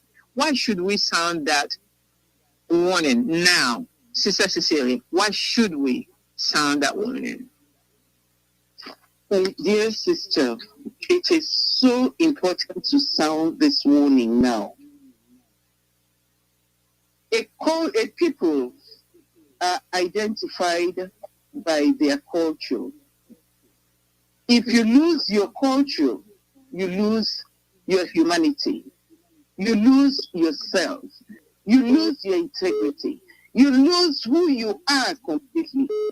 And it looks like our brains have been wind to the point where we now, when you buy something in the market, you're looking at it, is it imported or it is not imported? If it's not imported, even though the locally made ones are better, you will say, I want the imported one. You people in French African countries, they want to celebrate their birthdays, they run to France. People in Nigeria, they want to celebrate their birthdays, they run to Dubai or to Britain. You find out that our minds have been so thwarted that now we are losing even our very culture. Like my sisters have said, you see children in Owerri, the heartland of Biafra. Now everybody, they speak English. And it looks like if you don't speak English, then you are not of a certain caliber. You're local. My brother say you're local. If you're local, you are not landed. If you don't wear anything, even in the churches, you see the women wearing English dress and a hat. Yes, there is poverty in the land. They can use 3 or 5 naira to buy local.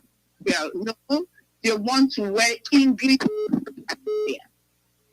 You go to the stores, you see young girls wearing things that are not locally produced. Even our locally produced ones, when they are made beautifully, they look wonderful. There is so much we have in the custom that we have to maintain. Like I've said, if you lose your culture, you lose your identity. You lose who you are. And you become a miniature of what you were originally meant to be. What am I saying? Look at our cultures. You find out that there are things that women were not used to doing, or that is not supposed to be done, like breaking of collar. Collar is part of our being that makes us who we are.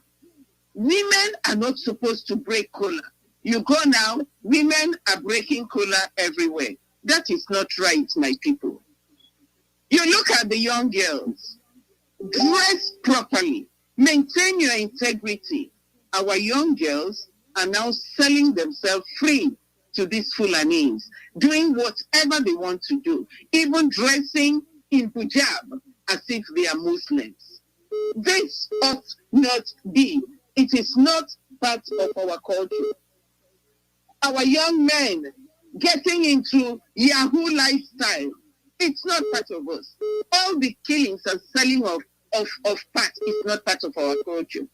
I am just begging that the church, the elders and the Igwes, the people who are the stakeholders in the land, the schools, the churches will enforce our culture. We have a very rich culture.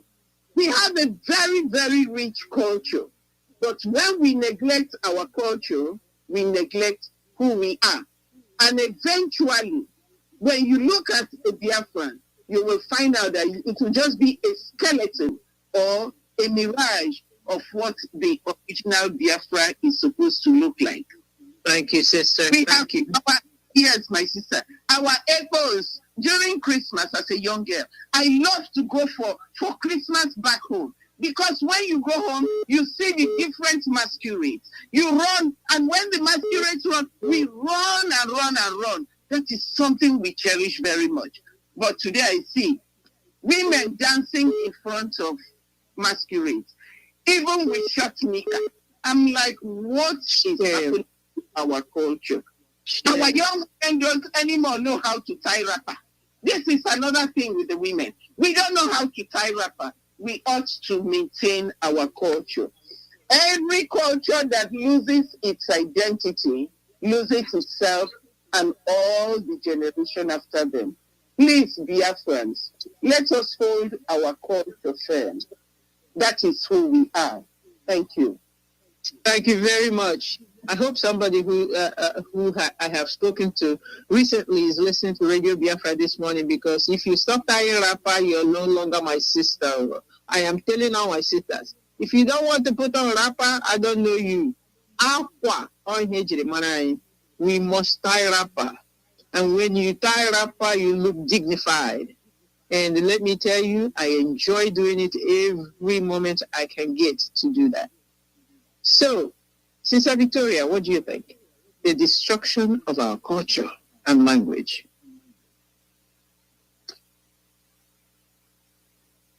Thank you, my sister. You know, as my sister Cecilia was talking, I'm like crying within me. Who did God create these Igbo people that we easily and quickly buy over a culture that is not? That was how the white people took us over. I was just thinking about it. We have our culture. I was surprised one day my son was learning it in his school. They talk about democracy, that they were teaching our own children now. That democracy originated from Biafra land is a kind of way that men and women run side by side, and none is superior to the other. Mm-hmm. At the same time, the women can listen to their men when certain things happen. It was like when my son was looking at that, I came close and I said, what they are saying right here is the truth. But when the white men come and begin to bring the court system and the courtman, as they used to call it those days, when the white man is judging the people in a culture he don't understand, the courtman is already translating in a different thing from what he was saying. At the end, the wrong person is made right. The right person is made wrong. And the white man says, oh yeah, this is a fertile ground for us. We just have to use them to kill themselves. And now look at it. When trouser comes up, Igbo person is the first person to wear trousers and go to church. Now that hijab is the one reigning, Igbo people are the one that will be tying hijab. What is wrong with our mentality? We just don't value what we have. Now that you're talking about speaking English, my people, where did this one come from?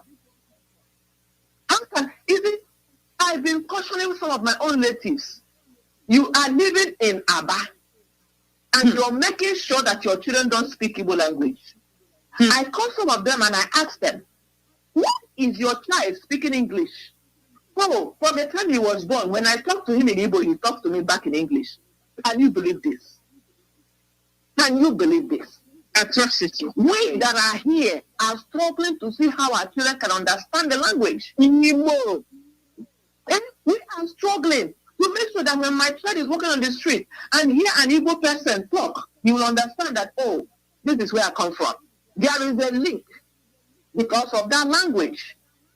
And I can say that I have, where I work, I have gone across a couple of young people who do not speak our language, but when they see you, when you talk, they just come close to you. I tell you, yes, I had my mom, I had my dad saying this. Already they identify with you because of that language.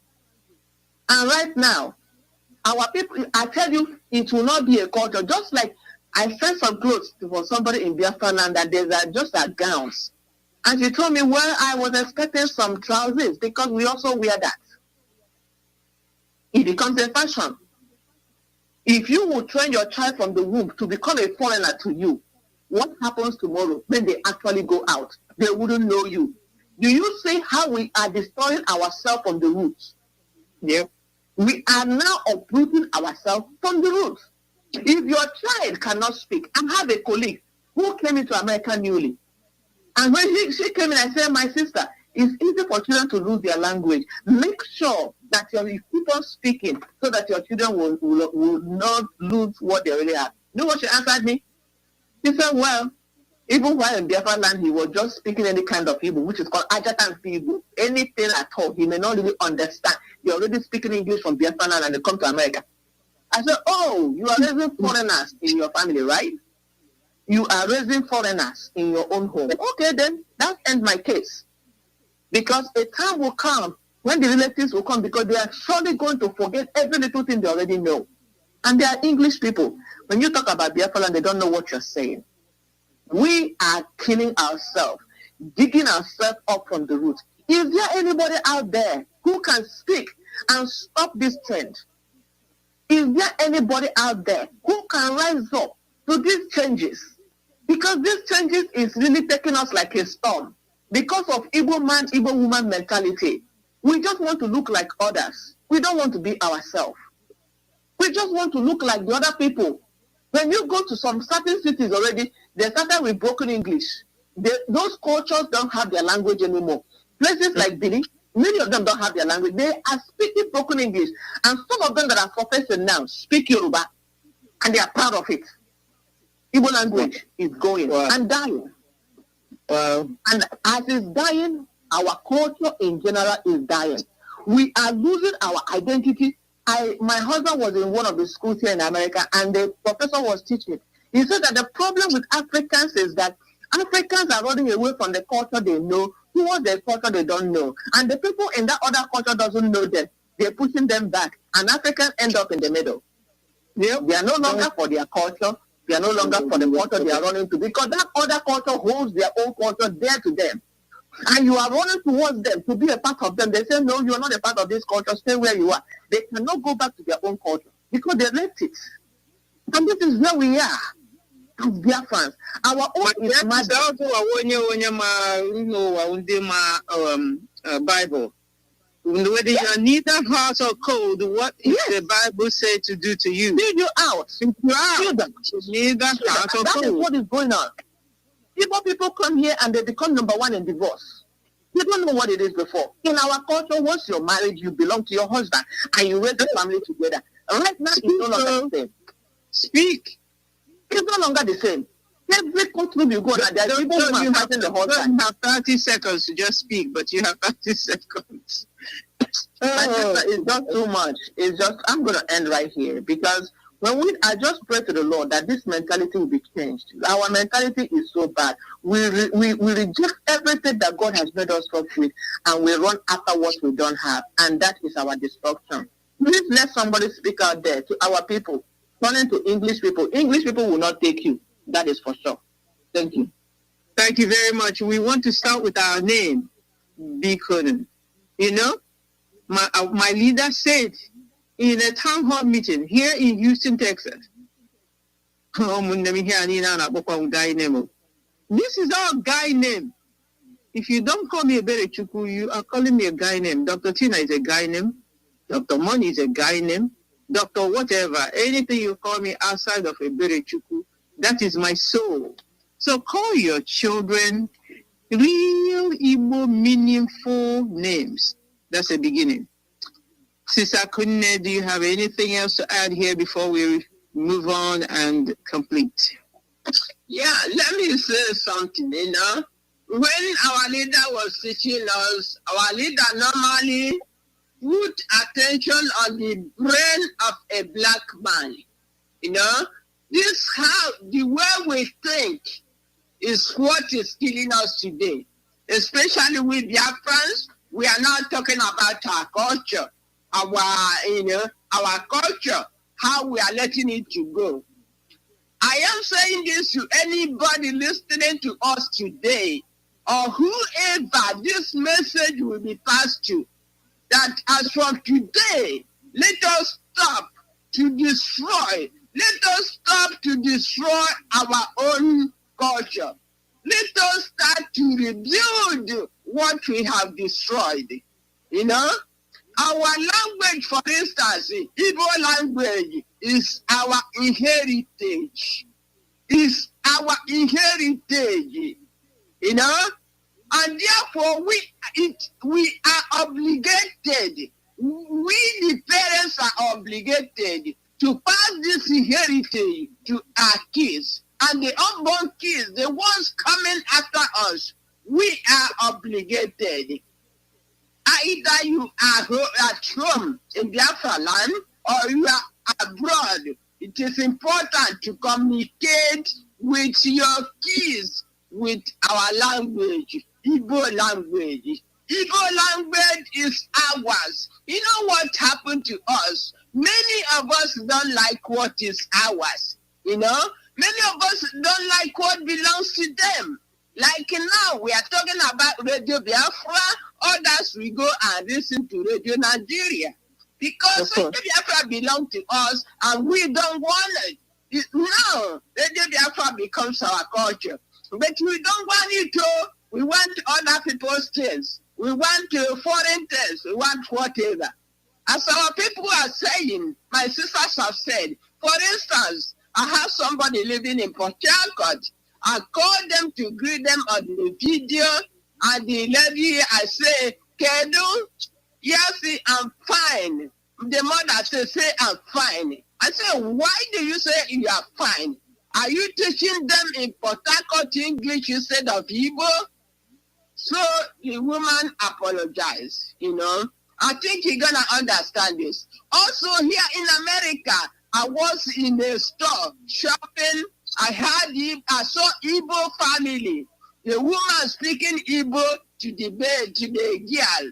I approached and greet them on Igbo, and the woman denied that she doesn't hear Igbo anymore. I say, I heard you speaking Igbo. You are not. But the woman is ashamed of her own language. Very bad. You see, all this type of mentality, we should set them, all of them. Let them go away. We should be proud of our language, our main language, Igbo, our culture. We have to teach the kids because the kids, they pick very quickly. They get this language very quickly, although they study other languages. But if you are speaking to them very frequently when you are at home, they will take it. I'm telling you, because please, we should stop neglecting our language, our culture. We have norms, we have values, and we have rules. We have all those things. But where are they today? People are neglecting what is theirs and assuming what is not theirs. That's why the foreigners, the Western world, are cheating us, and we are abiding with them. You speak English, which is not your mother tongue, whatever. It's not your mother tongue. As somebody who doesn't speak English very well, you will laugh at the person. You are the one ignorant. I'm telling you, it is our responsibility wherever we are to involve our people, these kids, involve them in our culture. Because if not, we have sold our heritage. Thank you. Thank you very much. We have one more thing to touch on, and then we'll make our announcements and leave the stage. We are frustrated about a few things that happened in the zoo this week. One is the killing of Father Isaac Achi, and the next is the sentencing of Chigozie, a 32-year-old Igbo man in Lagos, to death by hanging.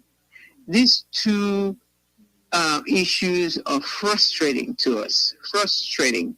Because if we are not in Nigeria, none of these two things will happen. If we are in Biafra, Father Achi will be alive today. If we're in Biafra, we will not kill our brother for 57,000 naira. This is very frustrating. Sister Victoria, please summarize that so we can go.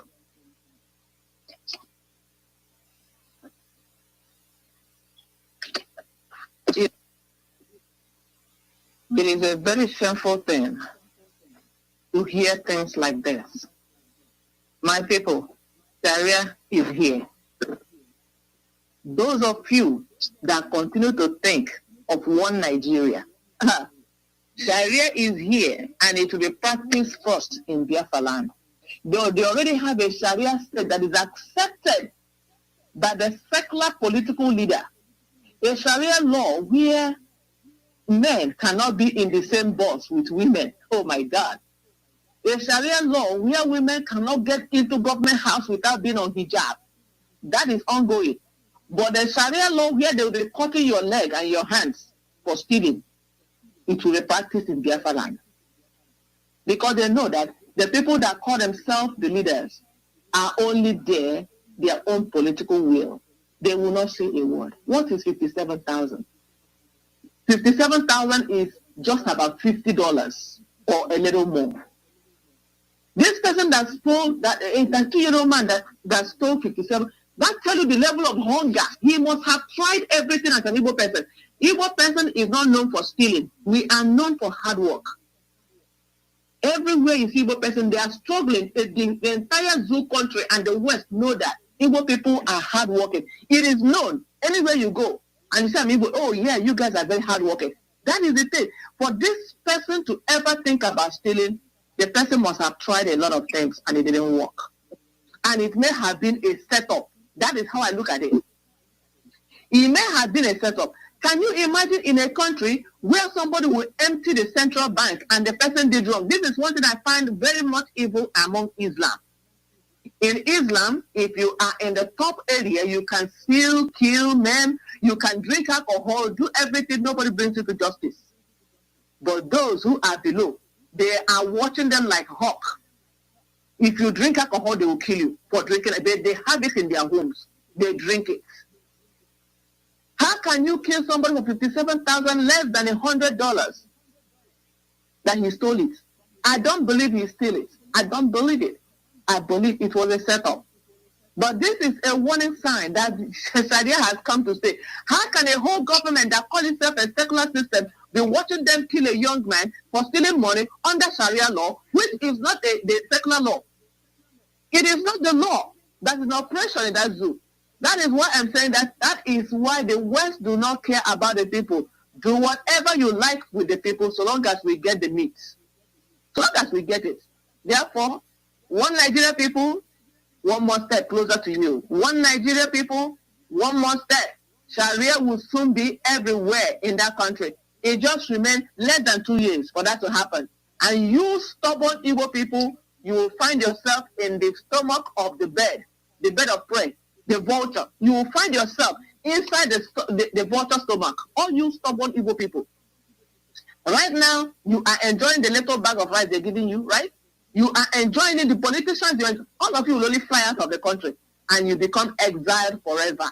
Because Sharia is coming. You do something now, or it will be used to judge your wife, your children, your relatives, whoever cannot fly out of that country, whoever cannot find a way to swim the Atlantic Ocean, whoever cannot find a way to swim the Mediterranean Sea to cross over to Europe, whoever cannot go and become the white man's house nigger, and they remain in that Biafran land. I'm telling you, Sharia is coming right in your door. And then you show me whether your stubbornness is Our stubbornness is only among us. We challenge each other. We fight each other. We kill each other. But we see where the problem is, we cannot raise a brow. You writers, you intellectuals that used to write nonsense, begin to write about this. Is this the law of the land? To kill anybody by hanging? Is it a law of the land? You are seeing it. Thank you. One Nigeria people, here you go. The Sharia law is coming to meet you. That's one Nigeria. Thank you. Thank you very much. We are calling for this, for them to spare the life of Chigozie, a 32-year-old man. Spare his life. Biafrans, rise up in Lagos and tell these, I don't want to say bad words on the radio, tell the woman who sentenced him that he should not be hung. That is atrocity. Anything to say about that? Let me put one thing there. You know, because of this guy, Chigozie, whatever, because of 57,000 naira, as my sister said, you want him to die. If this is Fulani guy, and that guy will be protected by Nigeria terrorist government, and if he's a Yoruba guy, and they will not sentence that particular guy to death. Now, because of he's an Igbo guy, and the Igbo guy must die. You know, they are firing us always in that Nigeria. So why do we belong to that? Why do we say we belong to Nigeria? Some people are still calling Nigeria. Some people are dying for Nigeria. Nigeria that are killing us. It never happened in any part of the world that you're gonna kill somebody hanged to death because of $50, because of 57 naira. As my sister said, we need this guy alive. And the guy confessed that this is his first time. He never steal before, and he never killed nobody before. You know, it's a good thing that somebody told you the truth. You still want him to die because he is hated because he's an Igbo man. We are telling you, Biafrans, the best thing for us is to leave Nigeria. Nigeria is not for us. Nigeria is our enemy. That's why we don't care about their election. Thank you. Thank you very much. Sister Sisi, anything to add to that? Or should we move on to announcements? It was, I just want to bring to light also, all the one Nigerians, you must have heard of what happened to Reverend Father Isaac Achi. This is a man that they had kidnapped some years ago. They had been running, they had been trying to get this man, and eventually in Niger State, just this last Sunday, not even up to a week ago, they killed him and burnt him to ashes. He was buried 2 days ago. You know, when we are saying this thing about Biafra, you all do not understand how much hatred these people have for Biafra. And then on the other hand, you start asking, what is the reaction of the Catholic Church?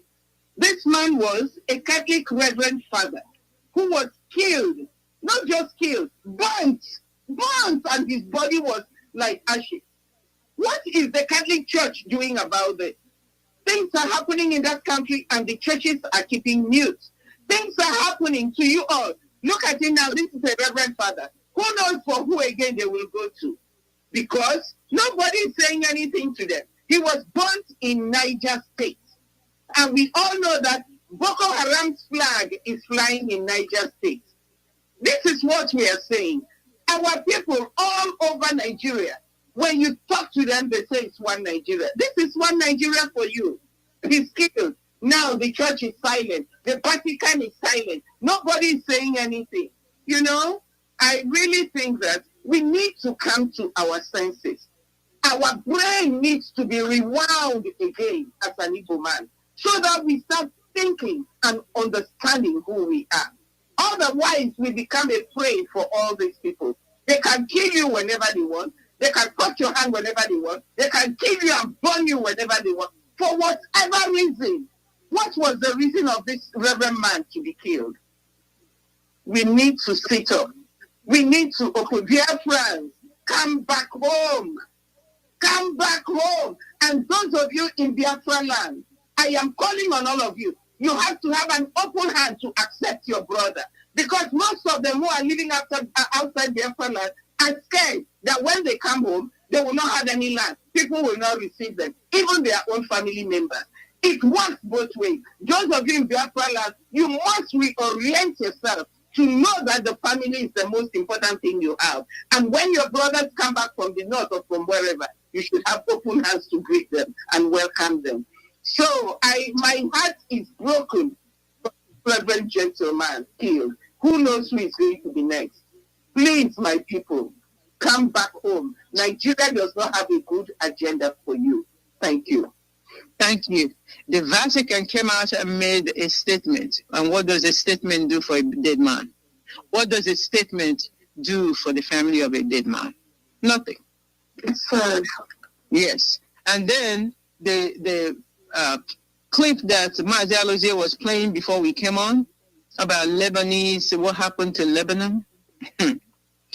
Biafran Christians, shine your eyes. What happened in Lebanon is a case study that everybody must study and understand how it happened. And that's what is happening to you systematically, slowly but surely. I must also say, because we are women of Biafra, you know, when we want to speak certain words that are kind of harsh to our men, we stand aside. We stand kind of far away before we are sucked in the face. We are standing aside and kind of apart from big people of Biafra today to say that we come here and warn you. We are like your prophets. We come here and say a few things, and before you know it, everyone is talking about it in Biafra land and it's happening on the ground. A few weeks ago, we came here and said, maybe the people who go to visit our leader from the family should really stick to family business. You can see after that, there was a memo from our Directorate of State stating, let them mind their own business and let us be IPOB. Now, today, I want to encourage people who speak to wonderful people on the ground, like Barrister Aloye Jimako.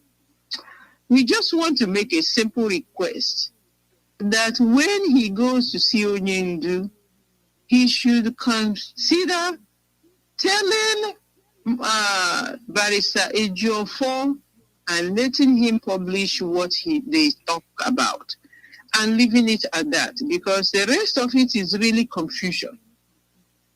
We're just requesting, because when we say these things, we are women. We stay kind of far away from you so that we don't receive that dirty slap. We're saying this because the confusion is becoming a little more than it was. Please let Mazi Barrister Ifeanyi Ejiofor send the messages through tweets and Facebook about what they have considered and talked about with Onyendu and tell us how he's doing. We will listen. No more confusion, please. We also want to encourage our people to continue farming, because that's where we will have to sustain ourselves.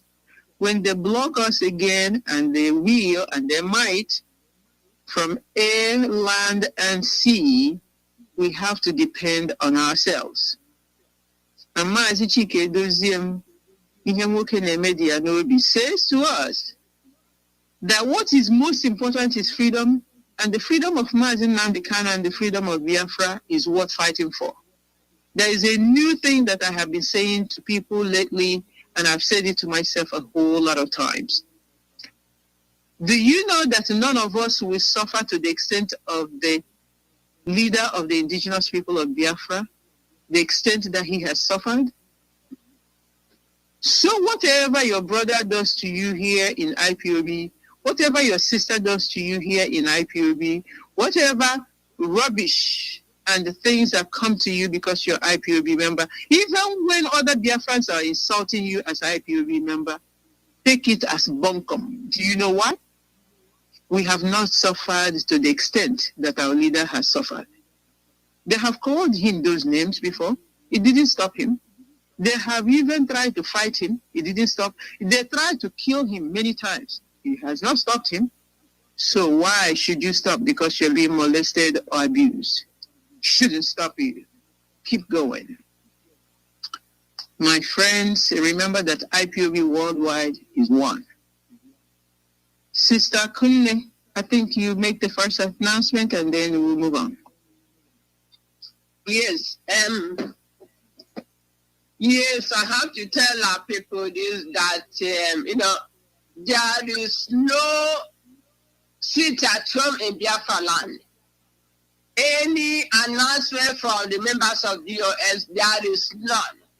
Anybody who tells you about sit at home, you know that is from the infiltrator or the Eastern governors. You know, they like to cheat them themselves and also make the way to destroy their own people. As of now, there is no case that our leader have with Nigerian government, and there is no sit-at-home put in place. Please listen to Radio Biafra. That's where you will hear anything about sit-at-home or not sit-at-home. But as of now, don't listen to any individual who will tell you that you sit at home Monday, Thursday, Wednesday. There is nothing like that. Thank you. Thank you very much. Sister Cici, can you give the numbers real quickly? Yes. Please, excuse me. IPOB signal inquiry line is +61 434 29 4745. Or if you don't want to use that, you can use this second number, +41 779 06 9681. And IPOB security information line is +45 914 98 677. Please, we encourage you to use these numbers. If you have any question, or like my sister just said, if there is any announcement that you hear and you're wondering where it's coming, call these numbers to verify so that you know that you're doing the right thing. We don't want anybody to die. Ignorance can kill, and doing the wrong thing can kill our people. We are tired of our people dying. We want to give them the truth so that they will be free from all this malhandling. Thank you very much. Thank you. Sister Victoria?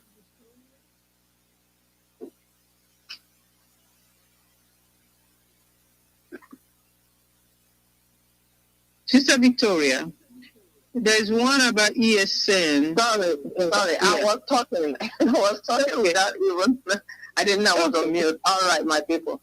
Yes, everybody in Biafra land, you must have this at the back of your mind.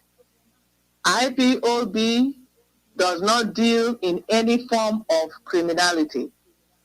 IPOB does not kill, neither does Eastern Security Network kill. Just know that the Fulani drivers call the politicians. They are killing people in Biafra land, and they are trying to parade IPOB and Eastern Security Network as the culprits. Fulani brought killing in our land. We do not know what is killing. Igbo people, Biafrans do not believe in killing, shooting people, cutting their neck. We do not believe in it. But the people they put in authority, number 4 being the number 1, is the one that is leading with Omahi and other political leaders.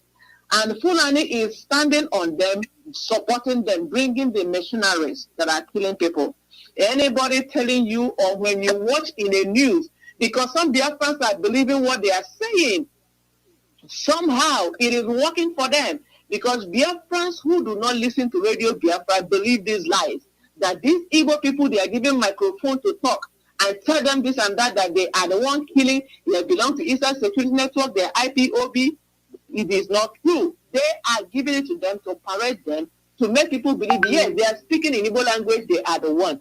IPOB, Eastern Security Network, does not deal with criminality. Anybody you see doing it, understand, is from the Fulani politicians that are in Biafra land or the Fulani themselves. Have that at the back of your mind. Thank you. Dalo, thank you very much, everyone. We want to tell you, the supporters of ESN, call me, Wada Biafra, call me morning, day, or night. Call me Dr. Money, call me Dr. Tina, call me Dr. Berichuku. But please call me, because I have the information for you to support ESN in the United States of America. And that telephone number is 682-552-3333. Darling, thank you very much for listening today. We have done our part. Please continue to work for the restoration of Biafra. Have a wonderful weekend. Ndewo Chineke. Thank you. Ndewo. Well done. Thank you very much. Thank you, Dr. Nnamdi. Have a nice weekend.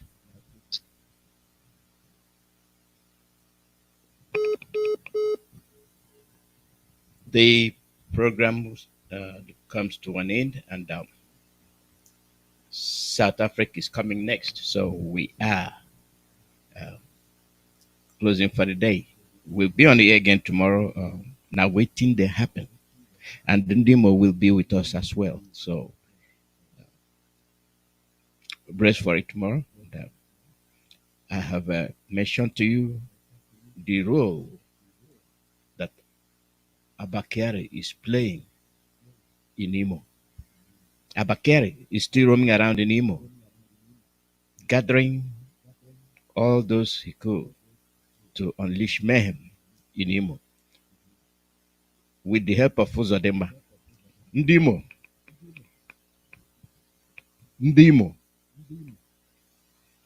The job is for you. If you cannot question Uzodema and his role, why he should be killing your own people, that's your problem. Why is Uzodema bringing Fulanis to kill you in your own land? You don't ask questions. You don't challenge him. Ogemunu Vomnanya. Abakari still roaming around in Imo. That's why they see you see how they paraded him. The next thing he vanished and appeared in Imo. And those local government officials, Ndomwai, if your men have sold you out, resist, confront them. The young men are being bought with 30,000 naira to kill your own fellow youth, and you're accepting the money. That's the barbarism at its highest degree. The Fulanis you're helping are right there killing you. I don't see why any Igbo man, boy or teen, I don't see why you should accept that money to kill your own fellow person.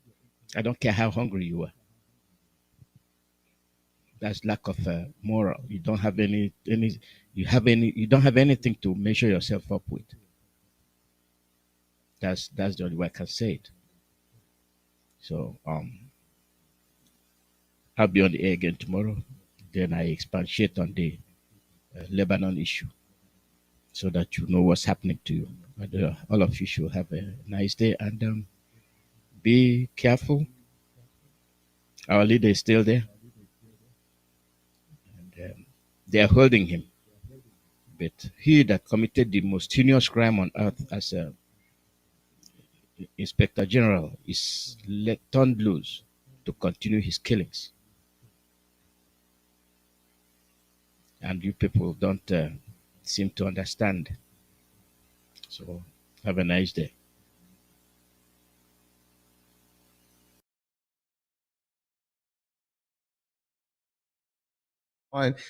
So we have a very, very, very special guest with us today, Dr. Uju Anya. And she is a professor at Carnegie Mellon University in applied linguistics. Yeah. And so welcome. So I had two more questions and I want to open it up. Has this experience changed the way, because like you said, you kind of go in, you